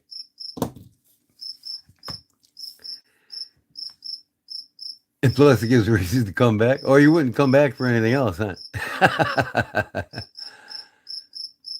Oh, I need some sleep. Give me a reason to come back. Right. I got you. I'll probably go live Tuesday. When I usually go live, it's usually every other night. I give it a rest so I can spend time with my wife. She gets mad if I'm down here every night.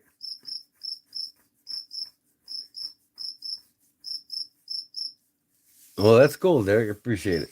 Yeah. Yeah, I'll make a couple of them slips and I'll give one away Tuesday with this thing individually. I might even make one just for this, so they'll get a total package.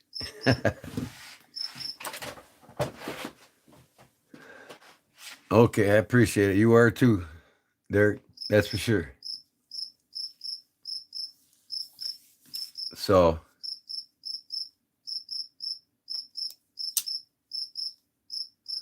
it actually looks like it was made that way, right? Warren cliff that shoots out towards the back. It's something different, that's for sure. It's like a trapper style Warren cliff.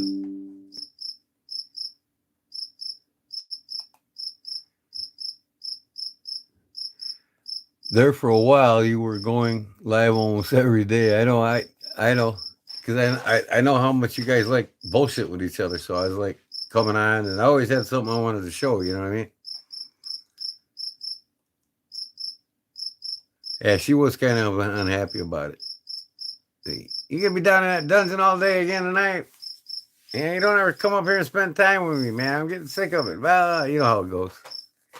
Can't ignore your wife. Happy wife is a happy life.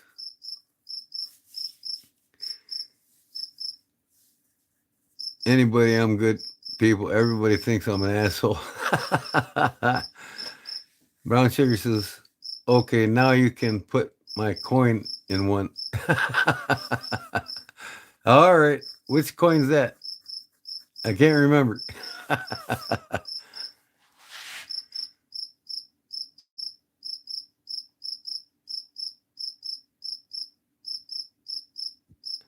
I need to get you a coin. I need to get you at the antique store in town. They got a big collection. I don't know if I showed them to everybody. I might have did it live. Yeah, I was live in there once. I showed the collection of copper coins he has. Pure copper. Silver dime. Yeah. I might have some silver dimes. Pre-65 dimes.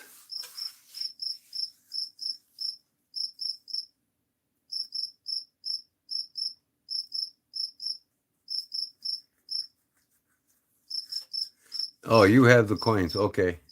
And you want me to make you a slip for them?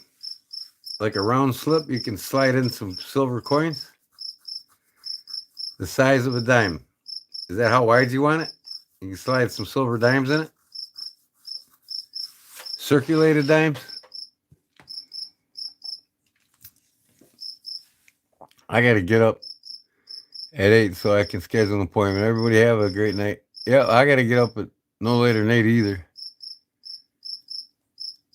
Please read out loud. No, I'm not. Hey, I get rid of people that come in here about Christianity, so I'll stop you before you get started.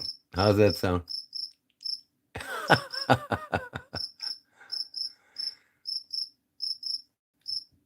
No, a knife. No, wait. You want a slip as wide as a dime that you can slide a knife into, and not a dime. Good night, Derek, man. We'll get you out that slip right away, man. I got you wrote down. We'll get you a slip, brother. Have a good night. Be safe tomorrow, man. Take care of your health. Eat all natural foods, man. What ails you will cure you. Food. Most likely Tuesday Live, yeah. That knife you have instead of the bullet, a dime. Oh, you want a slip for the knife I made you.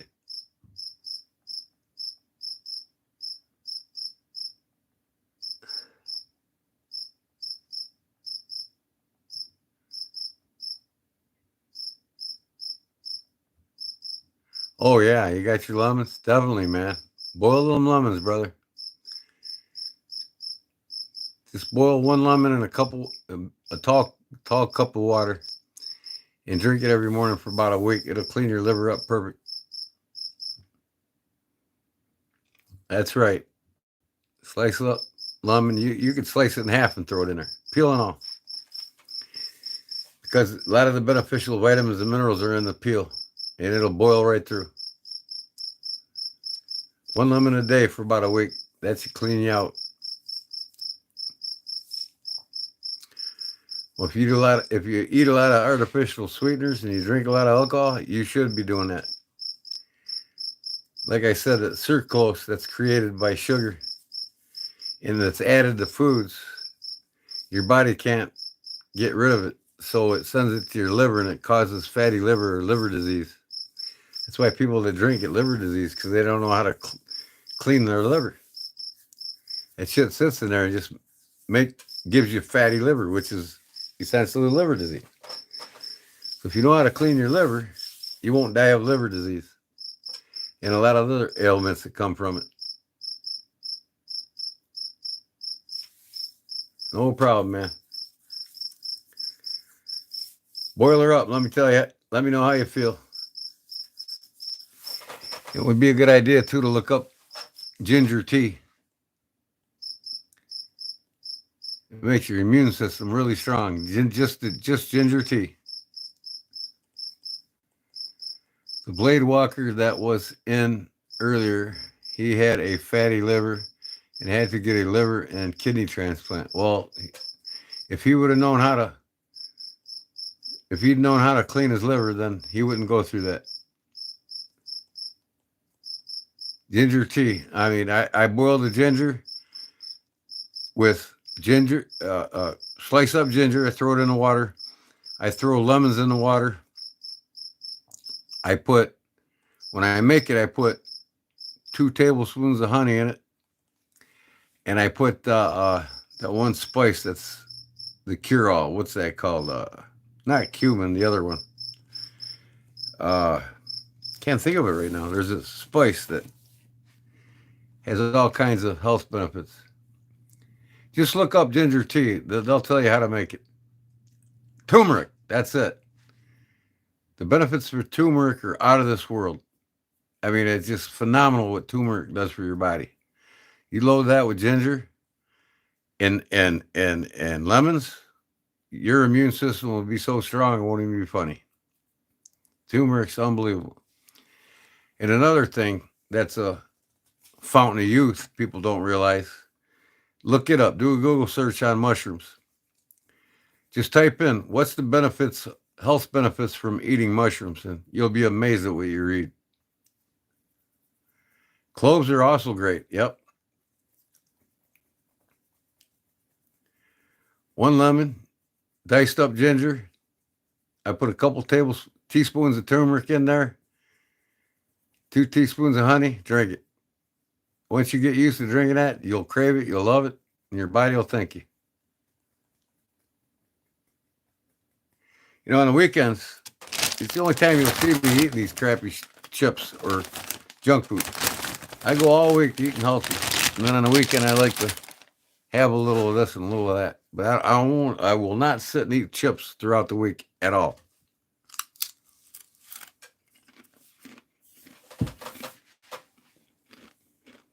I mean, this bag right here has lasted me a couple weeks already. It's not even half empty.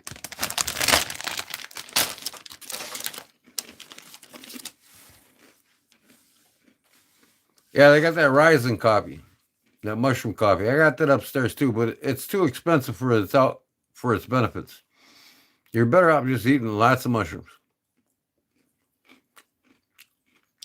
You know, you want to pay $65 for 8-ounce bag of it? Go ahead. Oh, these cheap chips are just Clover Valley cheddar and sour cream.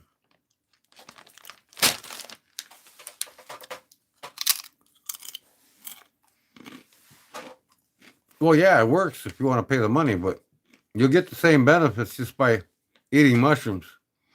Put them in your salads. You know, I like to make stuffed mushrooms with cheese in it. You know, cook them right in the oven.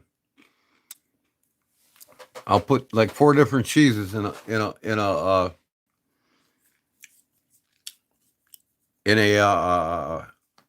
portobello mushroom. You know, I'll scoop it out like a cup and put the cheeses in it and bake it right in the oven. That is killer.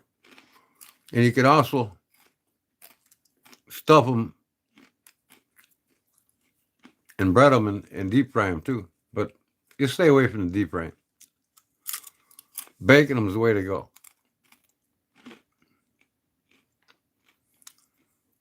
You hate mushrooms unless they're more else.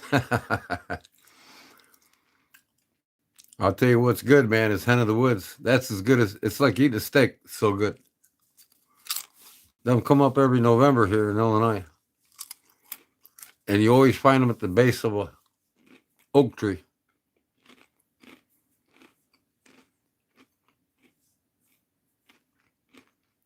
Oh man, I make the best pizza, Paul. Double lot flour from Italy makes a difference. And on my pizza stone, I put the corn masa on the bottom of it, made in Italy, and it gives that corn crust to the bottom of the pizza. It's just awesome, man. You know, once you make a lot of this shit yourself, you don't even want to buy the store bought anymore. You get used to it. Like I got a day for making pizza. I got a day for making tacos. You know.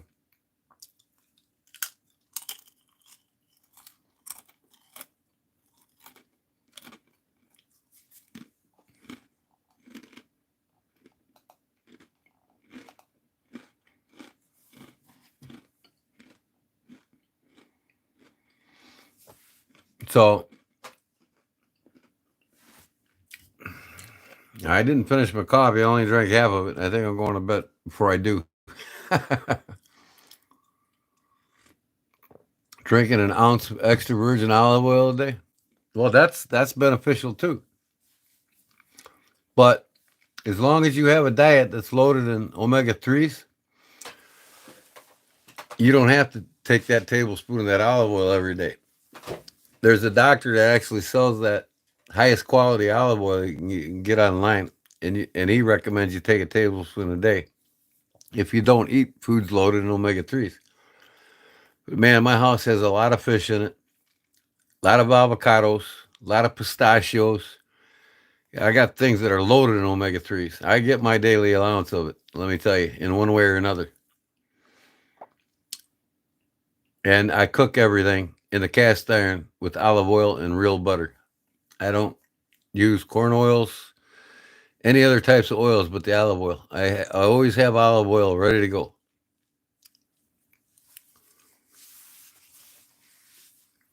Olive oil keeps butter from burning in your pan. So when you cook things with butter, put olive oil in it and it keeps the butter from burning.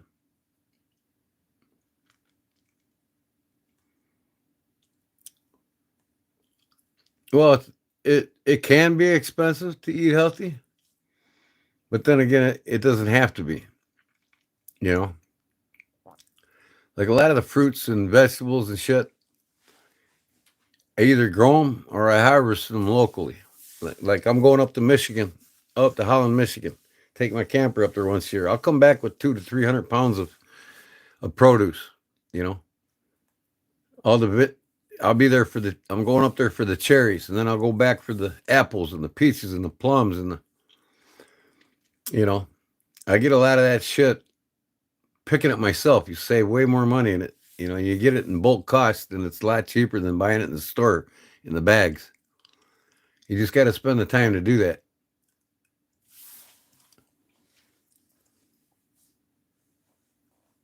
Doctors ain't there to heal you. They never will be. They're not part of that system.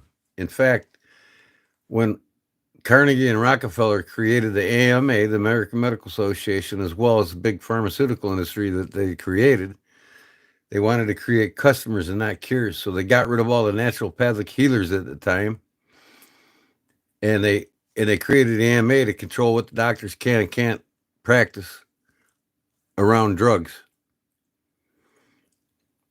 The doctors, the medical system is not a health system. When it says it's a health system, it lies. Because in order to be a health system, it has to heal you. They're not there to heal you. The doctors are there to get you on drugs and make you a victim of them. You know, and people just got to be wiser. Like I said, get that Yucca app on your phone. YUKA. I would show you on my phone if I was on OBS. I'd show you on the phone. It's got a carrot.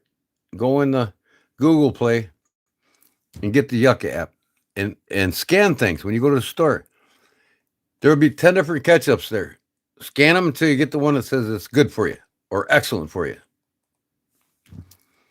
The ones that say it's bad for you or poor or bad or really bad, don't buy them. Yucca, YUKA. You know, they say people that will be in a store and spend a half an hour scanning shit must be nuts. But nowadays, today, if you don't scan shit before you buy it, you don't know what you're buying, you are nuts. Because the food industry now is asleep with the medical industry, the big pharma. They want people poisoning all these high fructose corn syrups and GMO products, Monsanto's poison, and you know, all these companies work hard to screw you and screw your health so that you're funneling your money to their system. So people's got to start taking initiative to eat good. If it says it's good, it's poison. 85% of what's in the grocery stores is made to kill you. It will make you unhealthy. And that's like that fellow was in here that has to have that liver transplant, fatty tissue. Ain't nobody told him you can clean your liver. There ain't one doctor tell that guy that he had to clean his liver or suffer the consequence. I don't take drugs. Paul, I haven't taken drugs in over 20 years. I don't get sick. When's the last time you heard me with a cold on here? I got a slight smoker's cough, but that's it. Like I say, I'm weaning myself out to cigarettes too. I haven't had one in a half an hour now. Oh, that's not what you meant?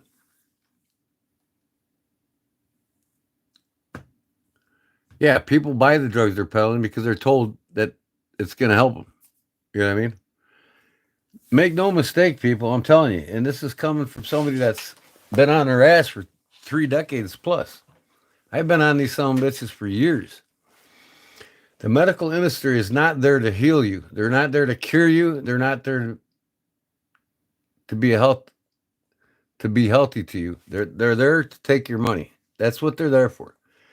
Doctors are nothing less and will be nothing less than a legalized drug pusher. That's all they are. Now, granted, emergency medical care will save your life in the need. You know, like if you break something or something goes wrong in your body and you got to have, you know, immediate medical care, it can save your life. But after that, here comes the pimp. Take this and this and this and that and that. And before you know it, you're on these 1 to 2 drugs become 3 drugs, and the third one becomes a 4th drug, and before you know it, your body's going through chemical collapse.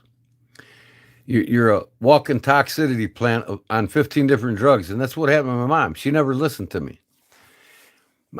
Granted, my mom's lived a good life. She's 80 years old, all right. She's 80 years old, but she could have lived into her 90s and moved around like she's 50 years old if she just would have listened to me. And now she's going to go out miserable in a hospital on a machine, not peacefully in her sleep like you should. Yeah, you can do what you want. You can eat what you want. You only got one life to live, so fuck it. Enjoy it, right? But it's really how you go out of this world that is dependent upon you. You're going to go out of this world full of cancer and full of disease, liver disease, all this other shit that cannot be cured by a medical industry that created it. Or you're going to go out eating a healthy diet, healthy routine, and just peacefully fall asleep and go night-night for the rest of your life. And not be miserable on machines and medicine and this and this and that and that. You know, people just don't understand. And they don't think about it until it's too late.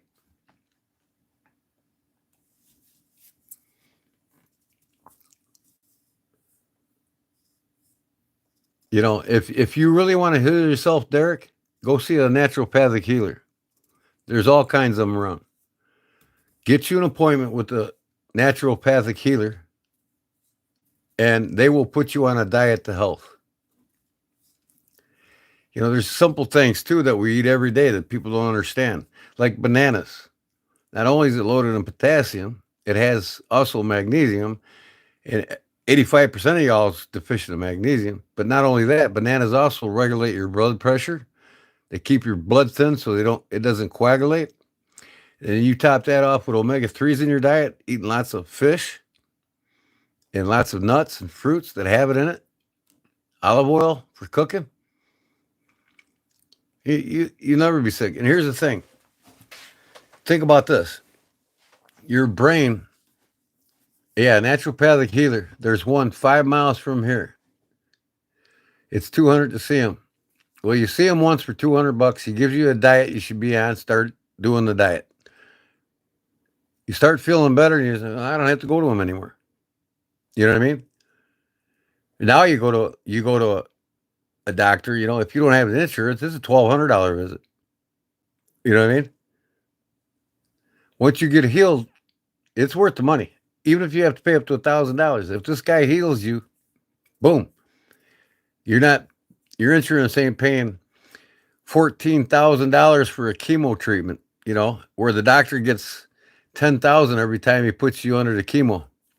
And the hospital only gets $4,000 of it. That's where they make all their money as cancer treatment doctors. But I don't know, what was I going to say? I was talking about something and I forgot.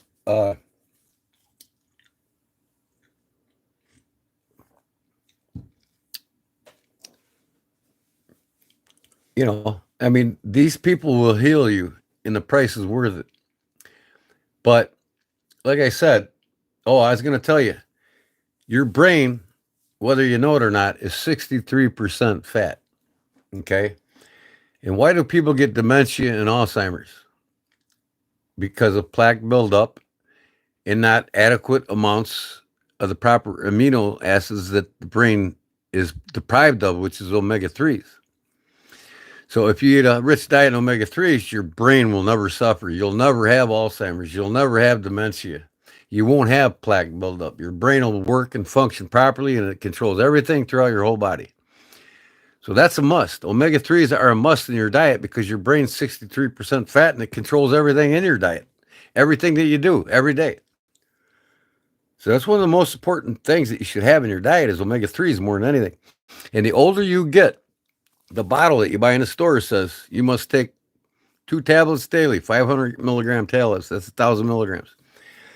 Well, 1,000 milligrams is enough for a 25-year-old. When you're 35 years old, you should be taking 2,000 milligrams.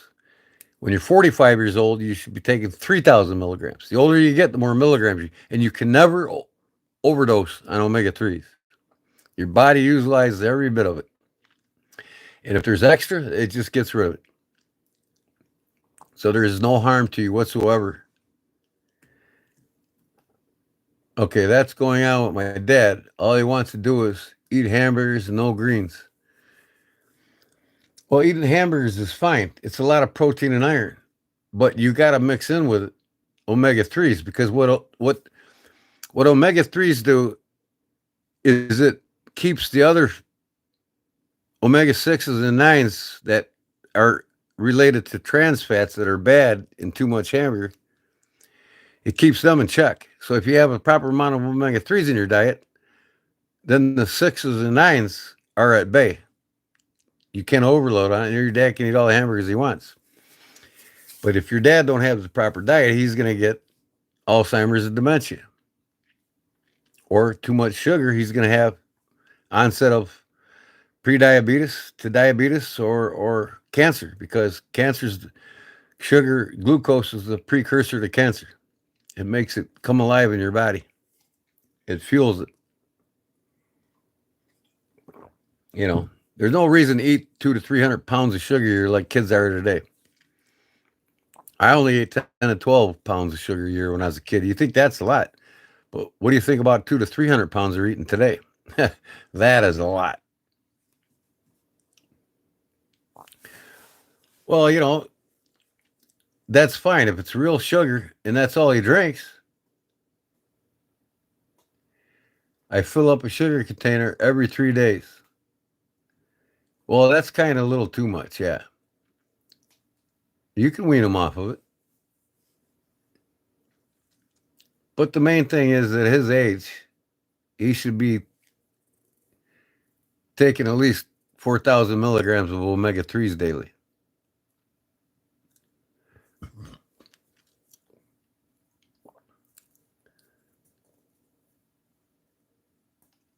Well, make him a coffee with honey in it and see how he likes it. And tell him, Dad, once you get used to drinking it with honey in it, you'll start hating real sugar. People just don't get used to it. They get used to eating real sugar, and that's all they want. But if they try something different, candy is my problem. Yeah, I heard he's brown sugar. I'm always making cookies, but if I make a batch of cookies, it'll last me a whole week. It won't last me a night. And I don't buy the sweets anymore to keep in the house because I don't want to attempt to eat them. That's something I'll buy occasionally at a gas station. You know, oh, I haven't had a Snickers bar in a month. I'll buy me a Snickers bar because I haven't had one in a month. But I won't buy that shit every day in the gas station. I don't even like going in the gas stations buying that shit. But anything I do buy, I scan it with my Yucca app. I'm telling you guys, get that Yucca app. You know, brown sugar, the Yucca app also does cosmetics because there's a lot of poisonous cosmetics out there that'll get to your bloodstream. And you can scan your cosmetics too and know what healthy ones you're putting on your body too. It does food and cosmetics. You know, don't take underarm deodorant that has aluminum in it. Aluminum creates Alzheimer's. It rids off all the good fats. Aluminum's bad news for your diet. You know, it's one element that you cannot have in your body. And a lot of these underarm deodorants are loaded in it. That's right. You don't need no sugar, brown sugar. You're sweet enough. Open 24/7. Oh yeah, that's why gas stations are open 24/7. They want you to buy their garbage. You know, like I said the other day live, I go, people go to a gas station. When I was young, they got their gas tank filled up, their windows washed, and their change right there at the pump. That doesn't happen anymore because all of these gas stations want you to get out and buy all their crap. Us Americans, you want to make America great again? What's the demand that the full service stations come back and get rid of these fucking disease filling garbage gas station goodies that you know, I see these 400 pound women coming out with a super gulp 68 ounce fucking pop for 75 cents. And their ass shows it. You know what I mean? It's like, well, there you go. These gas stations created these people. The government allows this shit to be happen. The government allows the food industry to fuel people with contaminated, poisoned foods. And the government ain't there for us anymore. And I'm not going to talk politics. They're there to get fat on a hog by the companies that are feeding them. And that's mostly the medical and the food industry and the oil industry. We don't need fossil fuels to survive in this world. It's all a scam too. Hydrogen is the best all natural product in the world. Its byproduct is H2O, water. Hydrogen is made with two elements, electricity and water. You can make hydrogen fuel for your cars at home with electricity and water. That's all you need. You don't have to store it in big pumps. You can have the pump make it as you need it. You know, the fuel industry don't want us to know that. They don't want us. The fuel industry wants billions of dollars off of you every time you go to the damn pump. And Americans just keep allowing it to happen. Everybody in the world has become dependent upon a system that's created them. That face cracks me up, brown sugar. What face? Brown sugar, what face? Oh, the smiley face? Yeah. Hey, everybody. Hunter Bailey said, they had a motor that run on hydrogen back in the 60s, 70s. Somebody bought the pattern and then threw it in the safe and buried it. There was a guy that went from either New York or Illinois, I think, maybe even Chicago, to California on 2 gallons of gas. And the gas is basically used to start the motor up, but he ran on water. He went across the country with 2 gallons of gasoline on water, and they found him dead on the side of the street not real long after he did it.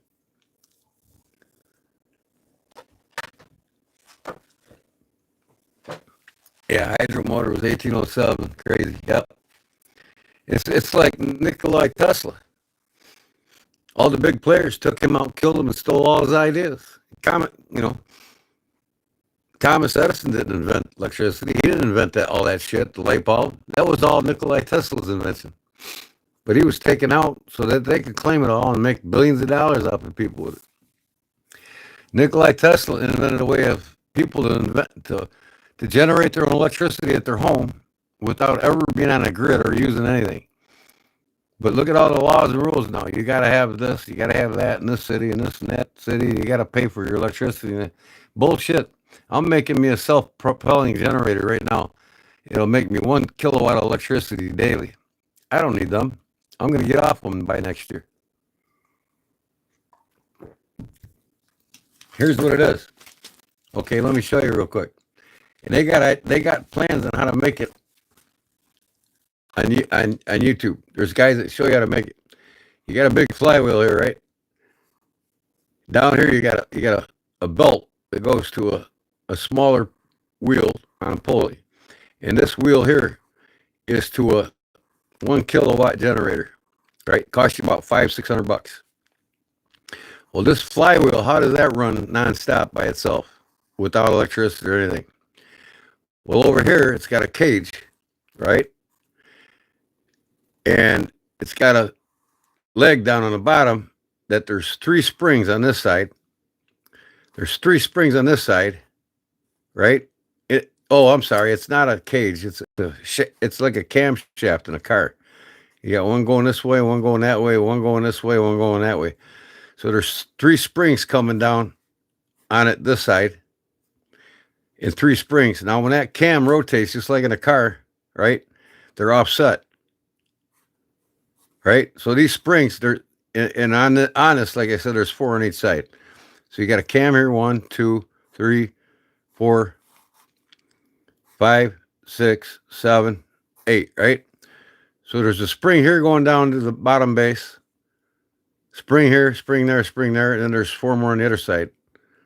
Spring there, spring there, spring there, spring there, right? Now, that flywheel turns because when you crank this wheel one time, this spring offsets the next offset flywheel spring. And then it randomly goes through, and it just keeps itself going. It'll never stop. And it generates 1 kilowatt, depending on how big a motor you got. Then you make yourself a battery bank, store the energy, and you got 1 kilowatt a day. That's more than ComEd's pushing in your house right now. Everything you're saying is correct.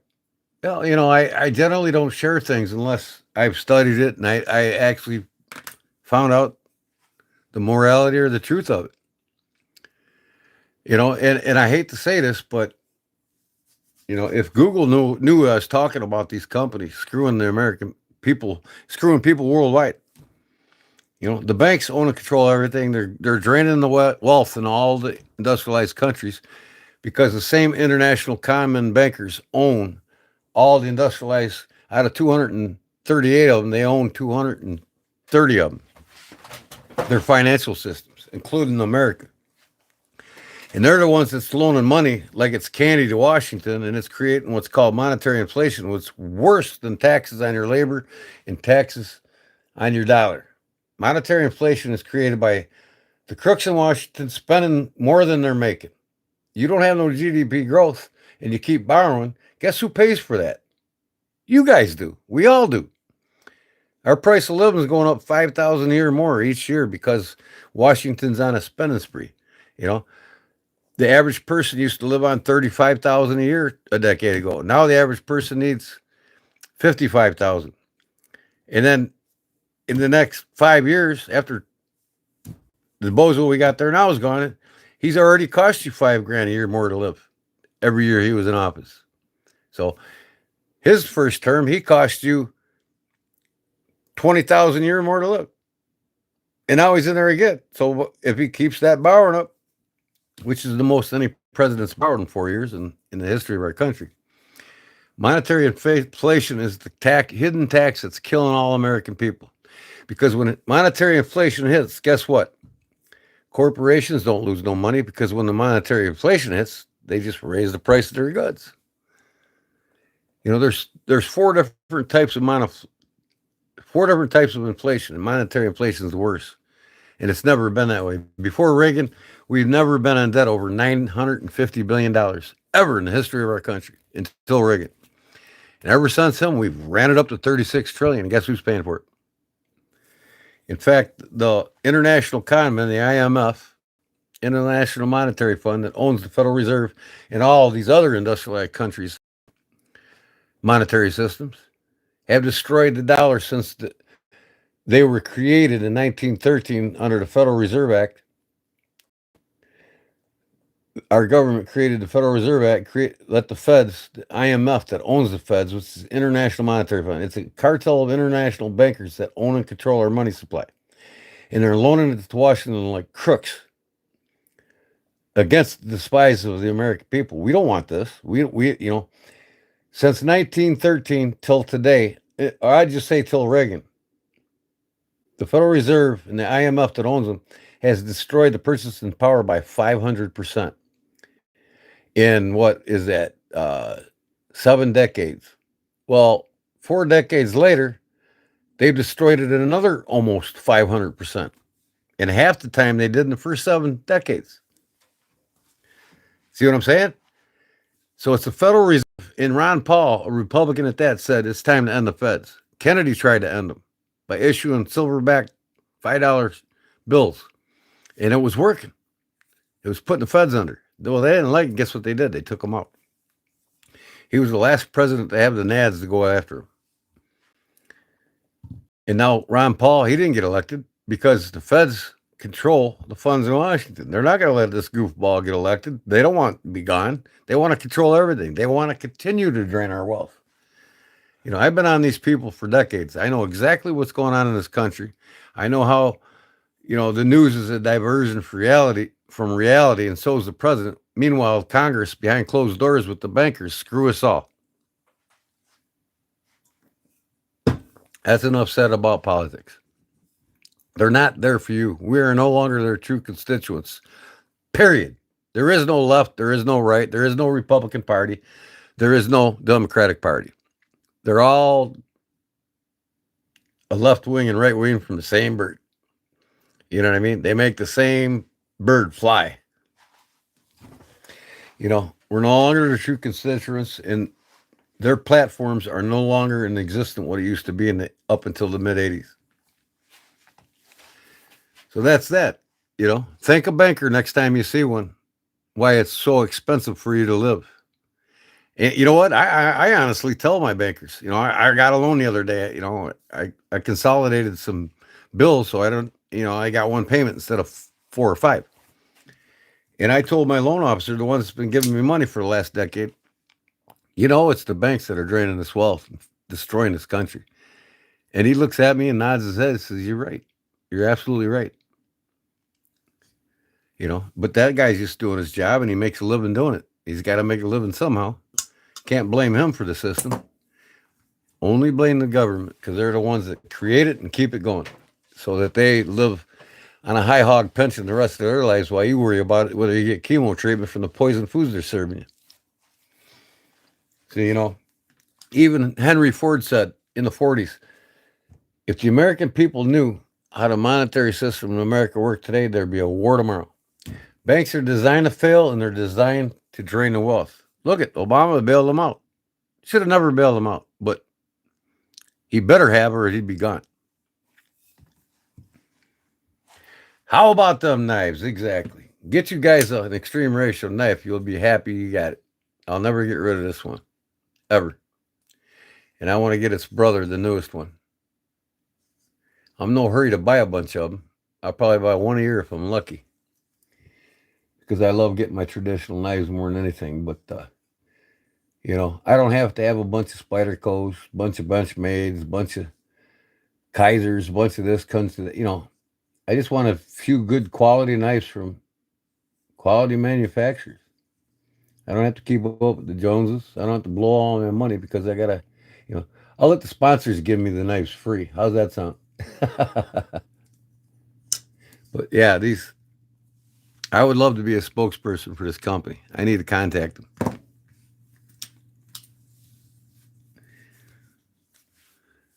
Maybe give out a free Kaiser once a month. Wouldn't that be sweet, guys? Or not a Kaiser. I got Kaiser in my brain now. Whoa, SC Knife Monkey. Love that. With extreme array. Once a month. That'd be sweet. I'd only like to give out the best knives made in the world. Not what everybody else has got to have. So, anyways, that said, fuck it. I might as well stay up to the clock, right? Now, remind me, I'm done at 3 o'clock, okay, guys? So, we got anything to talk about with knives? By the way,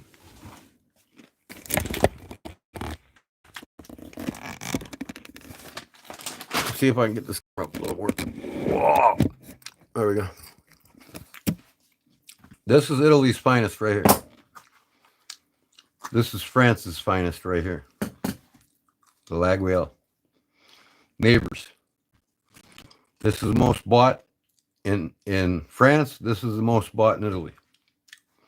These are the talk of the country in France. These are the talk of the country in Italy. There's a reason. This knife's been around over 300 years. But this company's taken the country by storm in Italy. Amongst the best knives ever made. They're well worth the money. You get a chance, spend a couple $100 on one of these. The hell with Spyderco and Benchmade. You've seen that one like this goes for $216, and that's a good deal. Now you can find these everywhere. You don't have to buy them from the company or buy them from Knife Center or Amazon. I found this at a knife show, and the guy had them all discounted down to $79 a piece. I bought this knife for $79, and it sold then for $219. Just look around. I told you already, don't you remember? Have you been paying attention, Derek? Anyways, this is the extreme ratio. Handmade, or not handmade, they make these with machines like Benchmade. But these are the preferred knives of the, all over Italy. Extreme ratio, made in Italy. This is the BF2R. They have the BF2 CT now, which is the brother of this one, which is updated. And it's a drop point. I'm going to get it because I don't really care for Tano's, to tell you the truth. But I couldn't turn down a deal on it. I got it from the guy for $79 out the door. $218 knife. But you look around, you can find them. They're extreme ratio. I was showing the site earlier. If you were watching, all the knives they make. Well, I'm sorry, Derek. Yeah, I I didn't mean to be condescending, but yeah, that's what I was showing earlier, buddy. What's your other one again? Oh, you know what it is, Paul. You've seen it many times on my page. This is the finest of France right here. The Laguiole.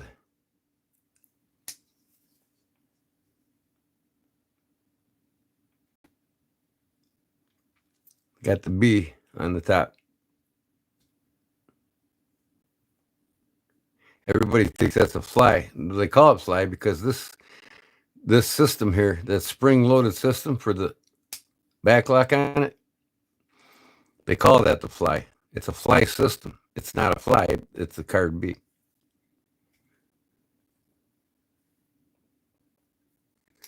That's when I was making one of the 2 trips down to my cousin's.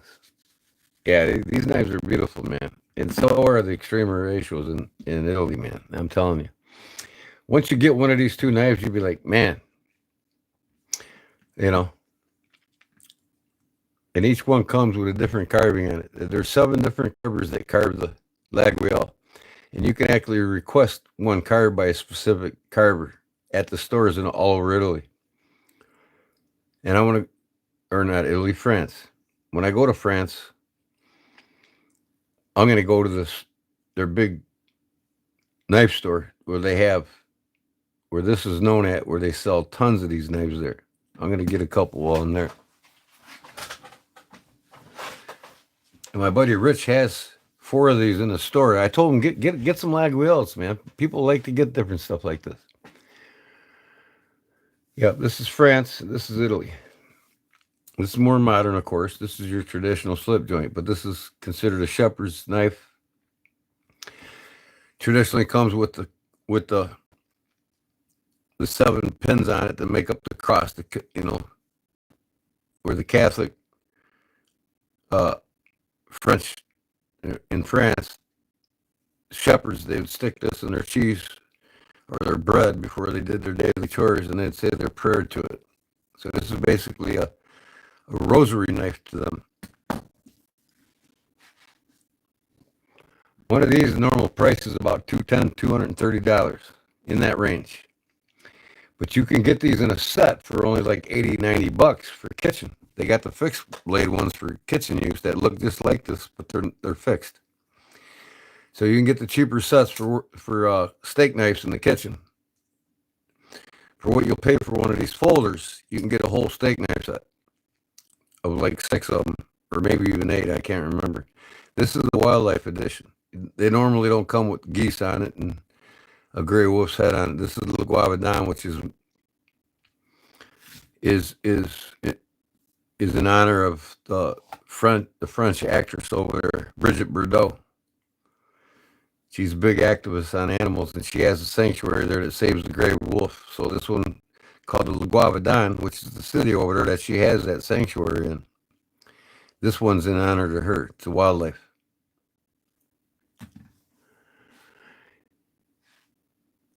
He has the opal model. Paul, he has several. Start saving your money. We'll go to France with Gordon. There you go. I'm going to get over there, and I want to go visit my homeland of Ireland and Sweden. I want to go back to my roots and visit the towns where my roots came from. Paul, I got a couple that I don't have. I don't think, well, for one, the number 11, it's hard to get. And the number 3 is so scarce. Even the museum for Opinel doesn't have one. It's so scarce. It's that rare. So the 3 and 11 I don't have, and I think there's one other I don't have. It might be the 7. I'm not sure.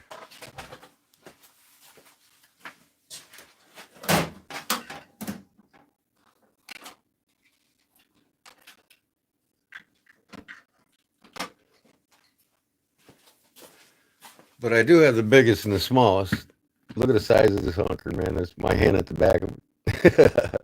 This is a 13, the biggest one they make. And then this is the number 2, the smallest. The number 3 is very rare. If you ever find one of them, the Opal Museum in France will pay you for it. That's how rare it is. Yeah, this has got 11.5-inch blade on it, and it works fully functionally. I use this for carving my hams and my turkeys. Let me bring this camera up a little bit.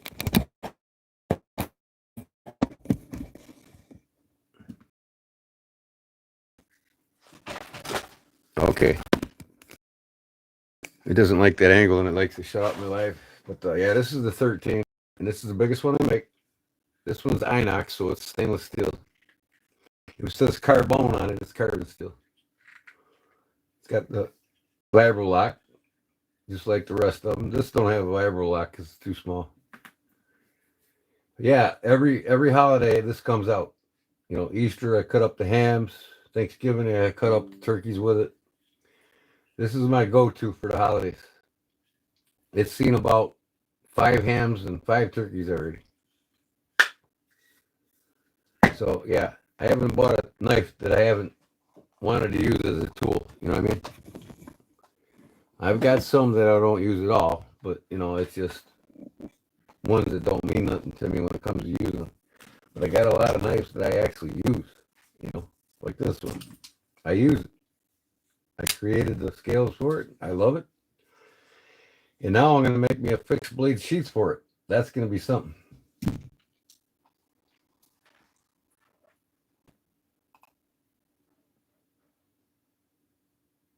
Recreate the number 3. Oh, I could recreate. I can make one of these. I can make this metal exactly like it is. I can make one of these knives, no problem. My buddy's got a milling machine. I make it a lot easier for me. I go over there and take your time and get her done. But I really don't want to do a bunch of people's work that they do. You know what I mean? And these are inexpensive, except for this one. This one was only $10, but this one was $113 because this is the biggest one they made, and it's a big chunk of steel and wood. It's the common birch wood that they use over there in France. Yeah, look at that thing. Let me see the measures. I think it's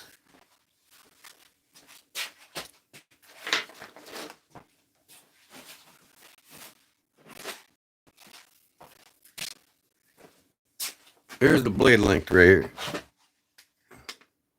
Oh, it's only a 9-inch blade, but still, that's about the size of a blade of a Bowie knife. But overall length of it now, this thing is 18 inches long. And it sticks past about 1.5 inches. It's like 19.5 inches long. Versus this thing. And you think this is a honker pocket knife, 10 inches. Well, this thing is as long as that blade. Practically, you know what I mean? Look at the blade difference.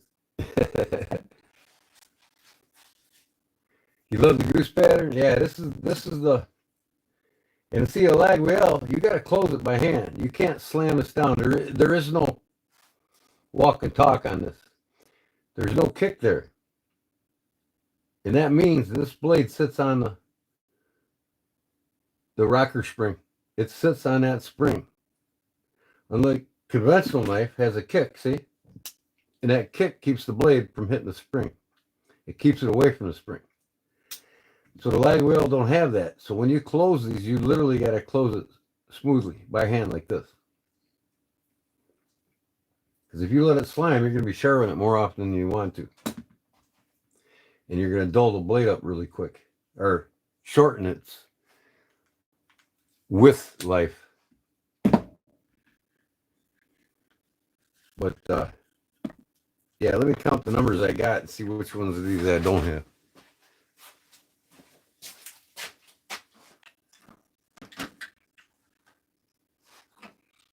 Oh, 8s.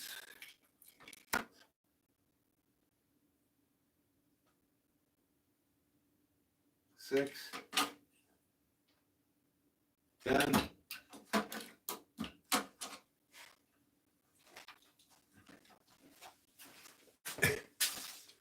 Here's the 12. Now this is a 1950s model. There is no vibro lock on it. See, it doesn't lock closed or open. And you can tell by the stamp. This is the original stamp when the company first started making them for years until the late 50s. So this could be older than the late 50s. This is the oldest one I own. But this is number 12 and this is number 13. Look at the size difference. Okay. And then I don't have the 11. That's another rare bird. The 3 and the 11 are the rare birds.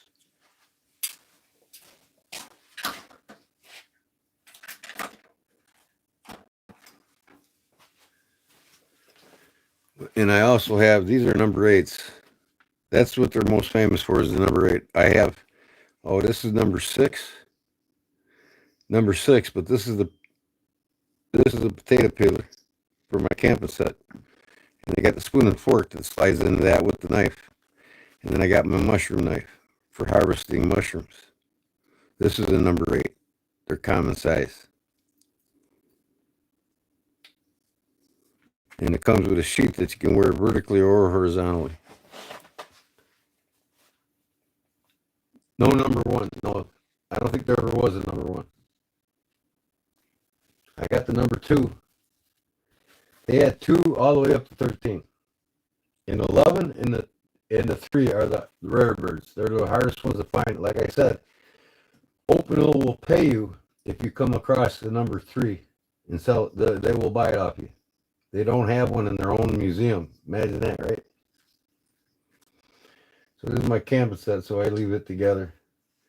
This used to wrap up with a rubber band that went around it, and the band broke off. This is what you throw in your camp bag. See, the band used to go around it and twist shut. And every time I harvest mushrooms, this bad boy's on me.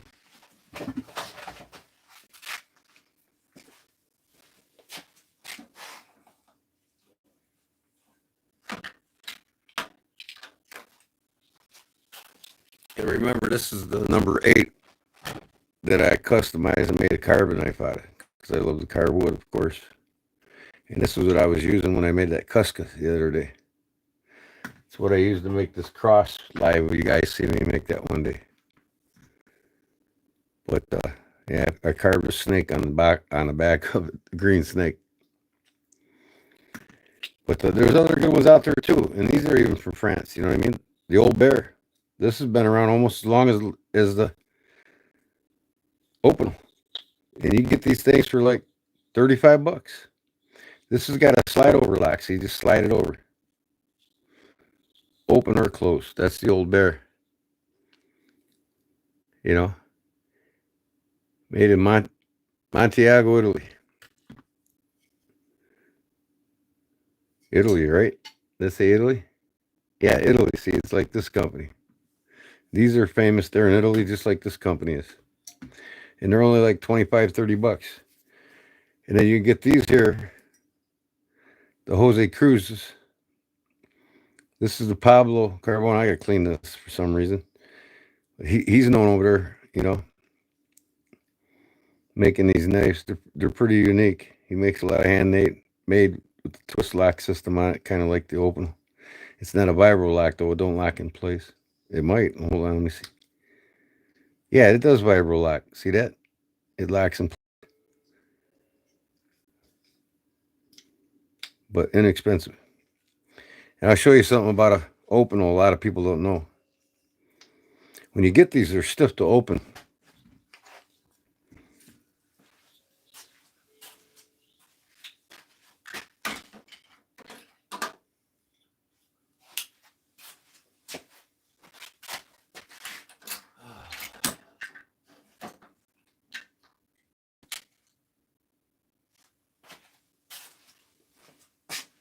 Here's the number 9. So when you get them, they're stiff. They're hard to open. Some guys can't really pull them out with their thumbs too much when they're new. But these are designed. See how that curves out when you get them? It's called the Opinel tap. You tap it and the blade comes out for you. You open it up and boom, there it is. And this one's stiff because I hardly open it. So just tap. The blade will come out for you. It makes it a lot easier to get it out. It's called the openal tap. Some people don't know that. I just thought I'd throw that in there for you. So, and this is the style of sheath that comes with all the lag rail knives. That's the preferred style of pocket sheath by the French.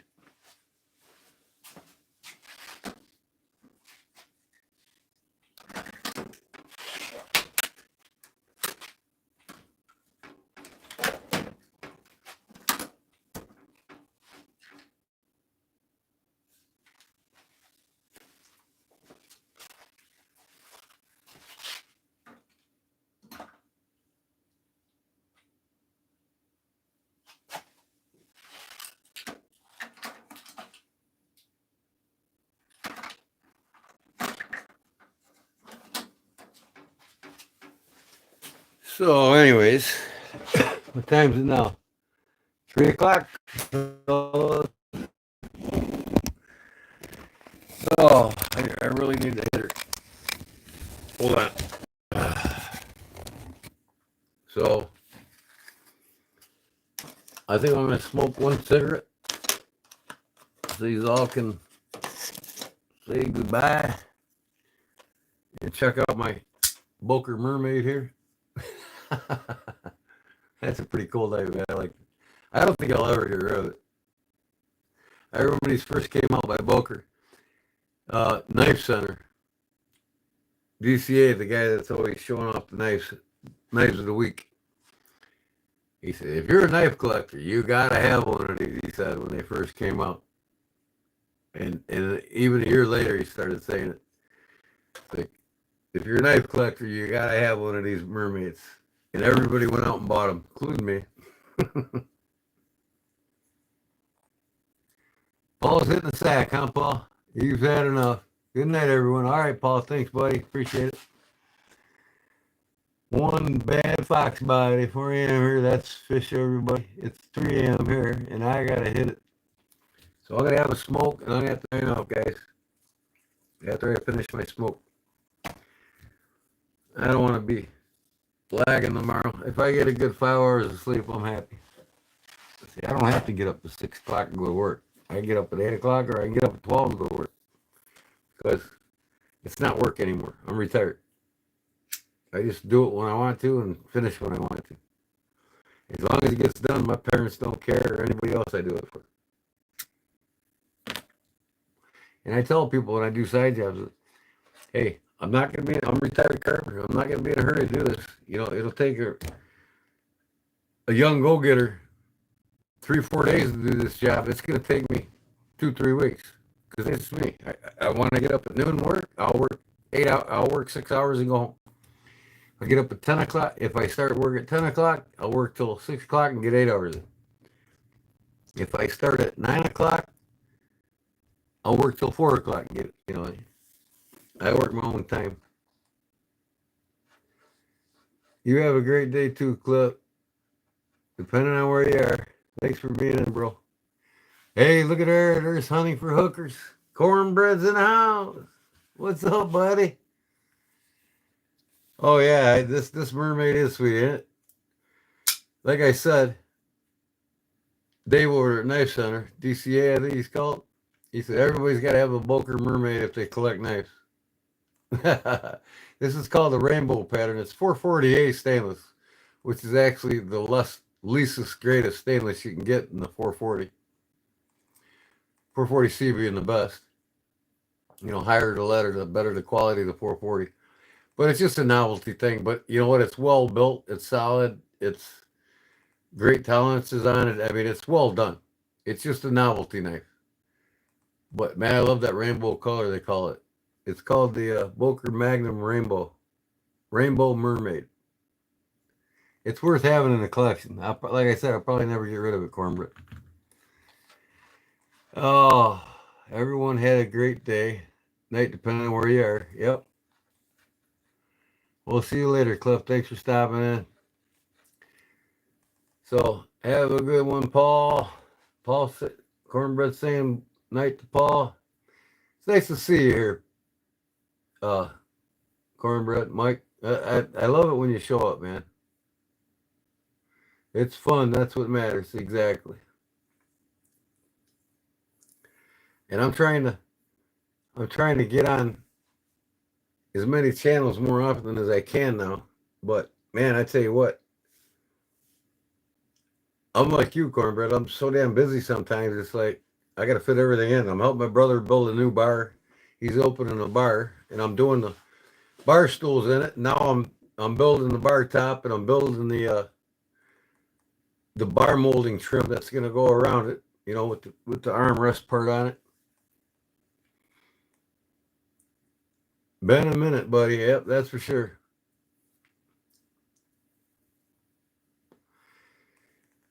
Yep. So I'm at the end of this live. I started at what, guys? 8:30? No, 9:30. I started 9:30. Man, I've been going live for 7 hours at a pop. Cornbread, I gotta stop it, man. I gotta start setting a schedule on my lives.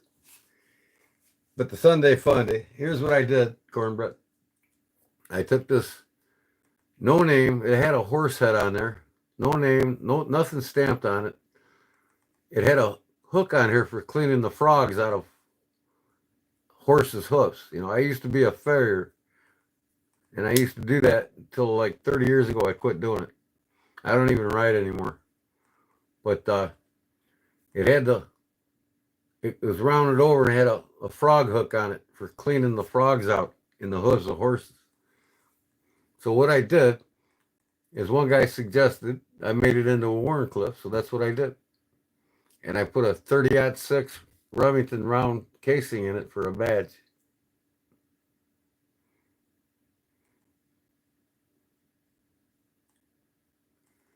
So he decided, poor Eel, he was just here, that he wants me to make him a slip instead. He'd rather have a slip than this knife. So Tuesday night, I'm going to give this away and another slip. So I'm going to give it away again. Since he didn't want it, I'm still going to give it away. And I'm over my goal, Cornbread. I'm getting over 100 subs a week now. I'm at 535 for the last 2 months. I was at 460 for August and June. I got 535 subs.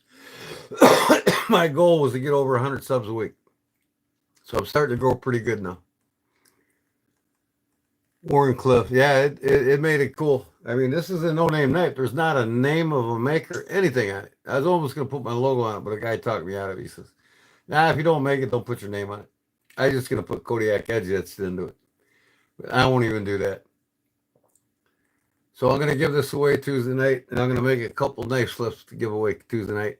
I can sew them up with some embossed python skin leather that I got. I'm going to do a couple slips, and I'll make a slip for this one. I'll have 3 slips made in about 20 minutes on my sewing machine. So I'm going to do the 3 slips. This will be in one of them, and then I'll give 2 more. And tonight I gave this away, and I gave away 2 watches. I got a bunch of watches out here, brand new ones, never used them. Have a great day, Cornbread. You leaving to make it cool? Warncliffe 06. Oh, yeah, the Odd 6 cartridge is cool. Touch. Yeah. Oh, yeah, you're a big knife guy. You know what's up. Take my butt to work, bud. Have a great week. You too, Cornbread. Thanks for stopping in and say hi. And maybe top in Tuesday night if you can. I'll probably be on about 8 o'clock Tuesday instead of 9. And I'll only do it for a couple hours, so I'll have 3 slips made, 1 for this and 2 to give away, and this to give away. In the slip. Hopefully we can see you then. Yeah, you be safe at work, man. Don't get caught up in the machines and get hurt.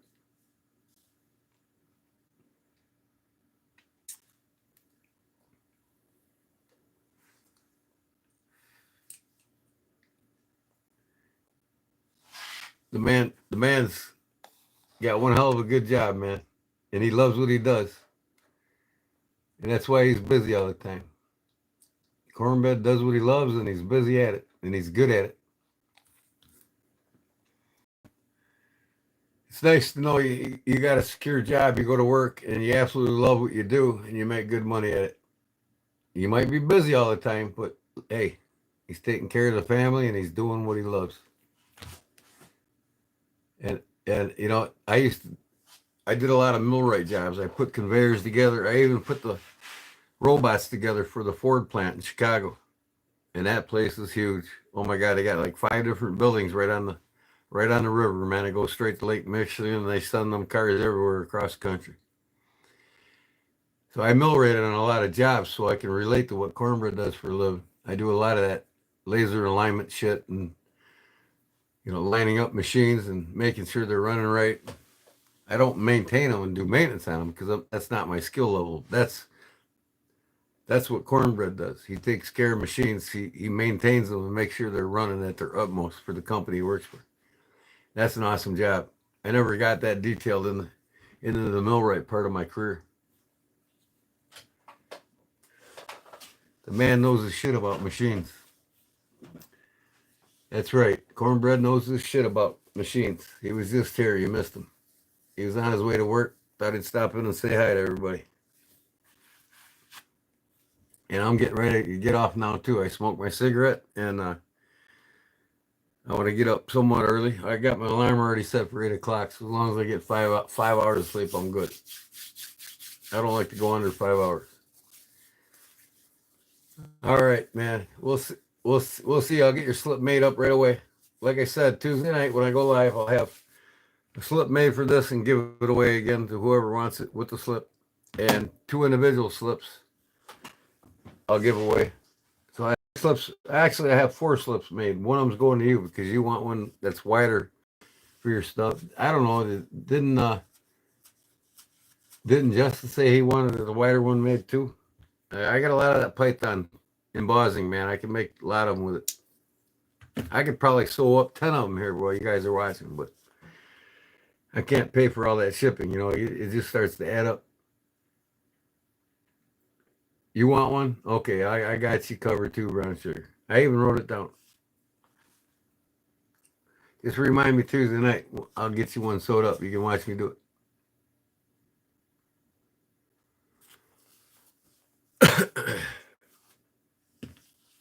But anyways, guys, I hate to say this, but I gotta say sayonara, and I'll see you all Tuesday night for this. Hopefully Cornbread will be here. I told him Tuesday night, 8 o'clock. I'm going to do it an hour earlier than usual. So I want to see who gets this Tuesday night.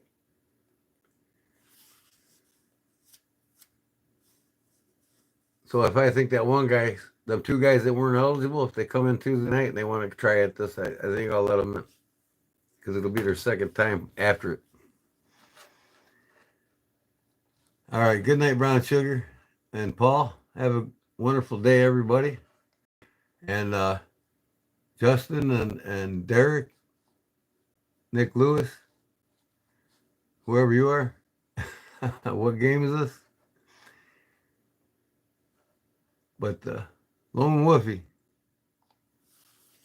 you all take care, and I'll see you Tuesday night then. Because I'm going to spend some time with the wife tomorrow. Hopefully I'll get my a couple packages in the mail. I'm waiting on several of them. And mostly I'm excited to get that knife from Darkwater. I hope that's in tomorrow. That should be in tomorrow. If it is, I'll show it all to you. It's a pretty cool knife. Titanium. You can order their products for modifying your knives. There's Big Jim. Good night, Big Jim. I want to tell you that too.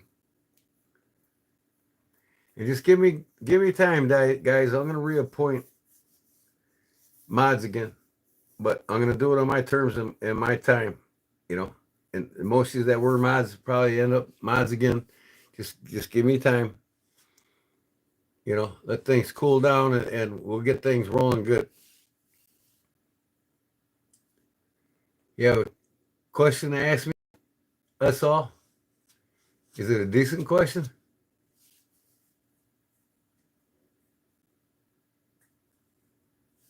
Okay, one question and we're out of here. Let's go. What's the question?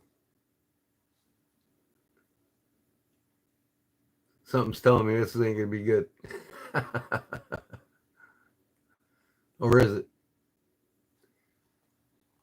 Well, you did say hello. That's a good start.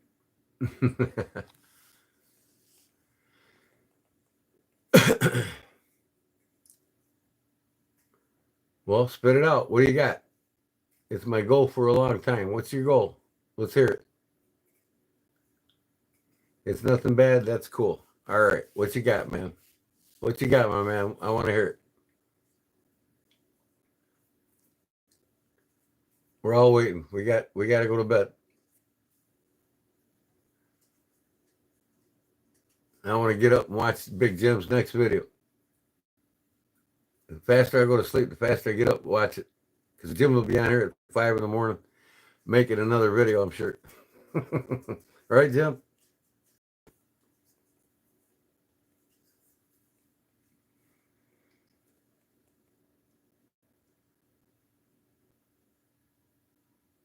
You subbed? Okay, that's cool.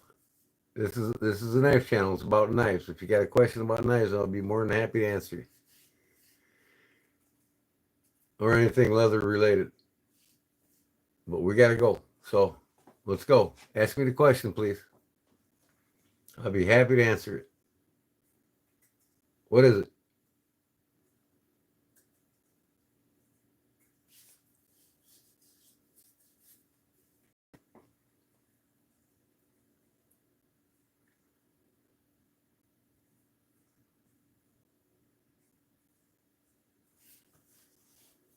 Hell, I might as well smoke another cigarette on this one. You're killing me, guys.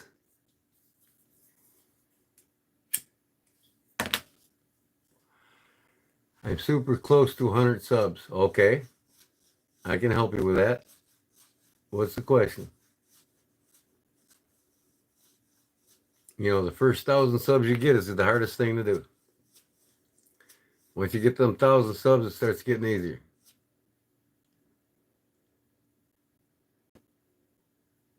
Another half an hour later.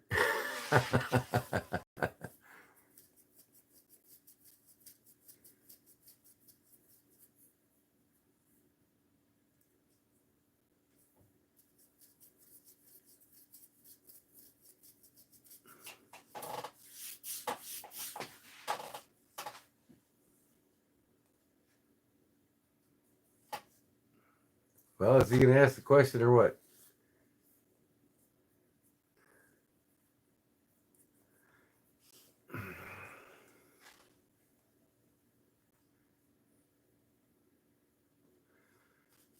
What is the question, Lone Wolfie? We're waiting. Everybody here is waiting on your question. We're all eager to help you. But we don't know how to help you if you don't tell us what you want. You don't ask us what you need to ask us.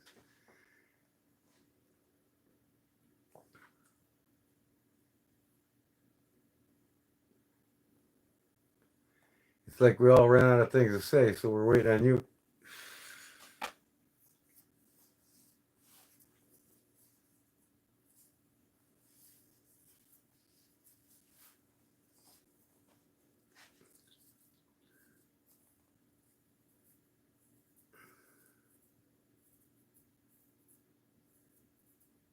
Anybody got that telefront from Wheel of Fortune? At the end of the show when they gotta guess the puzzle.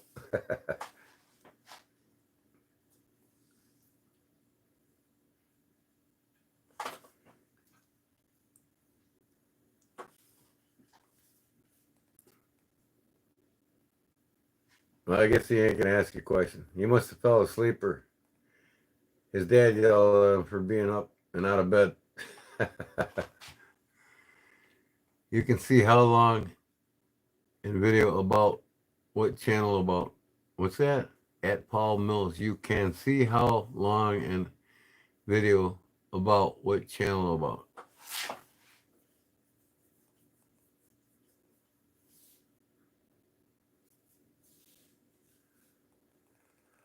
Oh. Oh, is Lone Wolfie looking for subs? Is that his question? What does Lone Wolfie do? Knives?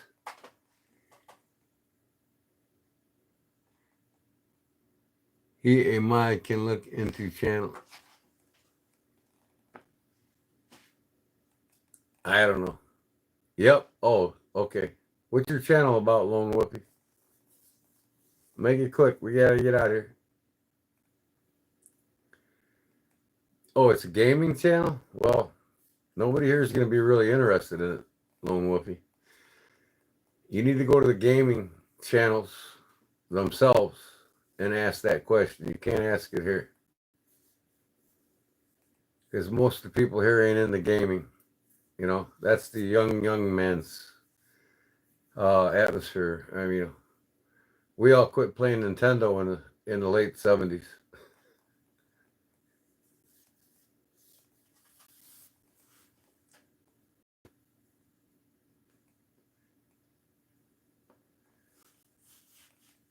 And, you know, I'll be honest with you, I'll probably never go on it. I'll sub your page and then I'll give you the courtesy of subbing your page, but that'll be it. I will probably never appear there again. Well, you're not interrupting. You know, you're a young man trying to start a page, and that's quite acceptable. And I encourage that for you.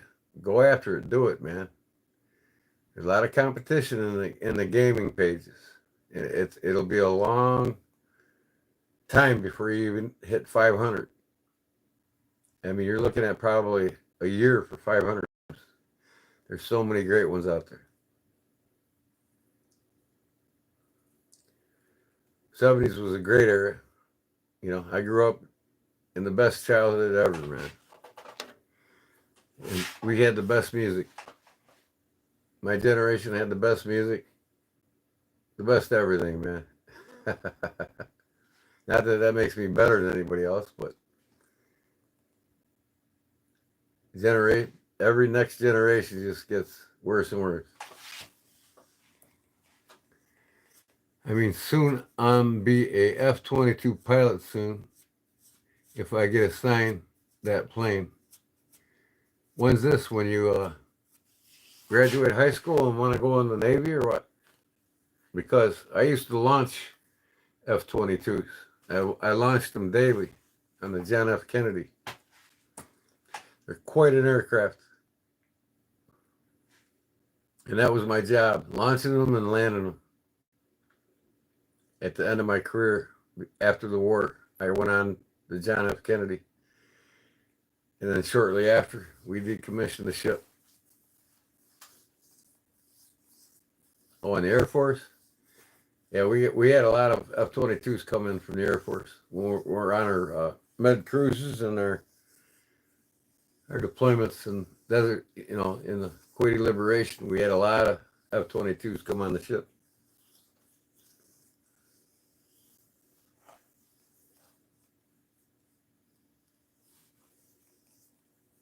Oh, I always wanted to fly one. I took a ride in one, but I never flew it. And I'll tell you what, they're badass machines, man. I'll tell you what. You think you're going fast in a car when it hits you in every gear. You hit one gear and it keeps you pinning the seat the whole time you're in it.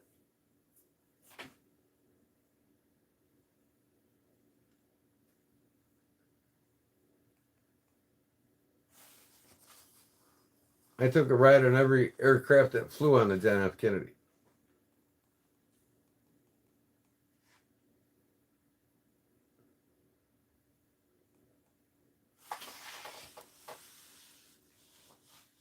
Yep, you sleep well too, young man. Go after your dreams, man. You know, let YouTube be your tool for learning what you need to do for your channel. Your best way to learn how to get better and more subs and stronger with YouTube is through YouTube. I use it daily. And it's helping me grow fast.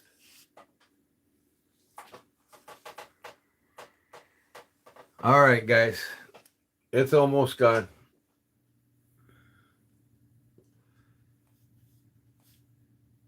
But yeah, really, I'll go over and give him a sub, but I'll probably never go back to his channel again. You know, he's a young man looking to start a YouTube channel, but you know, if he wants to go in the military out of high school, he's got to pick one or the other. You know, YouTube channels is too much work, and have a career too like that. He won't have much time for it.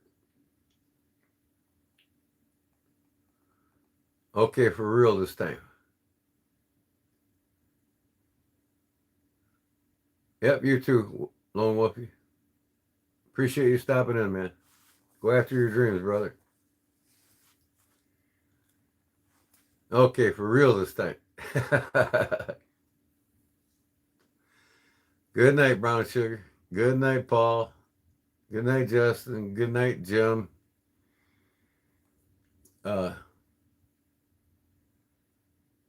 Who am I missing?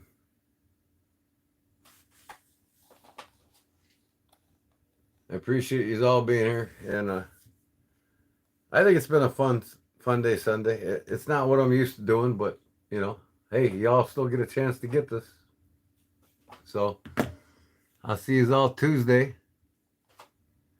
You're not leaving until we all leave, right? Until I hit the cross. I hit the X, right? All right. You know, like a good knife, stay sharp. All right, everybody. I'll see you, man. Peace. God bless y'all.